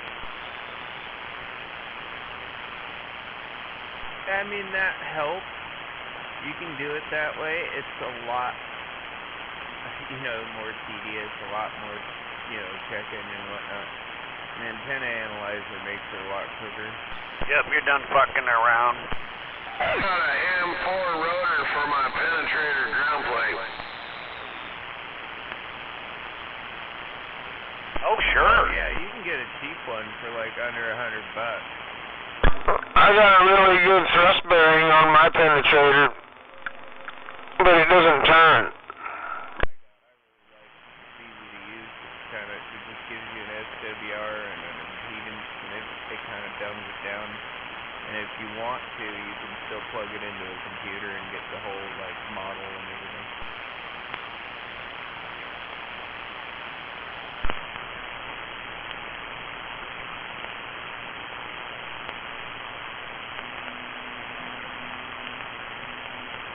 And I'll let you play around with mine and stuff too if you want.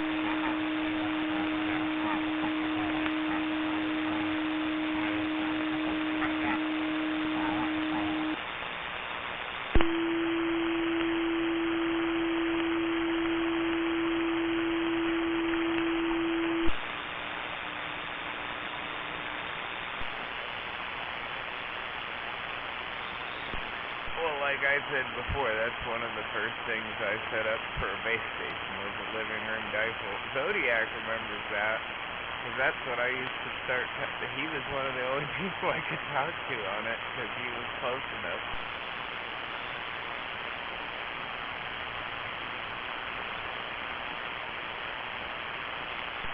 No, but I did shoot skip on it with a little two-pill in my living room. If I get that rotor put underneath my ground plane, I'll be able to shoot skip. I'm pretty sure I was bleeding over my neighbors, because right about after I set that up and then put an Anton out in the woods next to the apartment, they were like, did you change something with your radios? And I was like, why? And they were like, well, I don't hear you anymore.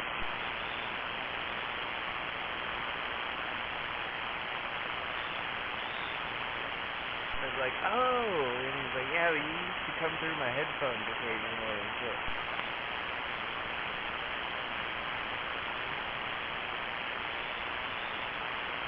Hey, Carlos, I learned that when I got my swivel chair for my desk, I could just turn the house around.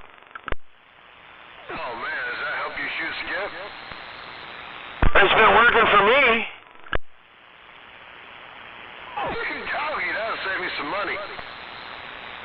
Hell yeah, I got him a real good thrust bearing up there on my penetrator, but the rotor part, I forgot to put the rotor on it. So it doesn't turn too well. So I just got a chair instead. I don't think so. And something must be working right. You're never 9 pounds over here, animal. I am now. Damn. Now.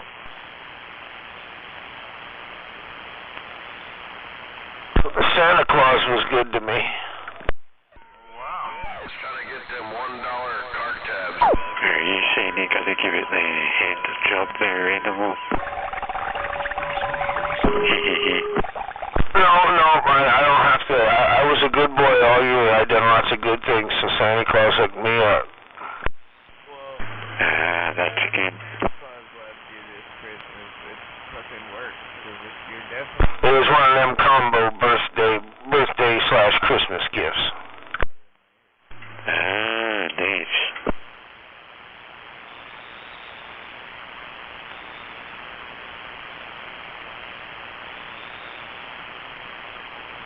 Happy birthday to you then. Well, thank you there, Radio Tracker. You're welcome there, animal. Who's that $30 card tab guy? Tim Iman. Remember when Tim Iman stole that office chair from Office Max? Or Office Depot, whatever it was? Yeah, he's a crook. Funny, dude. That guy is a dumbass. I mean, I like his ideas sometimes, and I even voted for that bill, but he's a clown. He's also the guy that they fined him because of his anti-COVID party or something like that. Or his anti-mask party.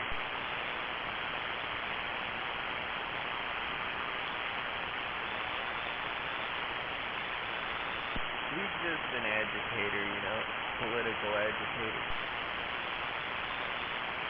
He needs a CB radio. Yeah, he does. Dude, he would have us all, like, yeah. Dude, for a while there, I thought Rigid might be him until I met Rigid.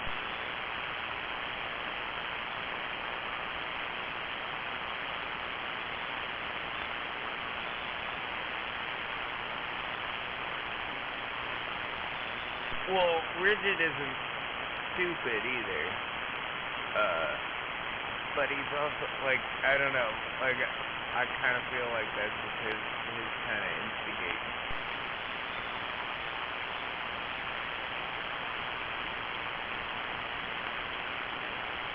He's in there to piss off the liberal cucks. And he's said it himself. Like, he's one of those guys that just likes pissing off the liberals. Especially when, you know, he finds some of their bullshit to call him out on.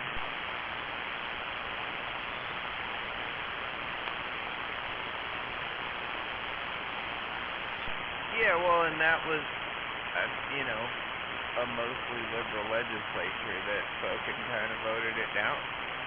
You know, it's really crazy where we live in a place where we can vote something into law and the legislature can just say no.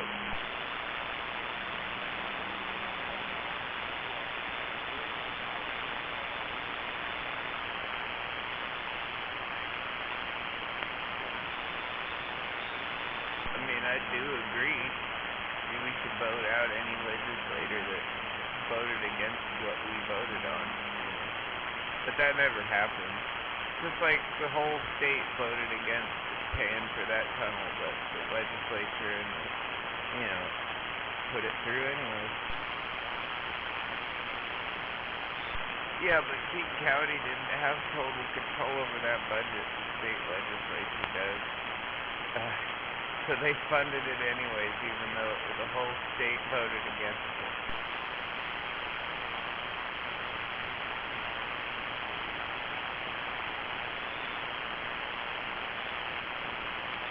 And we re-elected most of those assholes that did that. So, I mean, we're supposed to get them out of there when they do what we vote against us, but we don't.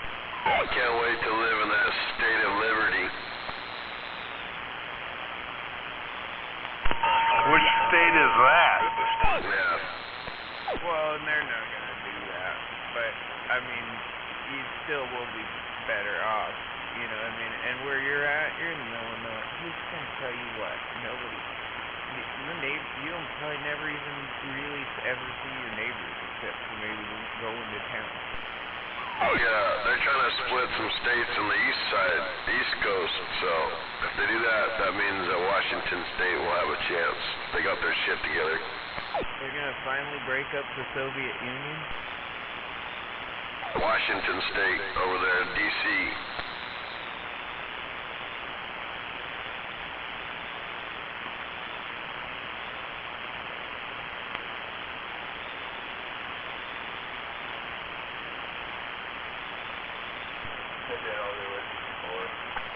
I don't even think we need statehood anymore. I think we just go back to like the Oregon territories. Yeah. and it's just ungoverned. Let's just be America, and if people don't like it, they can get the fuck out. Hoorah to that. Yeah, I mean, I try to pay my taxes and would be happy about it, but, you know, sometimes when I look at the gas... Oh, I had to zip 2 of the 3 coats somewhere so I could freeze. Holy shit. Why? It's going down, actually, everywhere else in the country. What happened? Oh, I got like 3 coats, so I had to zip the top 2 so I could freeze. It went up here. I'm still confused. 3 what? Coats, like jackets. I'm wearing like 3 jackets. I had to zip the I'm so confused. I don't know, man. You're a trooper. Time for some Pirates of the Caribbean. Yeah, he is. He's sitting outside around the pond.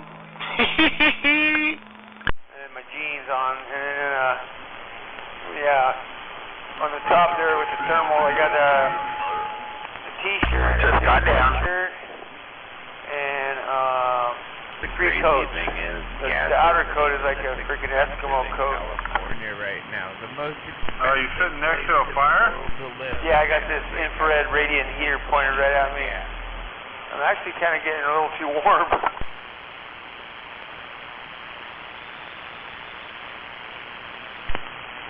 How big is the heater? Is it a giant one? Well, the tube is about 2 feet long. You know, on a ceramic, whatever. It's got the coily thing inside the glass tube, and it's got the reflector behind it. It's about 3 foot long, the whole heater assembly. 3 foot by like, 10 inches wide. That sounds like it has a lot of power. Yeah, I think it's like 12 or 1500 watts, somewhere in there. 1200 maybe, I don't know.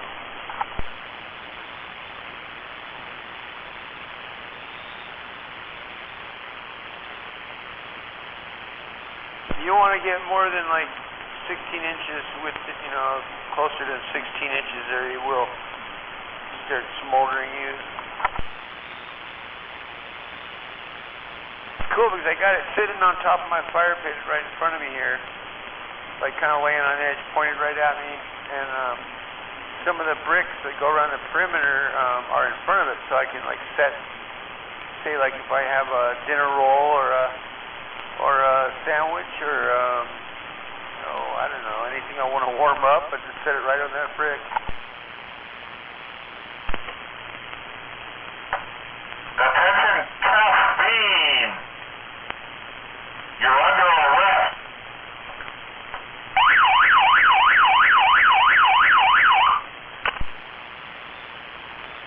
For what? Roasting buns? So do you got your little bullhorn thing there? Yeah, man. You know how they're giving all those, they're paying people to give fake reviews on stuff? This item sucked me in, man. I couldn't help it. I just couldn't help it. They said it was 100 watts. It's about 20 watts. It's got like 6 different kinds of sirens and whatever and a PA. Yeah, $26 plus tax, free shipping. I had to do it.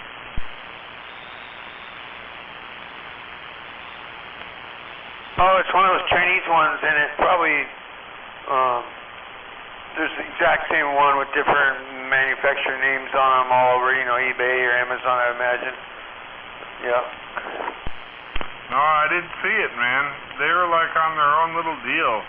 It was so funny. 100% from everybody. I didn't think about it, but that's not right. Well, yeah. I guess that's Kitsap County, I guess. What's the brand name? Can you pronounce it? Kitsap and Pierce County. Alright, I'm going to try to pronounce it. Heo Ru Dian Shang. Okay. I won't ask you to repeat that. Yeah. Totally Chinese. Like a dirty word. No, man. I'm gonna put it in my car, but I have to. There's no room in that Honda Fit, man. That's just compacted. I'm gonna have to cut the outside of the horn out and kind of wedge that little pointy part in somewhere.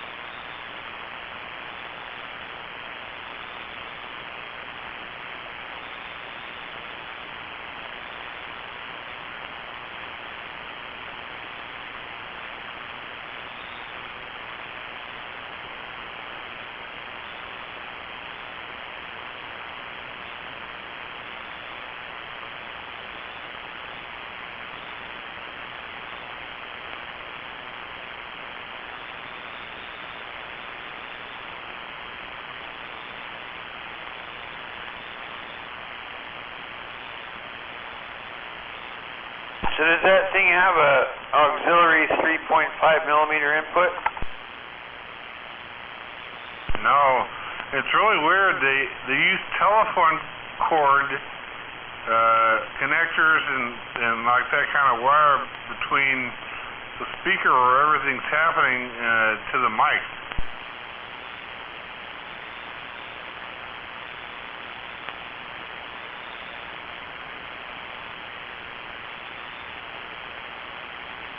I'm looking at this one made by Pyle for like $41. It's got auxiliary input on it. That's kind of cool. Alright, let's try this out. Stock horn. Siren.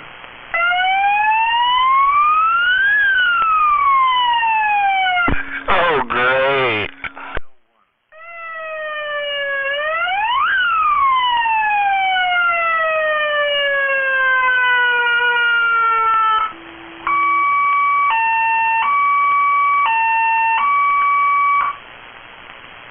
Oh yeah. Wow, not the last one, but the one before it was weird. That's a cheap Viper alarm. Well, that's why I bought it, because I blew out my alarm speakers. That's what I was thinking about, but no, I want to put it in my car.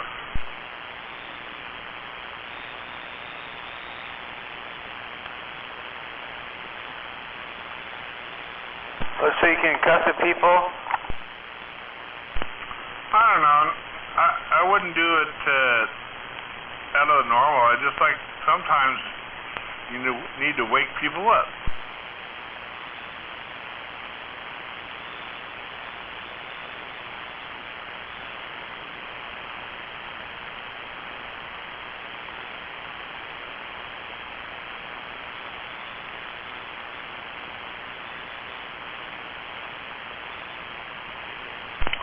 So yeah, you put a PA speaker on a regular CB, and it's sort of loud, but this one is loud.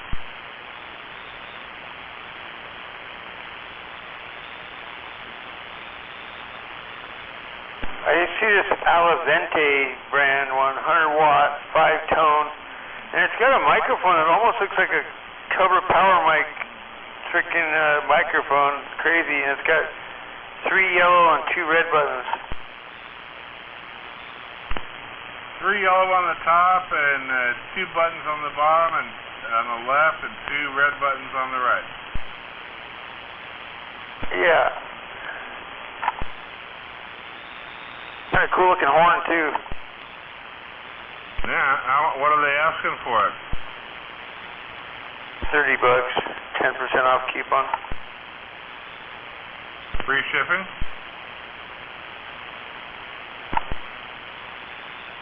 Yeah, for Prime. Yeah, free Prime shipping. Oh no, man. I found this off Amazon. It was just on the web, and sounds like it's the same thing though. Yeah.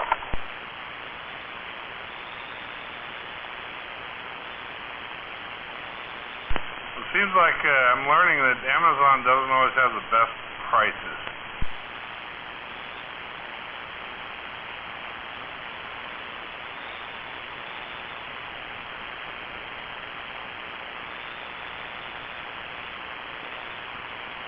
What I like to do is I find something I like. I like to use Amazon to look at.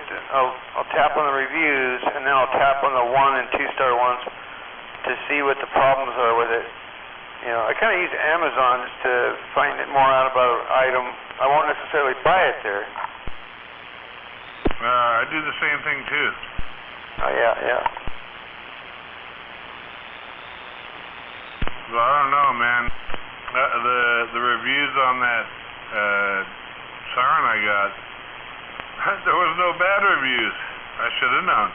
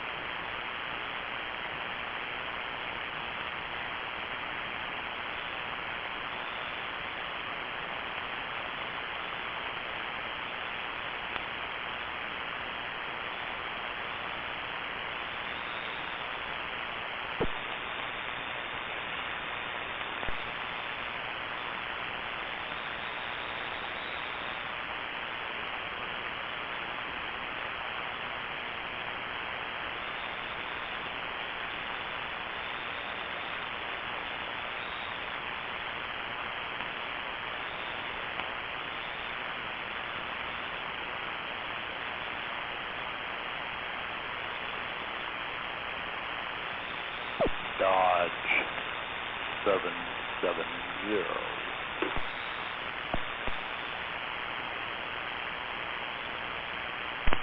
Where's that Dodge?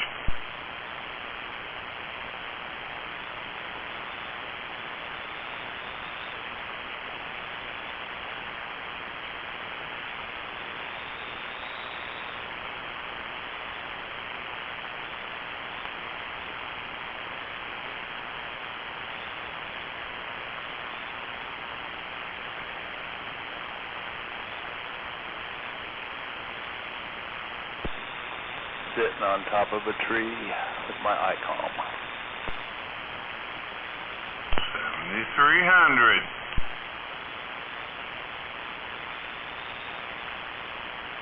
They call me Dodge. Stepping. They call you dodging out. I wish everybody.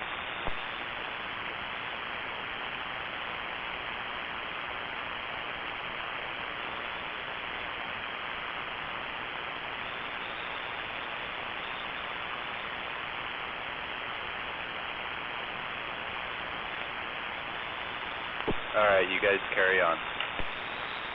You too.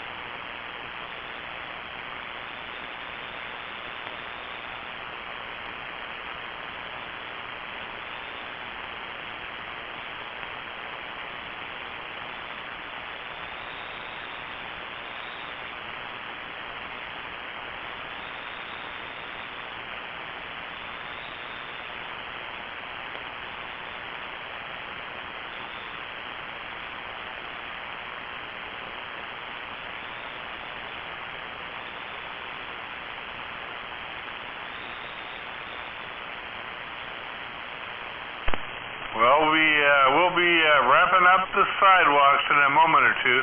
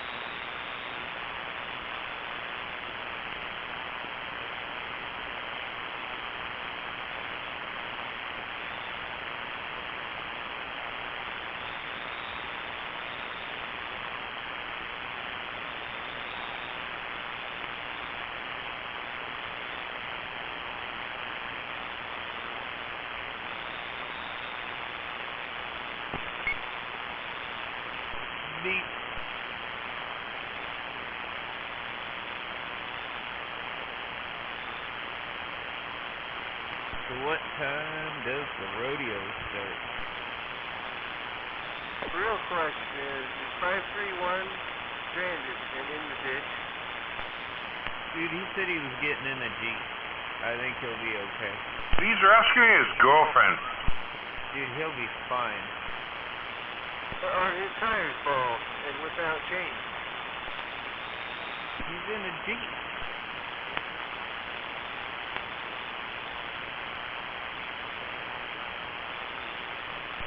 Knowing him, he could probably take the Beetle down there and get him.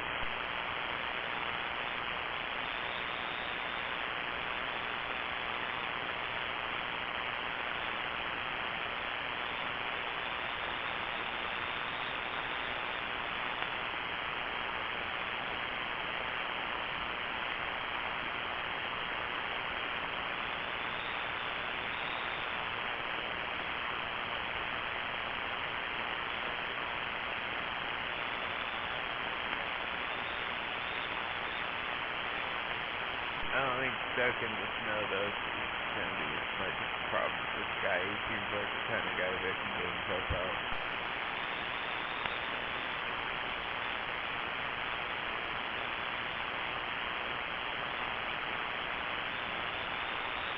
Hopefully it's not a two-wheel drive Jeep.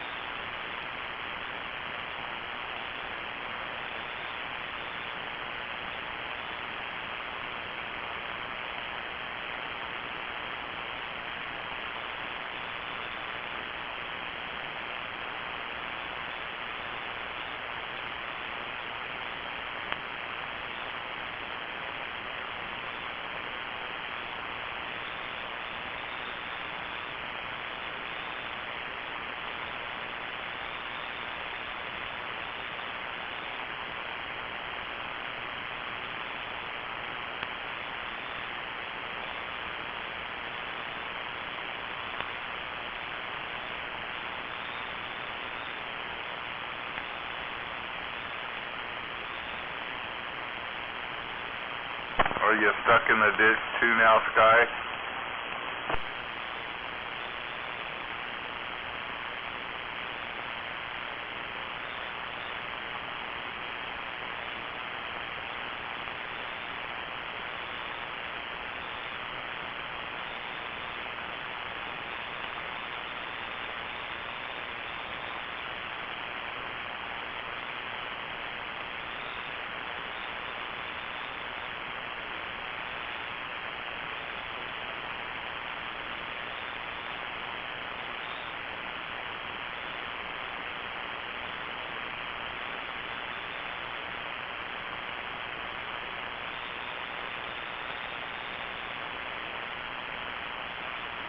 No copy, no come back on Sky in the ditch.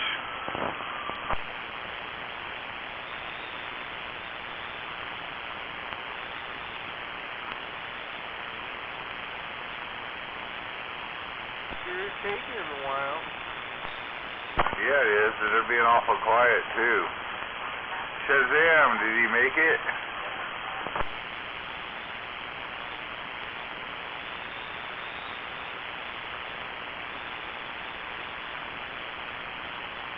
This could be a long, drawn-out affair.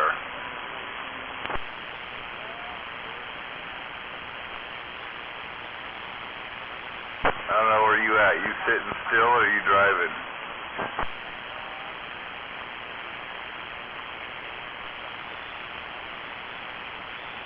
That's what I'm doing too.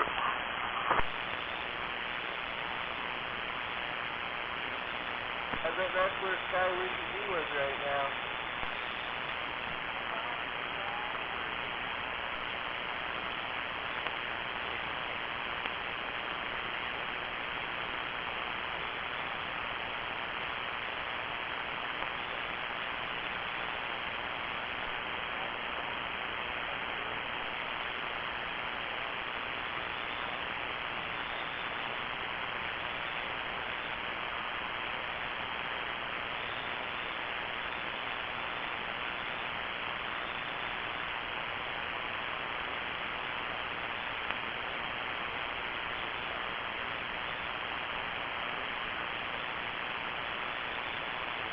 Last 3-1 will probably give us a really good road report after all that. I'd be interested to know.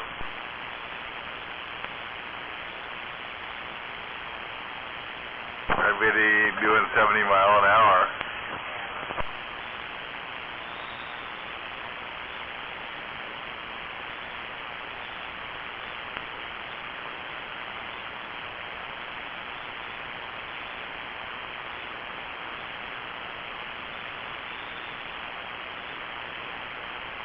Well, maybe he did, and that's why he's not answering.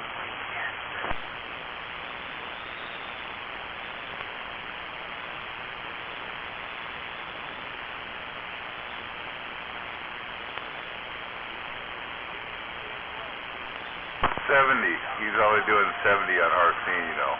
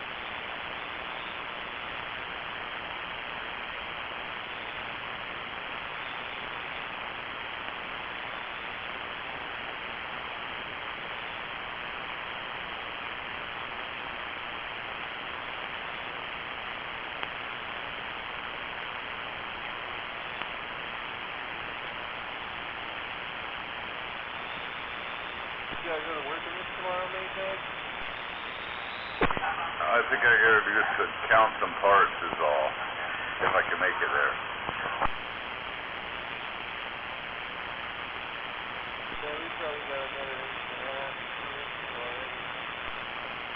About what I got too.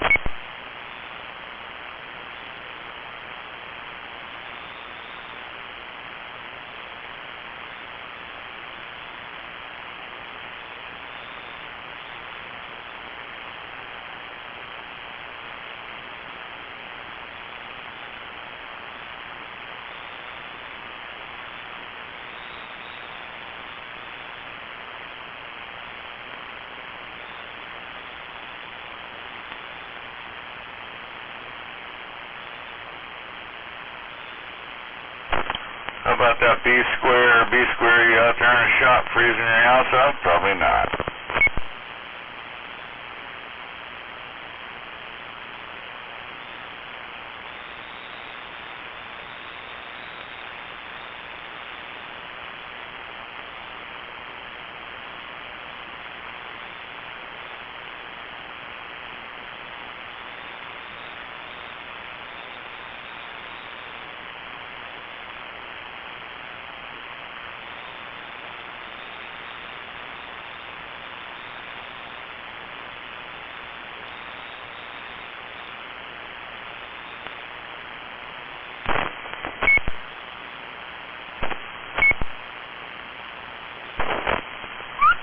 Audio check, 1, 2, 3.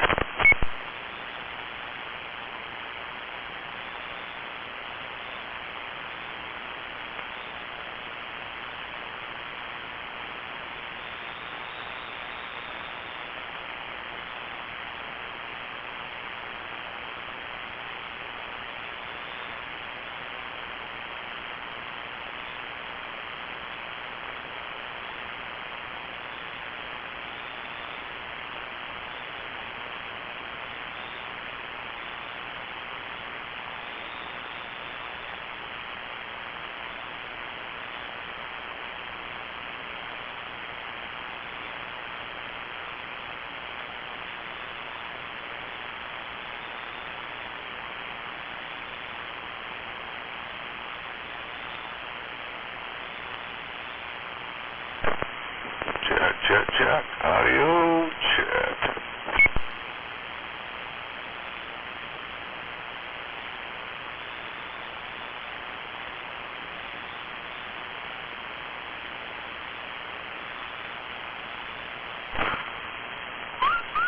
Audio.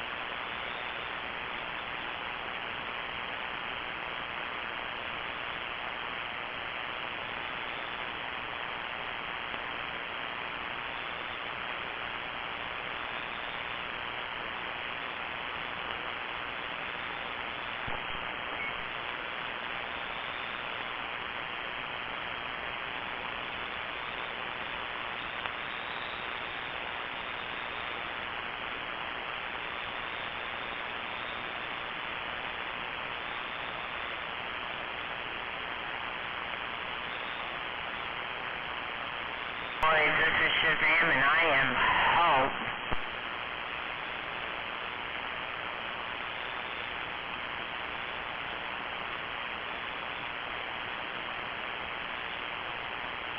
Hello, audio. Check.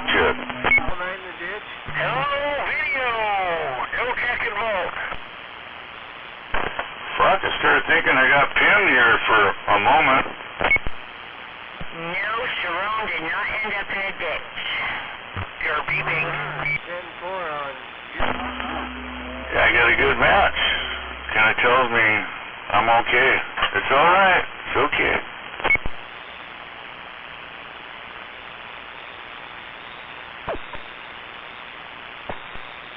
Testing.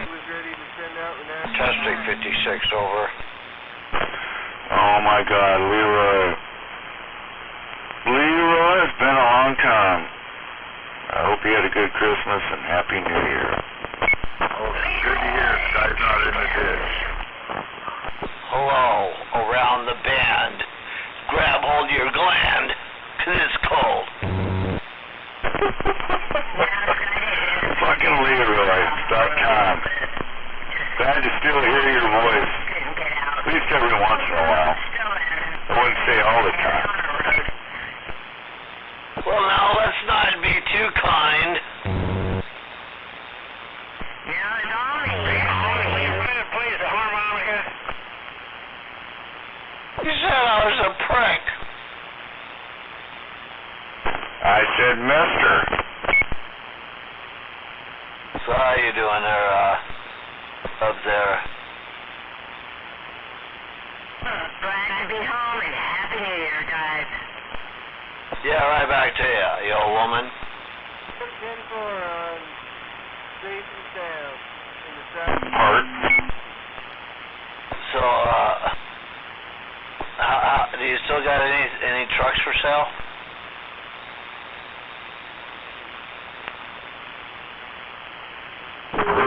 What you looking for, Leo? No. You gonna sell your truck? 10 grand. You can have them both. Really? Why not? Well, I'll swing by. What's he got? What do they call you? I can't remember your handle. This is terrible. I'm really pissed off at myself. Dipshit.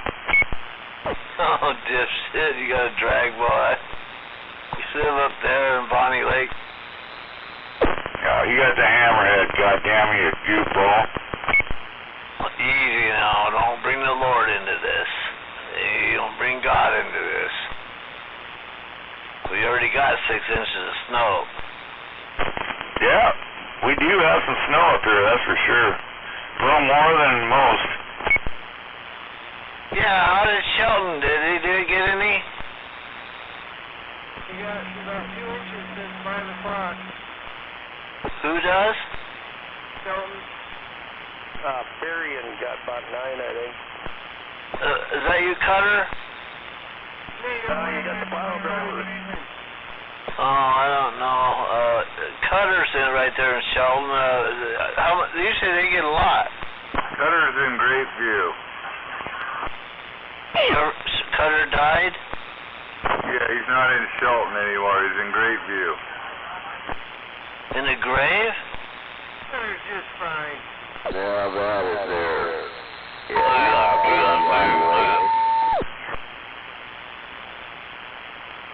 Yeah.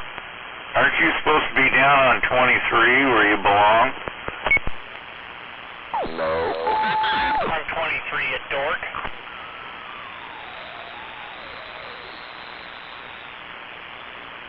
I own my radio. I go in. Yeah, whatever.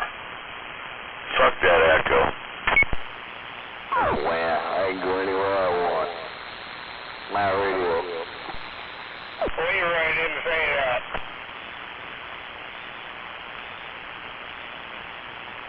What didn't you say? Yeah, if I want to, I'll do this. I'll make it. That's what you fucking sound like. Sounds kind of like an old Chrysler starter.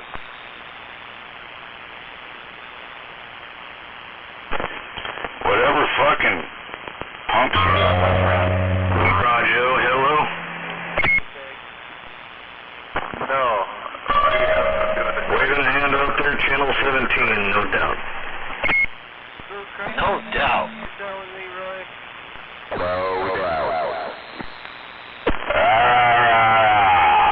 That's what you fucking sound like.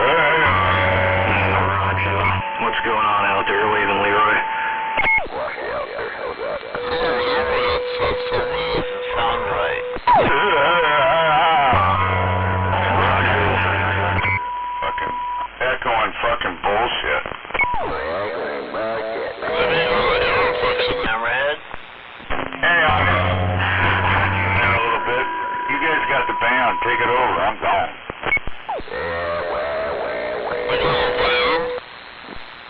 I've never owned a van, although I thought they could float.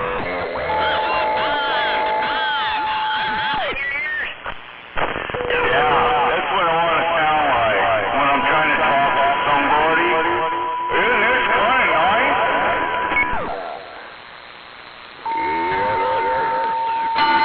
That's what I want to sound like, you fucking morons. What are you making Hammerhead so angry for, Leroy? I'm just fucking full of piss and vinegar. Sorry about that, Leroy. You're probably like, fuck this. I'm getting the fuck out of here.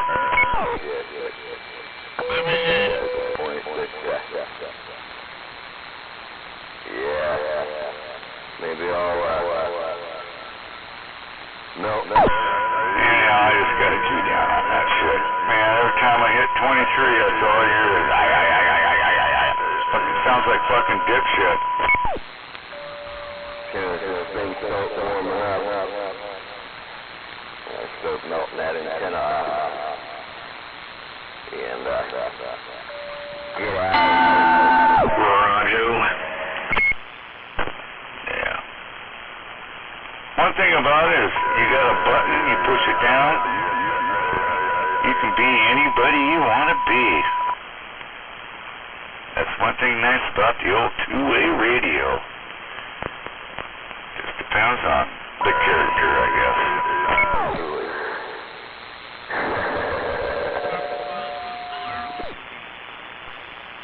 Amen, LC.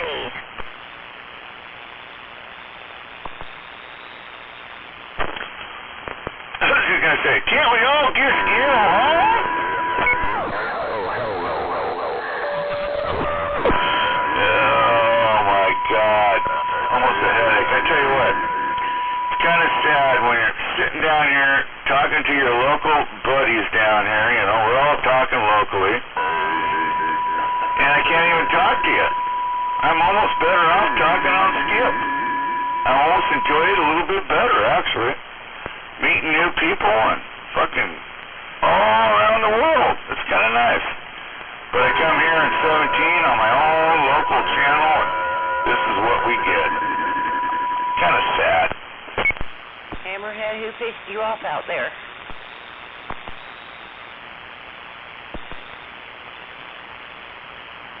Is it the... I'll stick with the Skip. You guys have it. It's all yours. Until I key up. Did the muzzle shoots get on you again? Until I key up. Was it the muckle shoot? Well, we just came down. What happened? What we... You mean the Duwamish Indians? What about them? I was wondering why you were upset. We just got down here in the garage and heard you. We missed the whole punchline. Somebody misbehaving out there? Nah, it's the same old shit. Different day.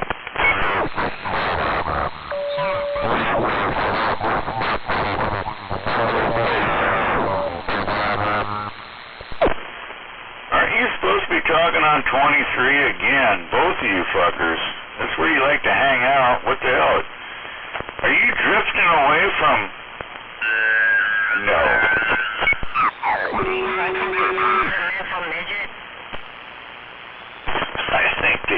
I think you're lost. You had a little too much eggnog.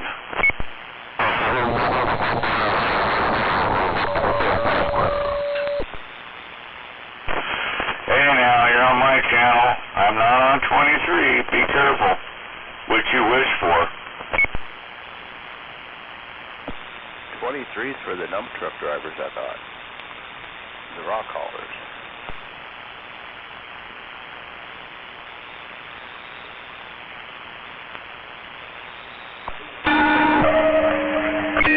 Boat in Port Angeles, too, but I don't know.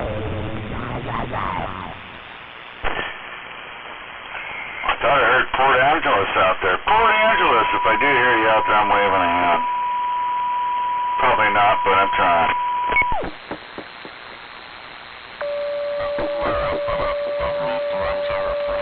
In our boat.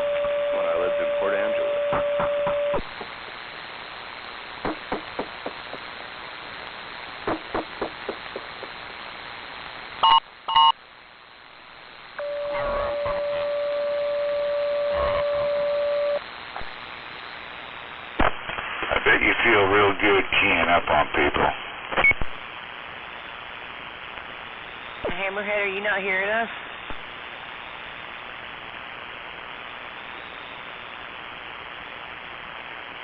Hello?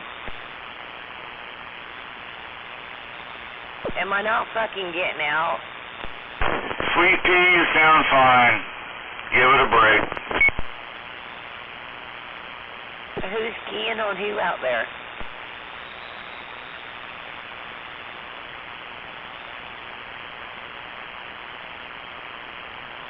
Knock it off, Steve Dave.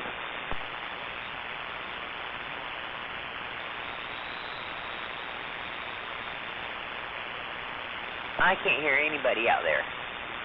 I don't hear anybody.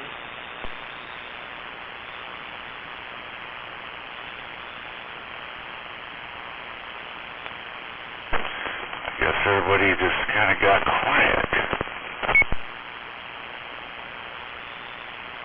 I guess so. I just came down to take a break, turned the radio on, heard you bitching. Thought I'd say hello. You didn't want to talk to me. Just went on bitching about somebody keying on somebody. I was just wondering who was keying on who.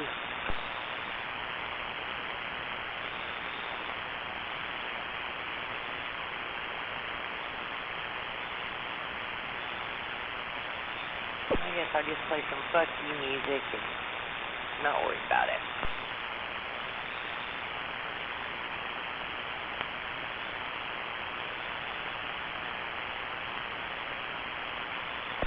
I like Hammerhead. I don't know why you guys are so mean to him.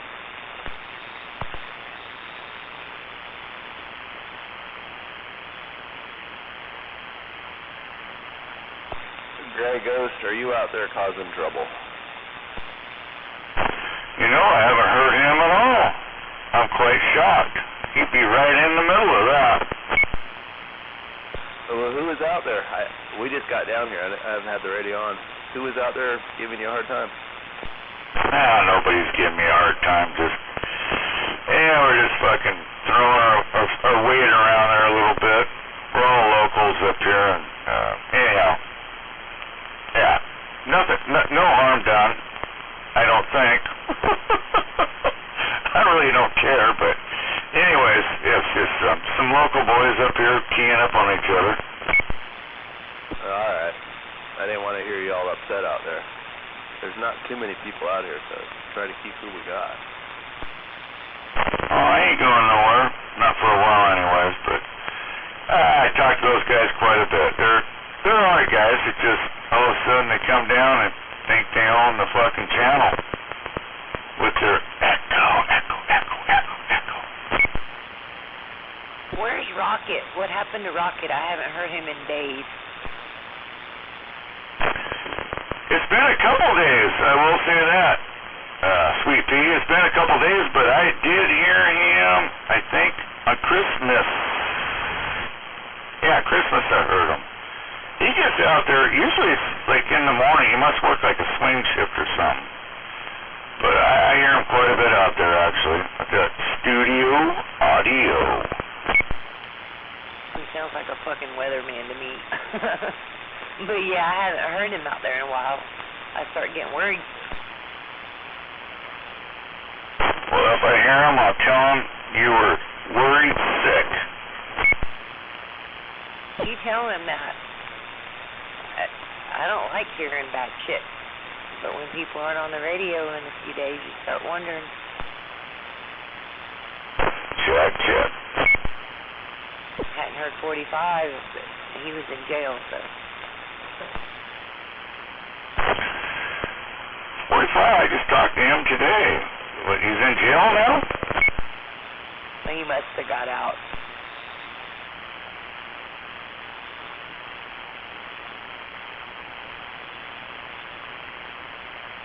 What the hell is happening to big old 17? What? No, it couldn't have been.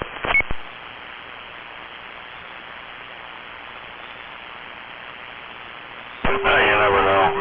What time is it? It's like 8. It's not even 9 o'clock yet. Ask Catfish about it, he knows.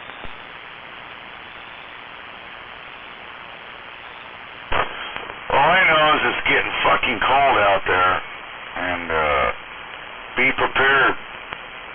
Do a little drip on your sinks. Whatever you gotta do, man. Don't freeze up. We're going skiing in the morning.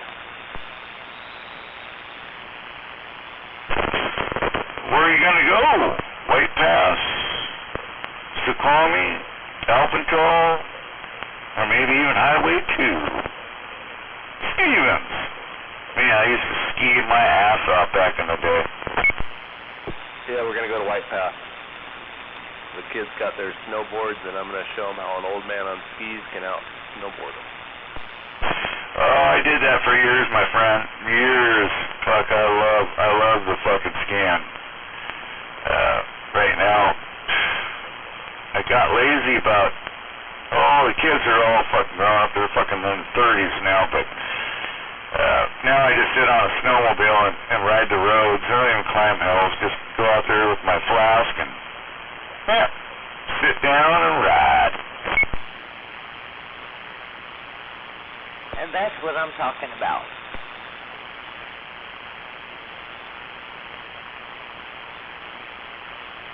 But I do miss skiing.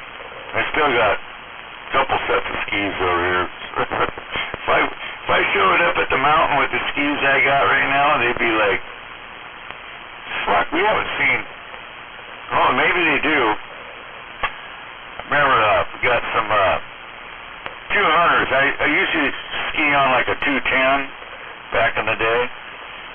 And I had that was, I remember that was the shit. The boot. It was rear entry boot. That was the shit. I don't know if they still have that shit or not.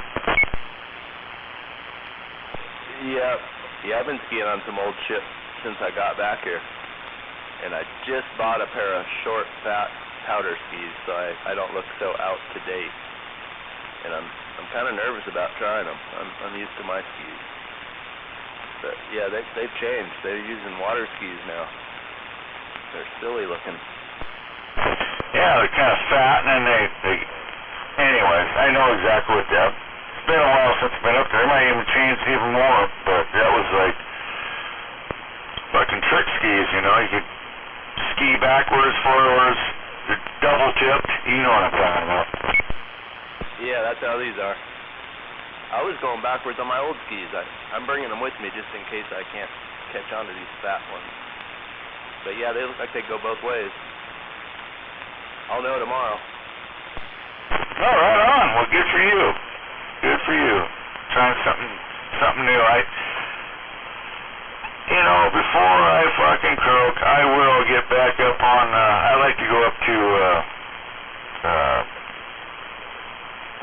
Suquamish is the quickest, but I live right at the bottom of the hill of Crystal, so just to pay the price to go, I don't think Crystal has a real good night skiing, but we used to night ski when I was young, damn near 4 nights a week, and then go to work in the morning.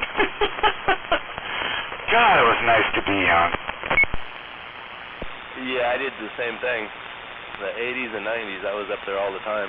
I got a pass for Crystal, and that's where my kids work at. But they were off yesterday and today, so we did Christmas yesterday, and they want to go to White Pass. Just because my pass don't cover me, I got to pay extra. But yeah, I'm the same age as you are, so you're not too old. Nope, you're right there with me, man. I tell you what, I still got the old Rosenthal 200s. I think they're 210s actually. Then I have a 200 and I have 195s. I remember when I was learning, I got on 195. I'm 6 foot tall too, but those 195s, man, I could just. They were the K2 195s. Forget what they called them, but I still got them. They're still in good shape. Yeah, I got a pair of them in the closet. But yeah, they ski on short ones now. These new ones I got are 177s. Oh, one thing about them too, and they're fat, you can fucking cut into, like say you're on moguls, you can just fucking, do the cut on them and fucking stop yourself. You're not going to get out of control. think that has a lot to do with it. They're kind of bow shaped too, like a bow tie. Yeah. Yeah, I've been talking to the guys up there, the older guys that are on the... Everybody's on fat skis now. I was the only one on old skis, or one of the only ones. But they all tell me they're the way to go. So, we'll see. Well, good luck, and then, shit. Yeah, we got some good conditions up there. It's powder, too. It's just like you're in Idaho. Normally up here, it's always fucking wet, fucking sloppy shit. Yeah, you take a cut and you fucking go, woo!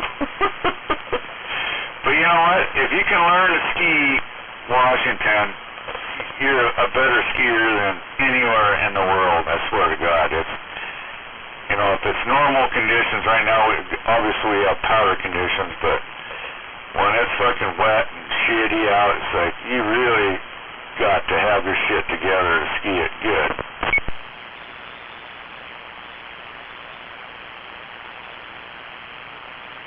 Yeah, I just gotta learn not to do stupid stuff.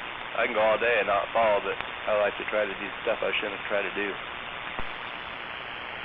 Well, that's the whole thing about skiing, too. I remember my fucking brother-in-law, that guy tore me up, and I'm in my 20s, and he's in his 30s, and he just, every time I went out with him, he pushed me, and it's kind of how I learned. It's kind of cool.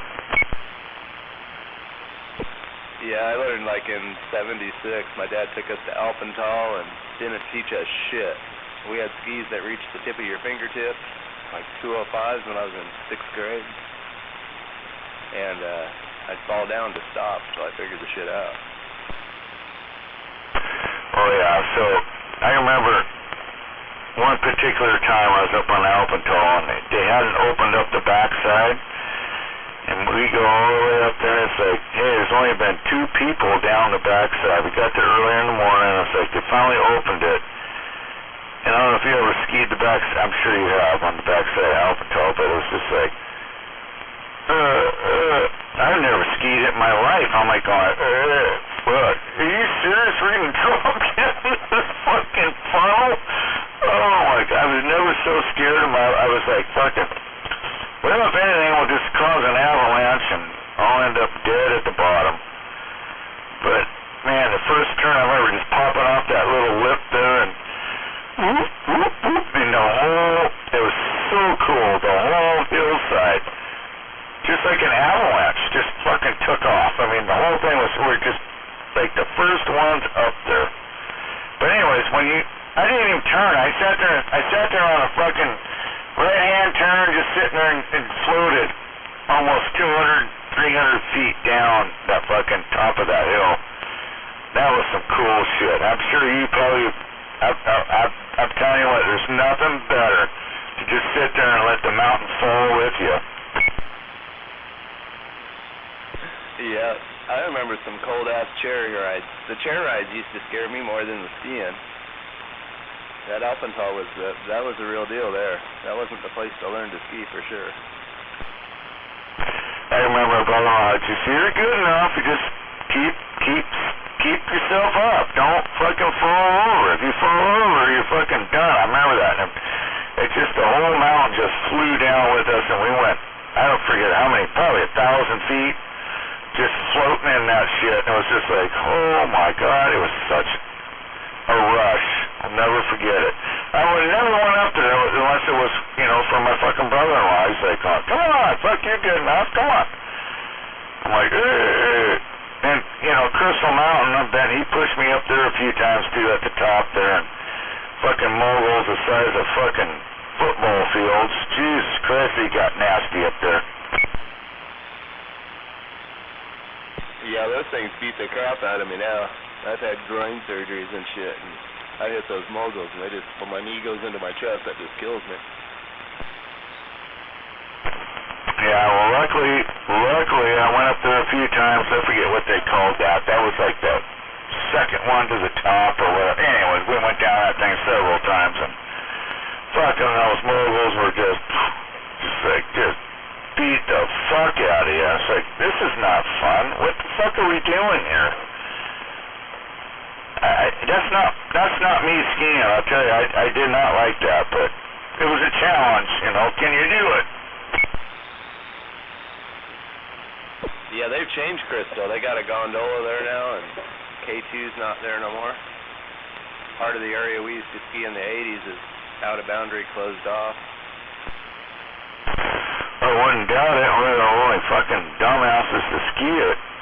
There's a lot of people. Man, that was pretty cool up there. I'm surprised they closed that. But no, it's Crystal Mountain's got some good runs. Like I said, it's been, I would say, the early 90s last time I skied it. Yeah, I brought my daughter up. She's 26, born in Florida, raised in Florida, and I brought her up here, and she got depressed. I got her into skiing, and shit, she quit her job at the dentist office, and she's living at the mountain, skiing every day, or snowboarding. Fucking awesome, man. Live the dream while you can. That's the whole thing about it. I mean, I was lucky I got to enjoy skiing, and I skied all the way through my 20s, and about 30s it was like I was done. Hatched a couple kids, and that was about the end of it. Yeah, I was always a weekend warrior. I drove truck and went over the mountain, and twice a week I went over them, and I'd carry my skis in the sleeper and say, yeah, I'm going to ski, night ski on the way back, and fuck, I was always too tired to hit the mountain. Yeah, well, I can remember a bunch of my friends. There was probably about 10 of us. We all went up there, and shit, night skiing was the only thing we could afford back in the day. The early 80s there. 83, 84, 85, I remember 86 even, we were still. Anyways, we go up there on Wednesday night, Thursday night, Friday night. It was like, I can remember the cheapest I can remember was $10. $10 to go skiing at night. And I think we got 4 hours. I think it was 4 or 5 hours maybe. It started at 5 o'clock and you went to 11:30. I think it was 11:30. That's still the best deal. If you don't have a pass, that Snoqualmie night skiing, they got the best deal. You get about 5 hours. I don't remember how much it was. Somewhere around 40. Yeah, well, back when I was doing it, it was only like $12. Just, I go back a ways.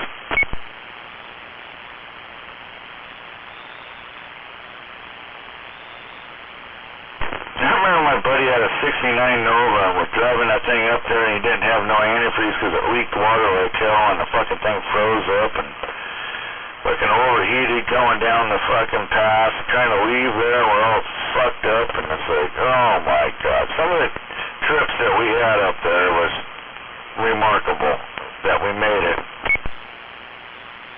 I know, we all had two-wheel drives.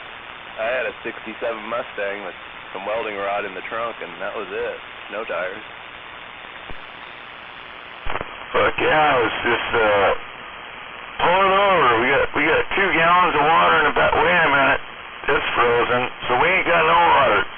We gotta stop at a creek, get some water. Oh man, we had a good time though. I tell you what, those were some of the best skiing conditions too up there. It was just phenomenal. Just had a blast. You know, at night they always close some of the daytime skiing off, so you couldn't go. They have that thing barricaded off. Oh, this is closed because there's no lights, you know, especially in Snoqualmie. Might have been next one down there. Fuck, what'd they call that? Anyway, fuck, we never skied down. We always ski in the no. You're not supposed to go there because it's dark. But that's where we went. Oh my God, that was a blast. Ski Acres. Yeah, it was Ski Acres, Hyatt, and then Snoqualmie. Yeah, we used to do the same thing, especially if you had moonlight. If the moon was out, those side trails, you could see well enough. But yeah, we did a lot of that out of boundary skiing. And when I got in high school, I got on ski patrol just so I didn't have to buy a ticket.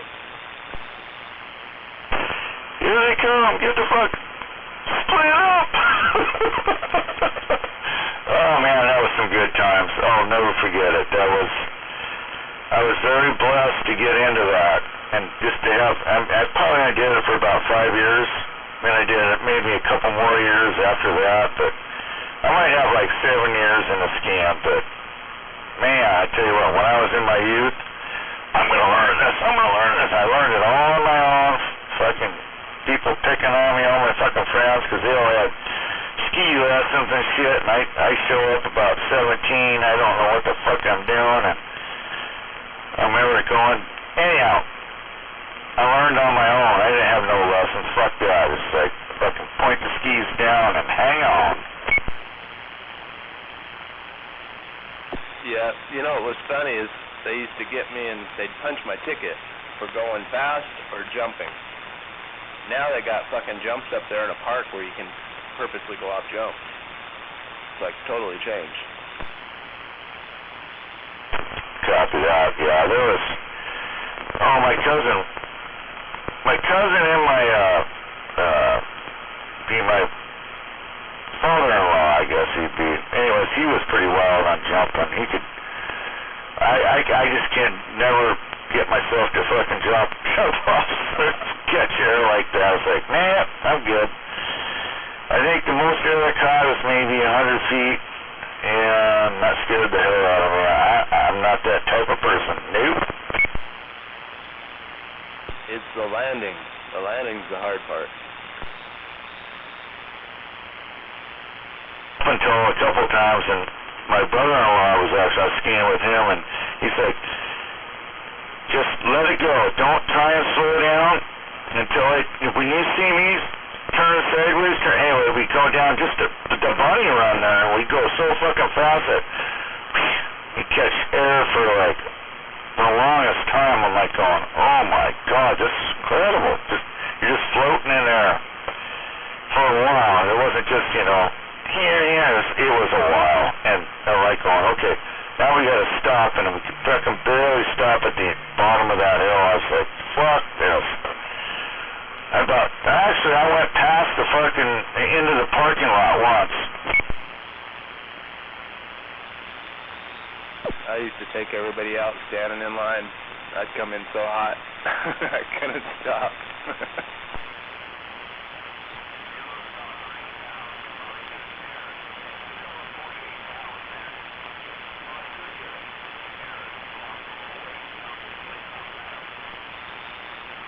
Ourselves. But it was fun.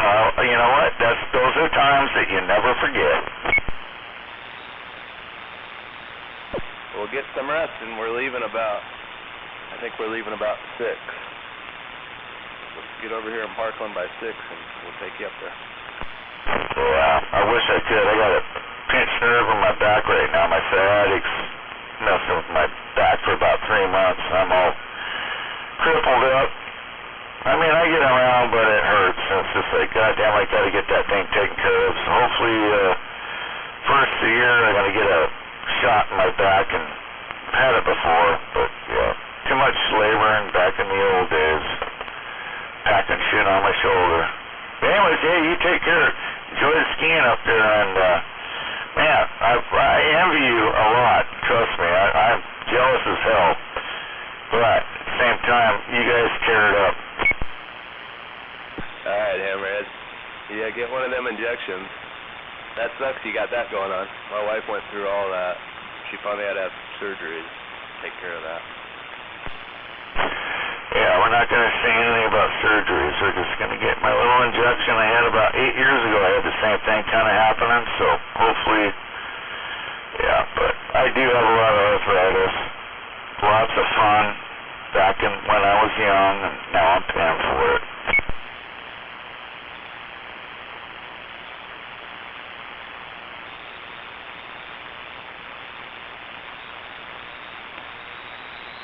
Alright, we'll talk to you maybe tomorrow night when you get back. Don't Hammerhead, we're off the key. Alright, Hammerhead, take it easy.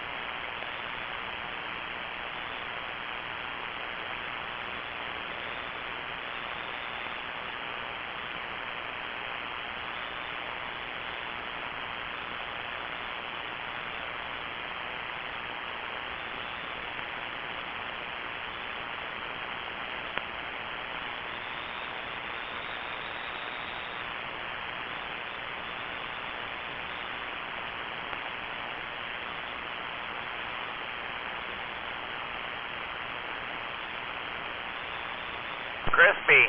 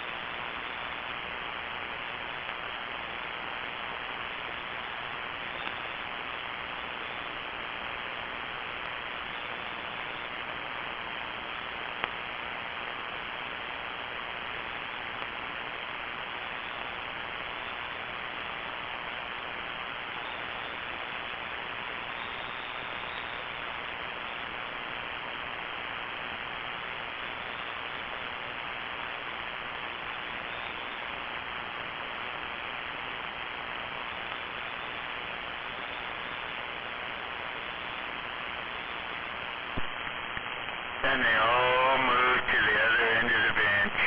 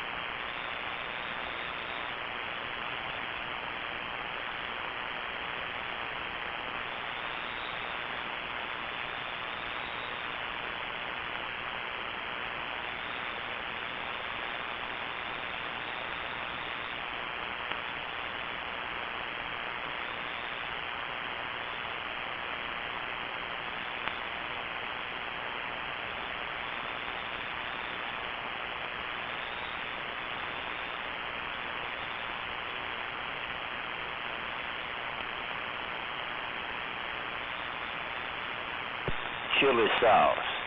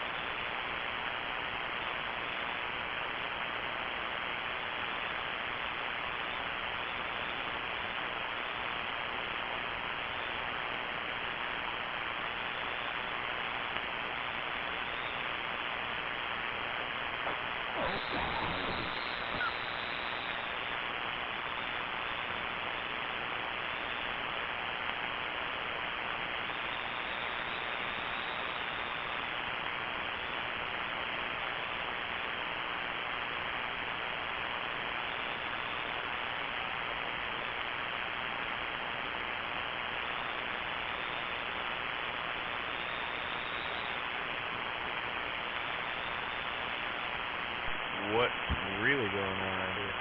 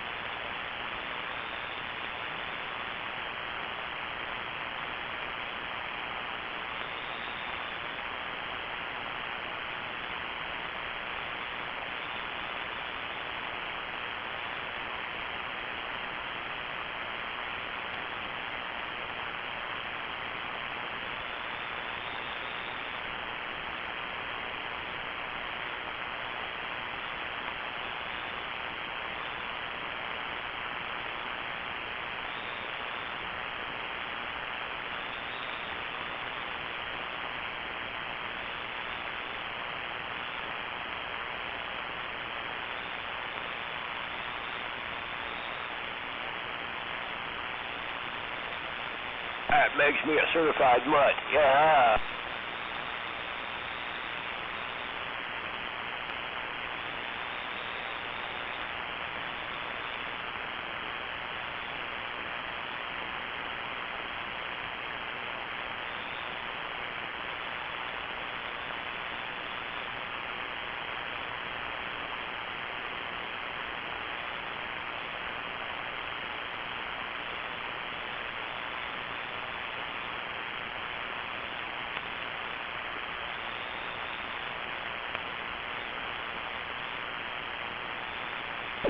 Burzy, how you doing?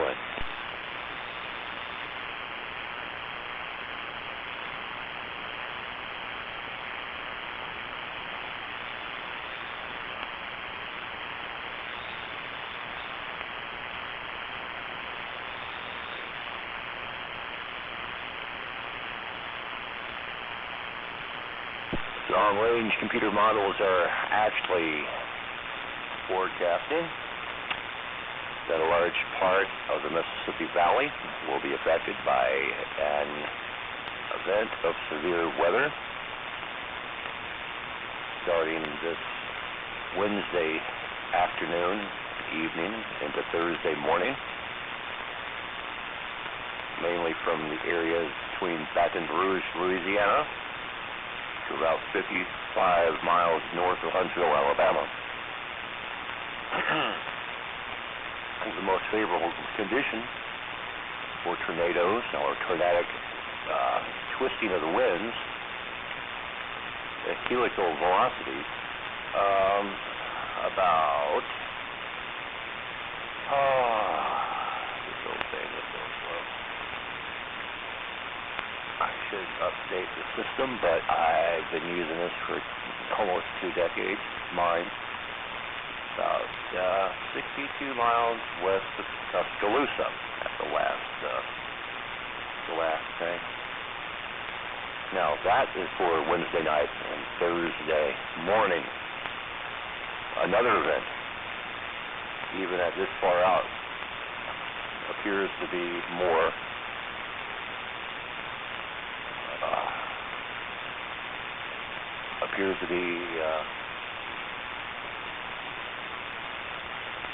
a better organized system will occur Saturday in nearly the same area. The one Saturday, I have better confidence that it will be worse than the one Wednesday. And it'll be involving a larger area of the same area. Somewhere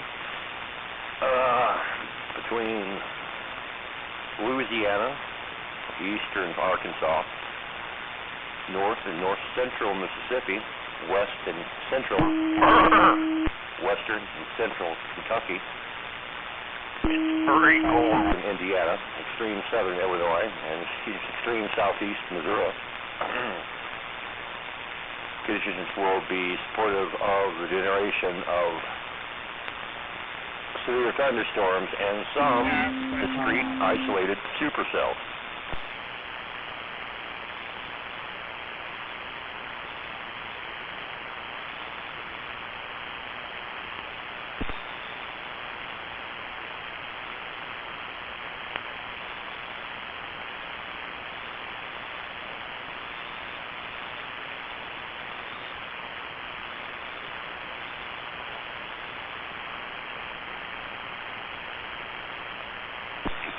Actually too far out to know exactly where these will be exactly. It will depend on where the dry line and the position of the upper level jet will be in these areas. But I'm going to be doing another run tomorrow at 12Z, and I will see what the in-house computers say with what the other computers say, and see if their models and my models kind of like indicate the same thing. I'll see. I always like to run my models and compare it with either the GFS or the NBLL or something other than me, just to see what the models will agree with. Right now, mine is saying it's going to be a pretty significant event. Mine a little bit liberal, and it's not very conservative, but it's just going to be a general area of disturbed weather, and it will possibly be toward the evening hours. Being winter and sunset happens earlier.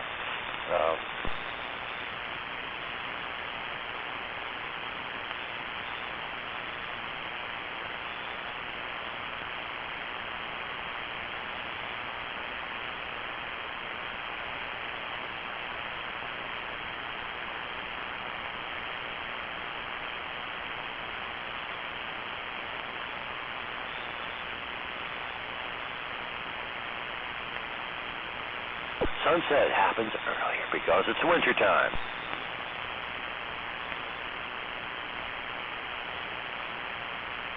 This guy's a genius in his own mind.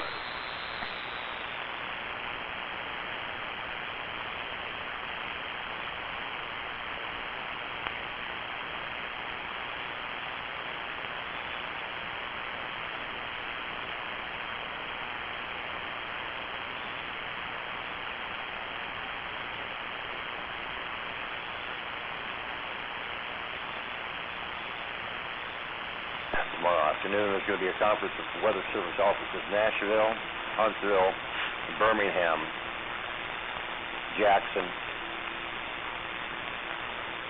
Paducah, and Memphis. Probably Little Rock also. And I'm going to be there with them, sharing my data along with them. And we'll have to see what that does.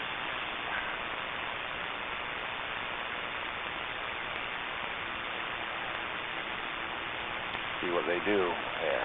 And another conference is going to happen Friday at 12Z, and we're going to compare our runs,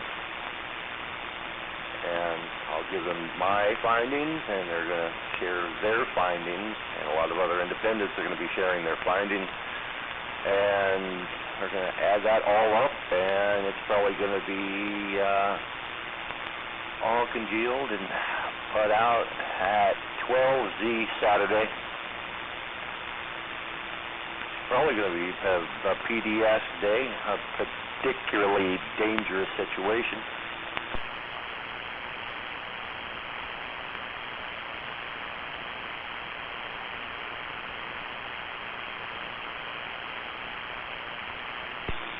Just because of the output we're getting this far out, that's unusual in itself, but models are starting to agree.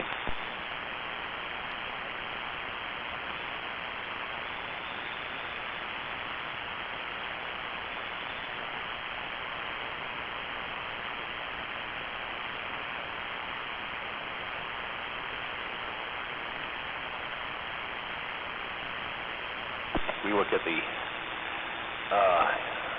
Helicity product for Wednesday at 18Z.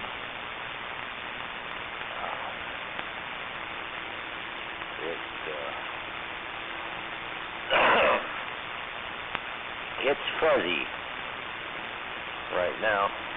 Do another run.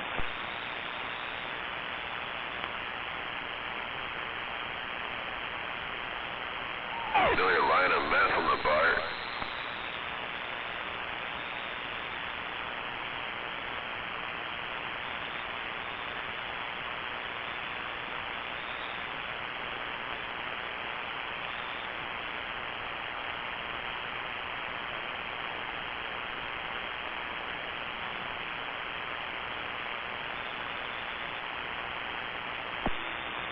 Anything I suggest to them, first thing I'm going to suggest, make sure before the line even gets into your warning area to have your generators up and running and have your equipment running on generator power before the storm comes through.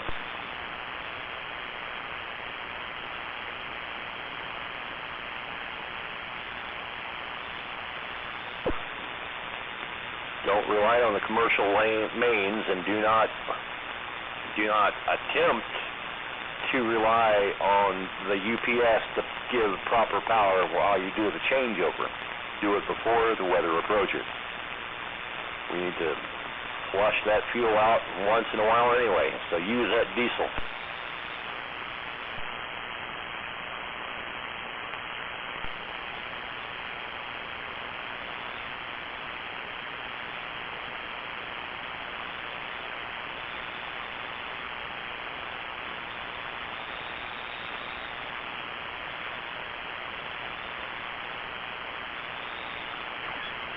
Because 3 weeks ago, what happened at PAH, Paducah, that was freaking embarrassing.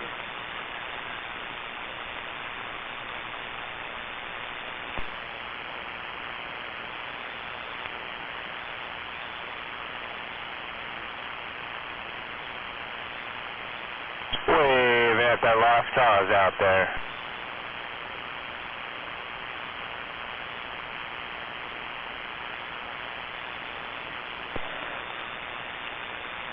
Paducah lost electric mains, and then they tried or attempted to switch to generator power, and their UPS system, their uninterruptible backup power that only can last for about 4 minutes, failed, and all their computers crashed, including their radar.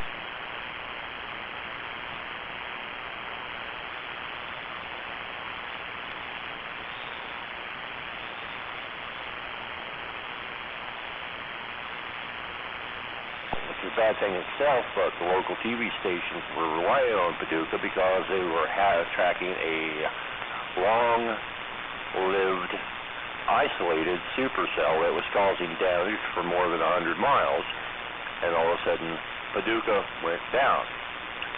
And the local radar stations were using 15-minute-old data without realizing Paducah was down.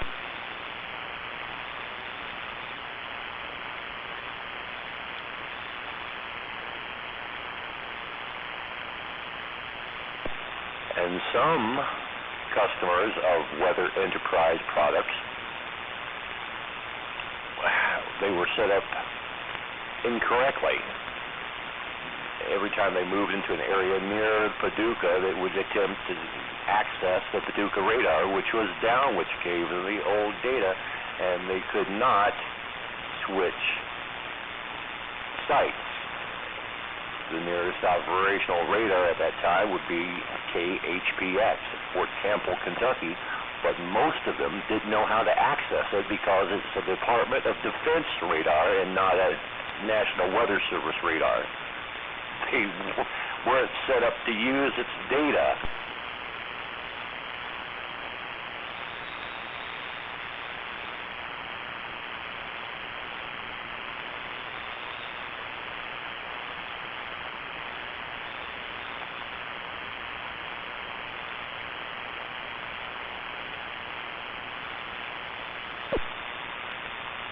I actually had to text WSIL and tell them to get on Gibson Ridge software and access Fort Campbell and have a camera shoot the screen of the computer that was running GR Analyst, which they did.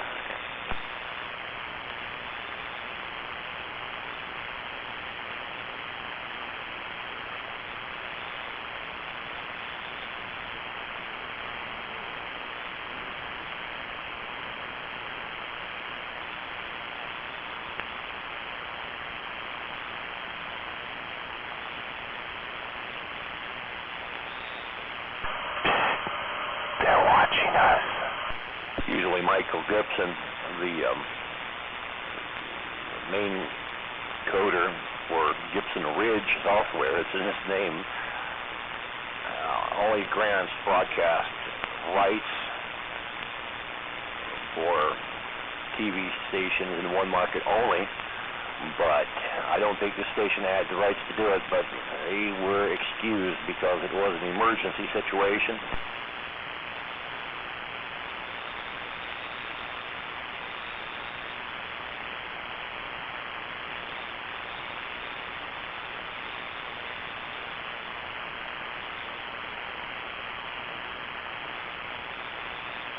Waving Steve Dev.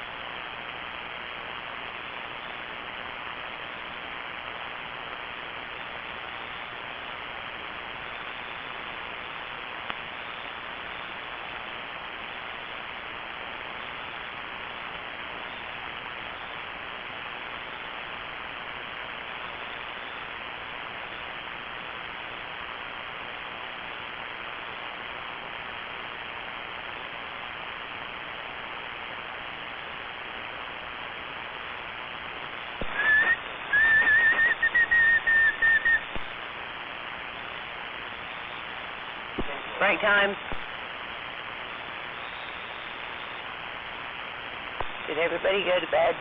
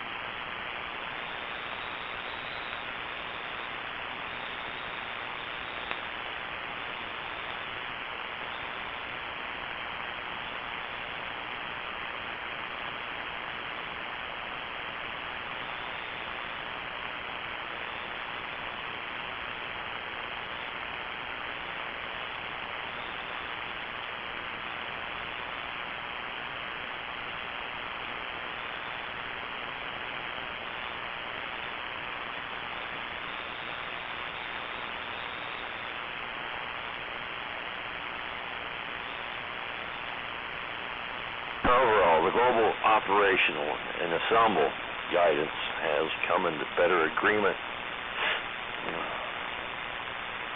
for a trough to develop over the western continental U.S., which has been persistent in the modeling for the last 7 to 10 days to advance eastward this upcoming weekend, with maritime tropical air mass is expected to across much of the southeastern United States by Wednesday, as low-level trajectories from the Caribbean will remain for the entire week. A very moist air mass will be in place ahead of this trough as it advances east. Therefore, severe weather is going to be possible across portions of the Deep South and Tennessee Valley on Saturday.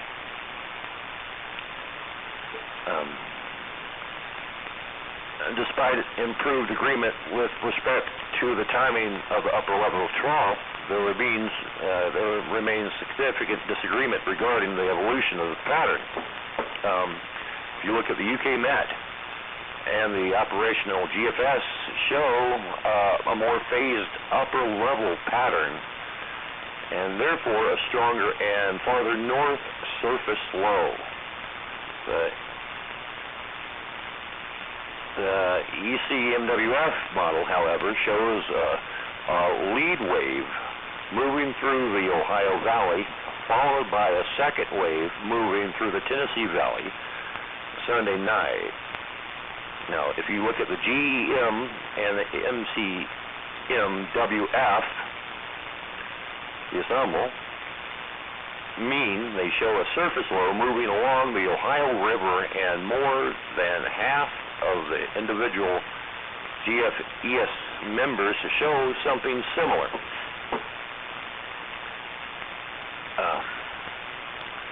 Therefore, probably more than 15% probabilities were drawn with the expectation of a surface low tracking along the Ohio River.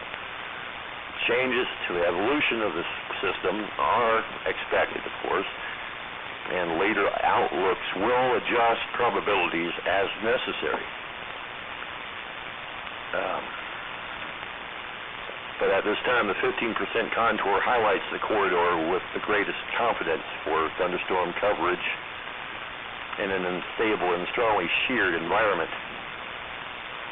So, like I said, I'll need more runs to clear it all up.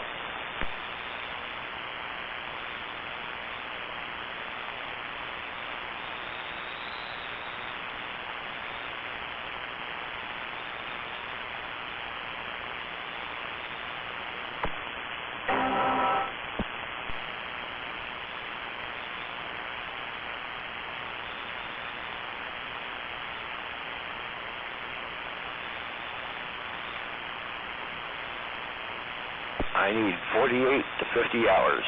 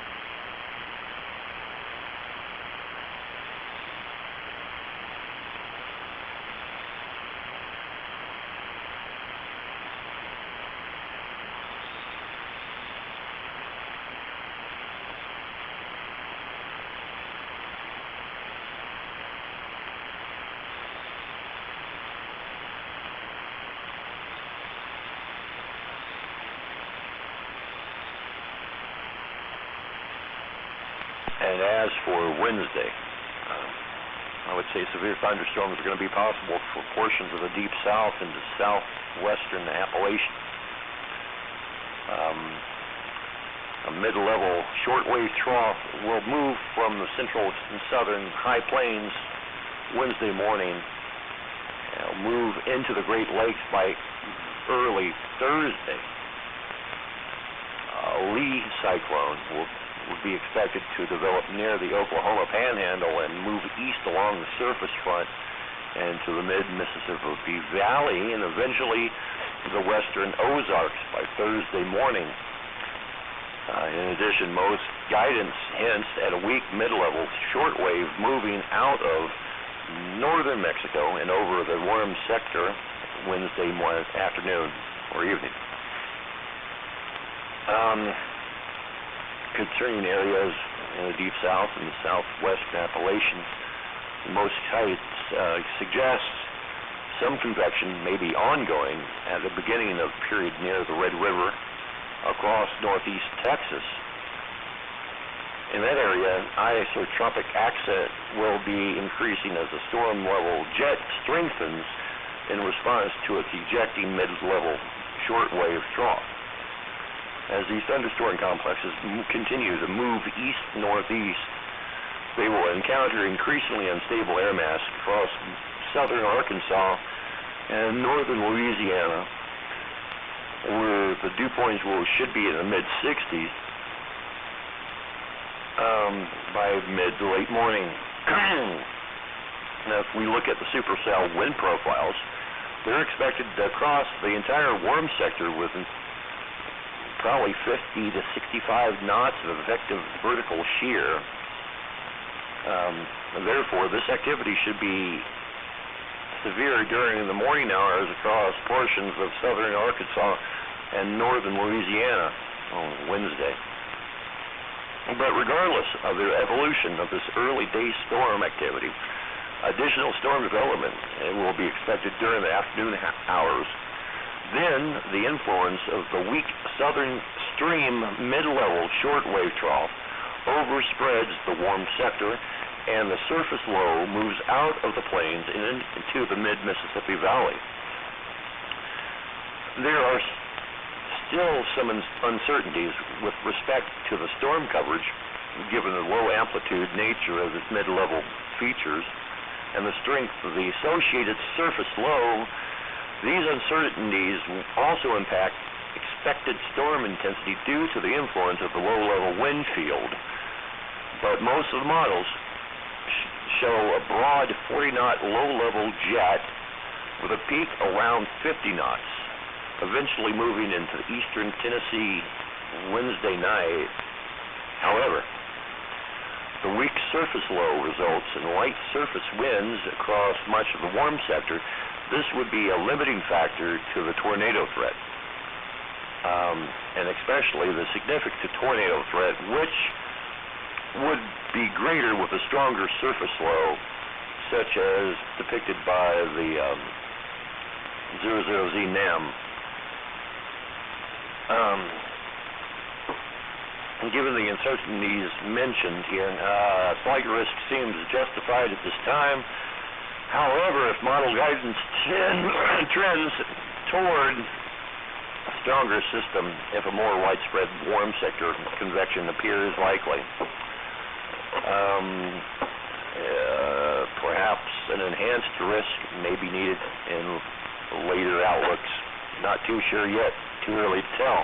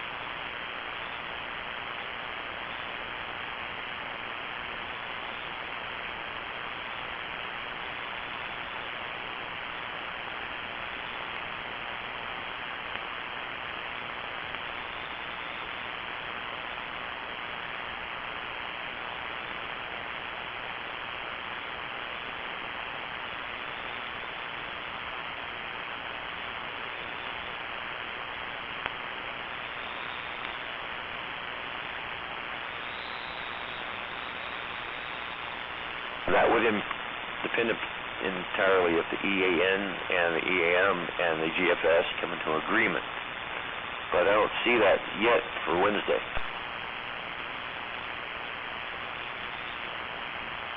I see that already for Saturday, but not Wednesday.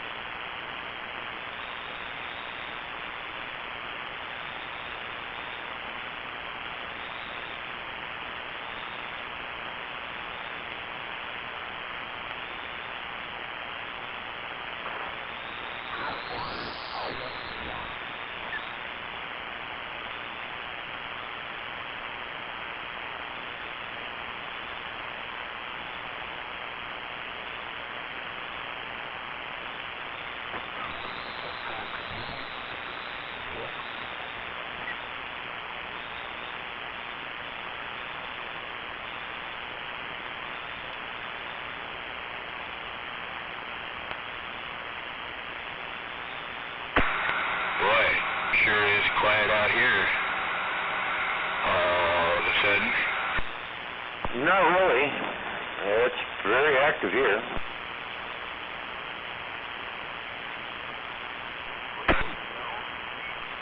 Sounds pretty quiet on my end.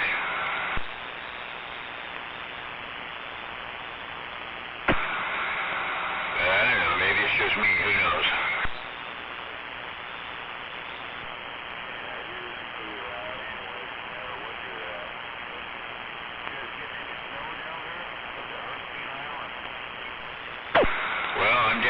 Downtown Puyallup, and it's snowing. What? I said I'm in downtown Puyallup, and it's snowing. Oh. Yes.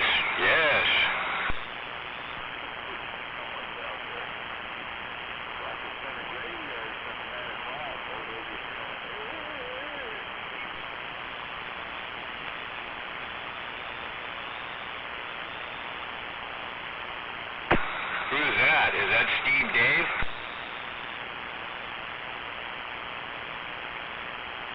Yeah, that's me, Steve Dave. And how am I sounding out your way this evening? About 7S units. Oh, that'll work. Sound alright though? Loud enough, all that? Yeah, a little bit of forward swaying, not much, but a little bit, yes. Well, that works, no doubt. All right then, well, appreciate the flowers. I'm just about to jump into the mobile here and head out to Purdy, so hopefully I don't get snowed in out there. Where is Purdy? Yeah, out there by the women's prison, you know. Oh, on the other side of the Narrows. Yeah. Well, right now there's a band of snow that goes from Allen southeast to Fox Island. Really? Well, right on. Well, I'm in a four-wheel drive Jeep. I'll be all right.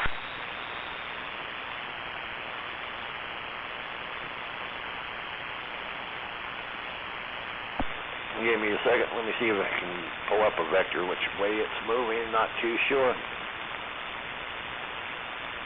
I'm having trouble with the terrain here. Microwaves don't go through mountains. Somebody out there, was that you, Catfish, asked me, am I going out there for pussy?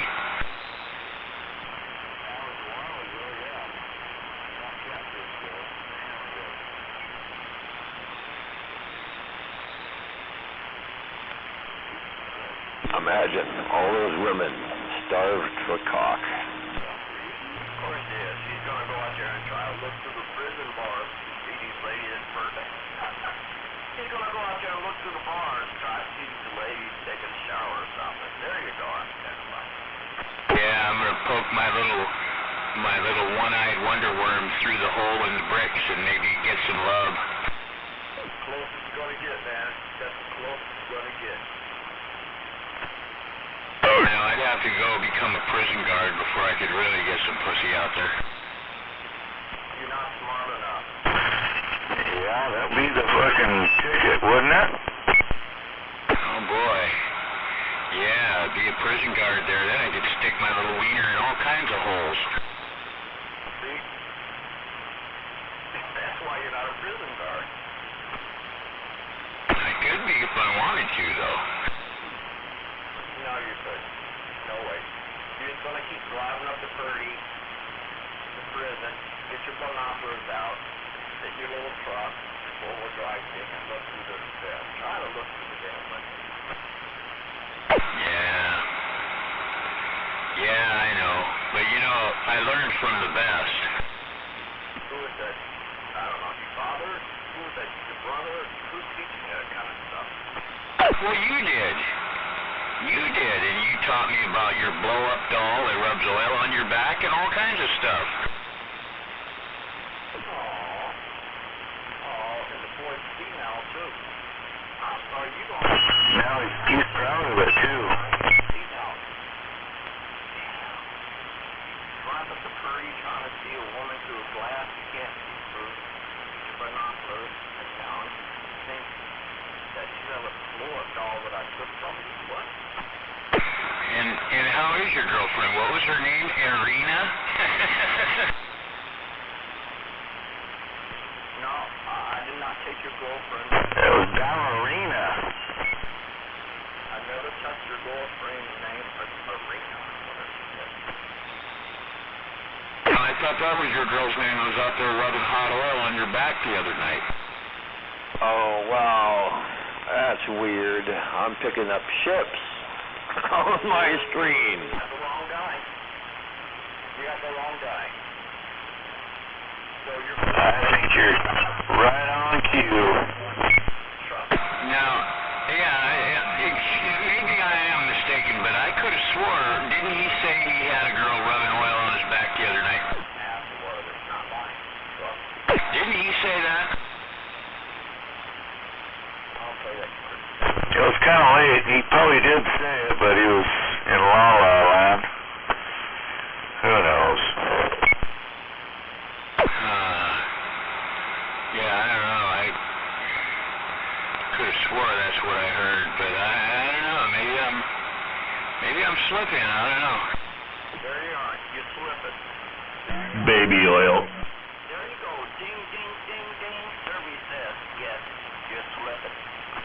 Well, no, I guess I'm not. I just had a couple people key up on top of you and confirm the fact that that is what you said. So I guess I'm right. What did I say? I missed that. That's crazy. No, let's see, it all started because you were talking shit because I was going out to Purdy, where I'm actually heading right out there here in just a couple minutes, and you were talking shit, saying how I got to drive all the way out there or something like that, and how you had a gal there right there, was rubbing hot oil on your back. And like I told you, you're as full of shit as a Christmas goose, but you know, so that's the way I kind of remember it there. And then we determined that your girlfriend was just a blow-up doll. Okay, yeah. Hey, no disrespect. If that's what you heard, that's what you heard. I mean, hey, man. I mean, it's medication and stuff for that kind of stuff. The frantic and all that. It's stuff like that you can take for that shit, man. But no, fluoxetine. There's a lot of stuff you can take that like to work that psychedelic, crazy stuff out of your mind or whatever. Fuck, who really gives a fuck? It's beginning again. You need to get some help for that shit. This is pretty cute. This is one of the smallest, narrowest bands of lake effect snow I've witnessed. It's a strange one. It stretches from north of Port Townsend all the way to Stanage, right about mid-channel.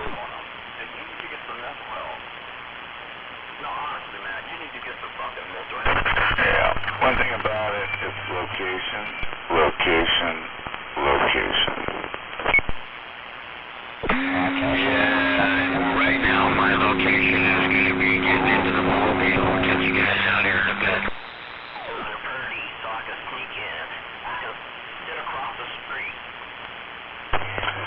Well, you know, I never did hear what the hell happened on Saturday night there, or whatever it was. Fucking Friday night, Saturday night. It was Saturday night, Christmas Day, I think, or Christmas Eve. How'd that band turn out? Oh, it came out killer, man. I went out there and my son went and brought his guitars and stuff, and Catfish showed up, and it was a pretty killer jam, man. They jammed from like 7 o'clock at night till, well, I don't know, I think we finally pulled out of there at like 2:30 in the morning, and I ended up having to drive my kid and his man home because he got so hammered, and everybody had a really good time, man. It was a pretty good party, indeed. Met some pretty cool people there, and met some other people that I already knew, and yeah, it was a good time. We had a ball. Oh, right on, right on, right on, right on.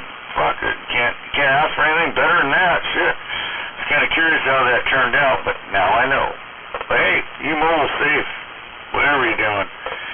Watch out for the dumbasses. We'll talk again soon. Roger.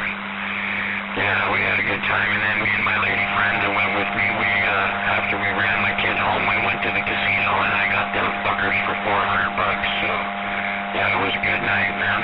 Had a nice breakfast, took her home, and had a good time. It was alright.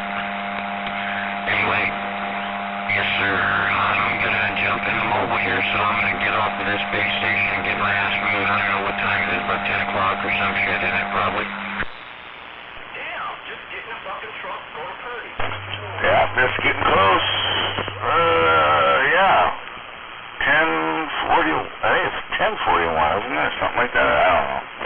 Yeah, fuck, I gotta go. She's gonna be pissed off. Alright, I'll see you guys when we get in mobile. Bye. He has a conjugal visit. The janitor's gonna let him sneak in here. No, he's got a conjugal visit with a hooker up there. In Purdy. At least he's got something unlike you. Your fucking left hand when you get bored. Carpal tunnel is a bitch. I'm not gonna be mean to you tonight there, Hammerhead. I'm gonna be nice to you all night. I'm not gonna say anything negative about you. As long as we're talking.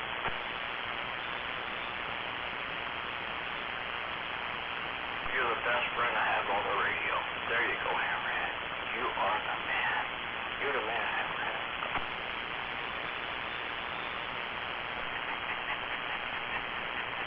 I had your radios, your antenna, all that things and all that kind of stuff. I pulled all of my shit in the dump just to have yours. Now there, I'd say you're probably right. You're the fucking man.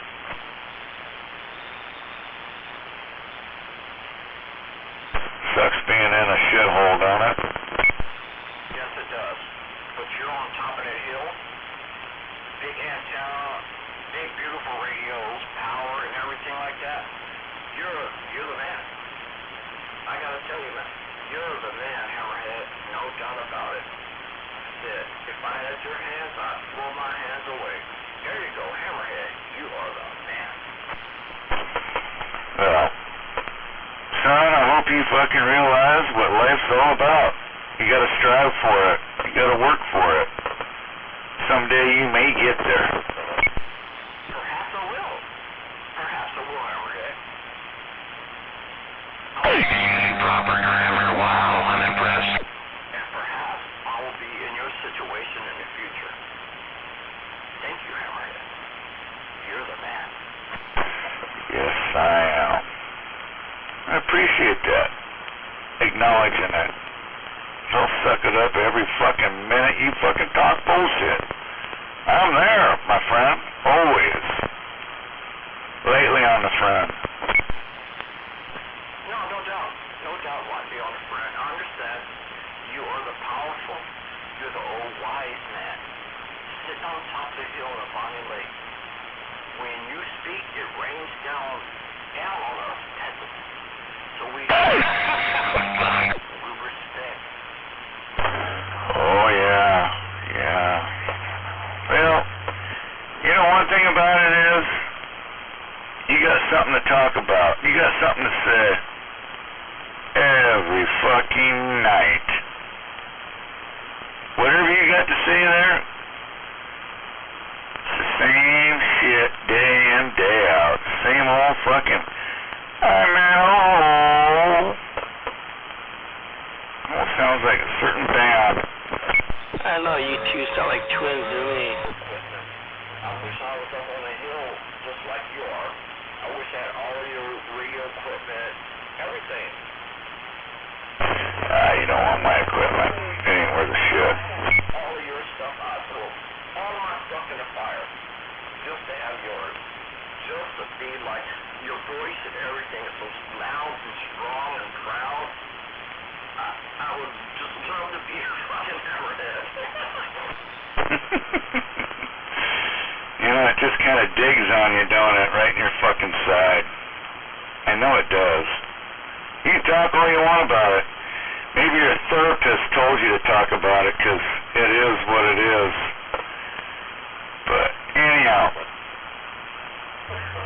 I'm going to let it go at that. But when I do key down, I hear everybody. They hear me. That's the whole object of the game. I do understand it now.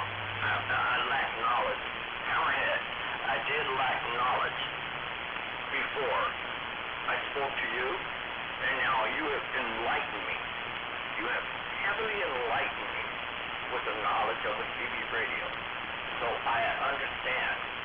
My plight is not strong as your success, but I'm going to keep working on it. You know what? Hammerhead, you're the man.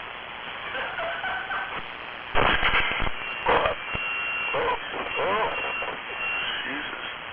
That was uncalled for. Sorry about that. I didn't mean to jump down on you like that, but anyhow, you know what? We all have a lot to learn. I'm glad you're the little grasshopper learning how to fucking talk on the radio. I appreciate you. Go ahead for grasshopper. Allowing me to speak on the radio. You are Yin Yang Dong. Thank you for letting me speak on the radio. I do appreciate it.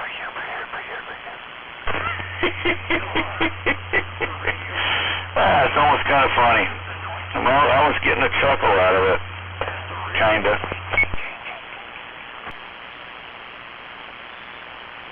What an idiot.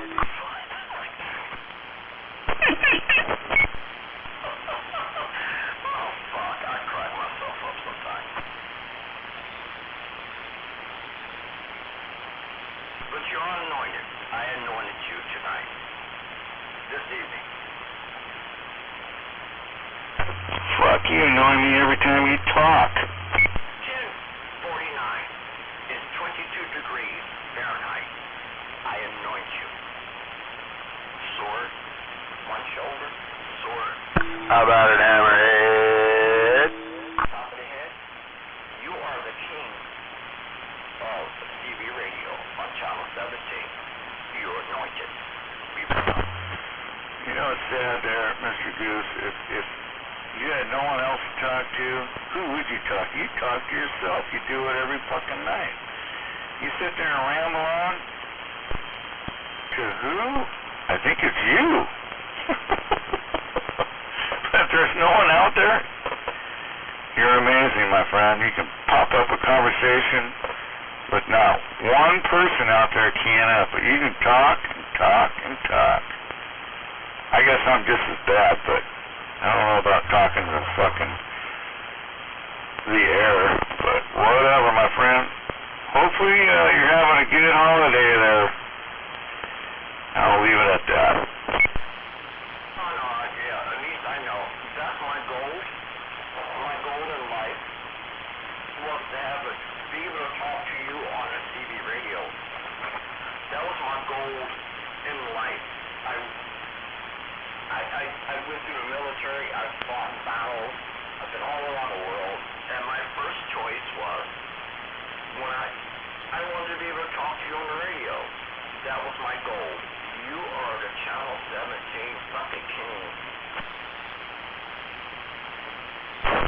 Well, you're the Algona king. Let's put it that way. The Algona king. No, I can't compare to you. No, he's not. My spirit's up. He's not there. You're not trying to build my spirits up there, Hammerhead. Don't try to build my spirits up. You're the king. You're the king. Oh, shit. Well, takes one to know one. I'll leave it at that. But, dude, whatever. You're a joke. Is this going where you're at?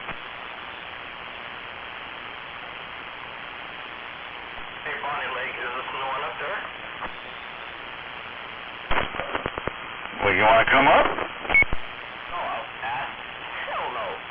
But see, there you go. Every time I try to talk decent with you, you always, you want to come out? Say it in a sexual way, man. No, I don't want to come up there. You go out there with a guy going to fucking a party and shit. Hang out with him. Damn it. I was just asking, is it snowing up there? It's snowing down here in Pacific. I'll go in.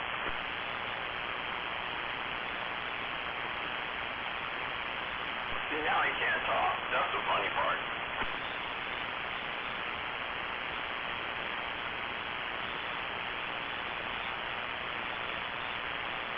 So I'll be quiet. He'll come back later. Ain't nobody out here, blah, blah, blah, blah, blah. You're from your car, Me, I'm gonna turn it off right now. You want to conversate? I'm gonna go out there and watch some TV. Have a good night.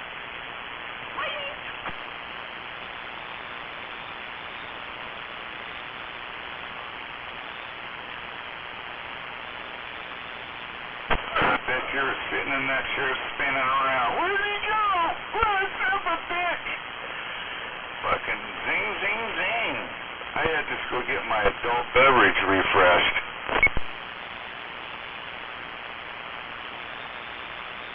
It's okay, take a deep breath.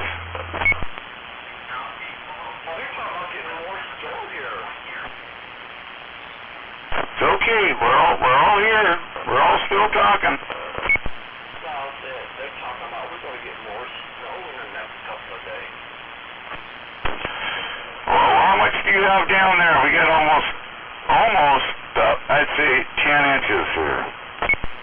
No, I got like 3 to 4 inches. That's about it. And that's on the arterial road. That's on the back end roads, the side roads.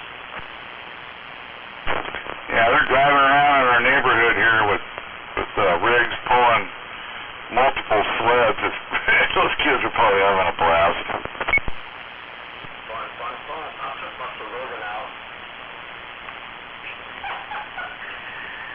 my Suburban out. Just to have some fun. So I went to the Allison parking lot down there and just had a lot of fun. You winged her. You fucking ping that fucker and do some 360s and crazy 8s. I was doing that years. I had it was a 93 Suburban, 4-door, 3/4 ton.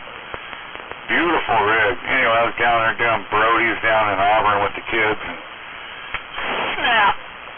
Fucking broke the output shaft of the tranny. It's like, you gotta be kidding me. So now I'm in this fucking Catholic fucking, anyways, I tore the fuck out of their parking lot. Oops! Oops? Just get out of there. Get your shit towed out. out and get the fuck out of there. No, I had a 4-wheel drive, so I could still move. Actually, I couldn't. Actually, I got fucked there. I did have to get towed out of there. Embarrassing. Yeah, I know. If you break, I know. Got to be towed out or pulled or something. But no, that Suburban it was a nice Suburban. Like I said, it was like early 90s. It was nothing new like they are today. But, yeah, it was fun. Till it broke. No, it's not like that. I got an old one. I got an old one. I got a nice one that I wouldn't do that in. But no, I got an old one. A new one I got.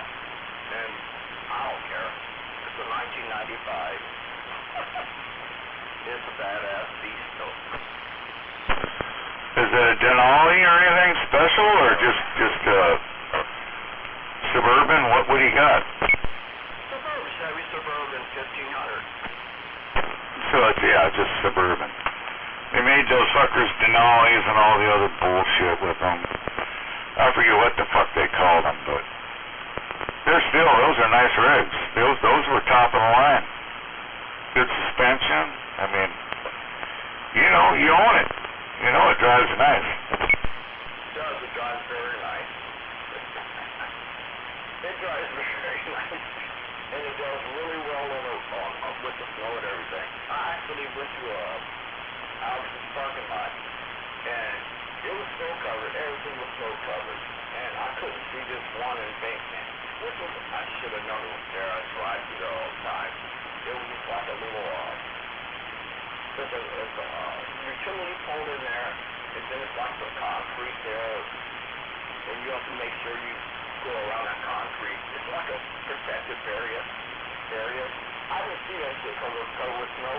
My truck goes right over that shit. You just kept going without a problem.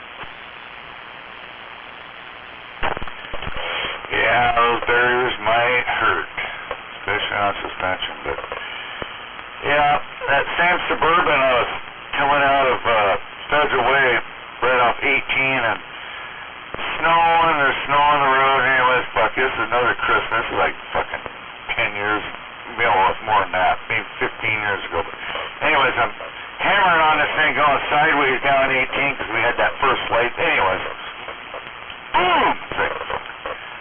That's when I blew the tail shaft out of the fucking tranny. It was like, son of a bitch. And cops showed up, and I'm fucking half fucked up, and I'm wearing a Green Bay hat. And the dude goes, I'm from Green Bay.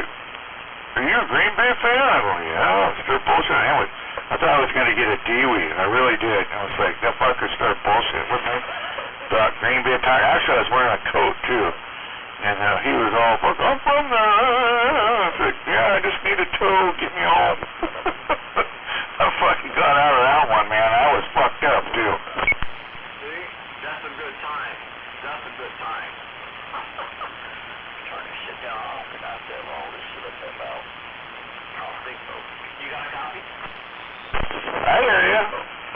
Fuck, I always hear ya. You're fucking at the base of the hill.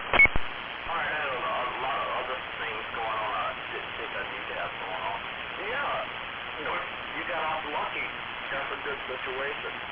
When you can take the good situation, take it and run with it. Oh yeah, well that's just luck of the draw right there, but life is like that, you never know what you're gonna get. It's kind of like a box of chocolate. But I got away with some shit, there's no doubt about that, but no, but we're talking about Suburbans and stuff, and that was the same one. I ended up putting a different tranny in it, and got it all running again. I drove for a couple more years and ended up, I think I sold that fucker dirt cheap too. I sold it for like $1,500. And it was tight. That thing it was everything, nothing. Anyways, nice rig. Just met my new wife that I have now, and she didn't like it, and I had to get rid of it. Hey, so you think, I went to I'm military, ex-military, whatever, military always. So I got a motor out of a Humvee.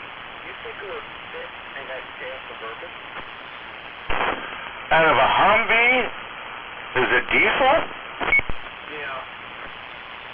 I'm sure one way or another you can make it fit, but you need to look at how the motor's going to adapt to the transmission, to what you have, or did it come just the motor only? No, I got the, everything, the motor, I got the differential, everything, the rear end and everything. I'm just worried about it getting in there correct. Yeah, it's, shit, you'd have to look it up. But offhand, I'd say if you have everything there, you should be able to make it work, but the work to make it work would be probably more than what you want to do, but you never know. I mean, there's always people doing all kinds of weird shit. It's just, I don't know, you'd have to kind of look it up and see if there's brackets and stuff that'll bolt right up, you know. I'm sure, I would imagine you probably can do it, but is there a kit to do it is the question. Yeah, somebody said I have to, some guy at the military base said it would be best if I take it to like a fabrication place where they could cut this and cut that. But I was thinking too, I should be able to go online and find some, some kits to put it together, right? Yeah, just got to get online and even YouTube. Get on YouTube and pull it up what you have and what you want to put in it, and you'll see somebody else that possibly has done it and what they went through. And that fucking YouTube is something else. I like listening to this mouth breather give this knuckle dragger some fucking advice. I'd like to talk to people, give me knowledge. I can't trust everything on the fucking interweb, you know. Well, you don't have to trust them. They just kind of show you what they went through, what they had to do it. Is the whole thing is what I'm trying to get at. Get on there and just say what you've got, what you want to do to your Suburban, and kind of like Google it, but it's on. Anyways, just Google it really and see what something comes up there. Yeah, I'm gonna try that. Yeah, I gotta do that. I got all the parts, told them what the guys at the base what I wanted to do. They gave me the mechanics. They told me what I needed. They gave me everything I need, and they said everything will work. I'm not gonna do it myself. Trust me. I'm not gonna do it myself. I'm gonna pay someone to do it. But I just hope that it'll all work out, so I'll just ask any questions. I know you're like a car enthusiast, so I'll just ask. So let's get this straight again. You got a Hummer diesel motor, transmission, transfer case, and you want to put it in your Suburban? Is that correct? Yeah. Wow. That'd be pretty cool. I'm sure it can be done. It's just, you never know. But you always say, I don't think so. But I'm saying, well, you never know. There might be a kit just to do that. You never know. You just got to look it up, get on online, and check out your different options. Yeah, I got to do that. I'm not to do it. I've been procrastinating. I have all the, everything I need, I already have it. I just, like I went out and fortified the damn thing today. So yeah, today, my Suburban. It's great. It's just an ugly ass truck. So I could do OC green on it or whatever, camouflage on it. But I'm thinking, somebody told me just do that. What is that shit called? What is that shit you put in the bed of your truck? Rhino liner. Yeah, something like that. So somebody told me just rhino the whole damn thing, the whole front. Lift it in the air, get some good tires on it, good suspension, and rhino line the whole damn thing. No, you do that on a lot of Jeeps and, off-road rigs. They'll just rhino the whole fucking interior. They take all the door panels off, everything.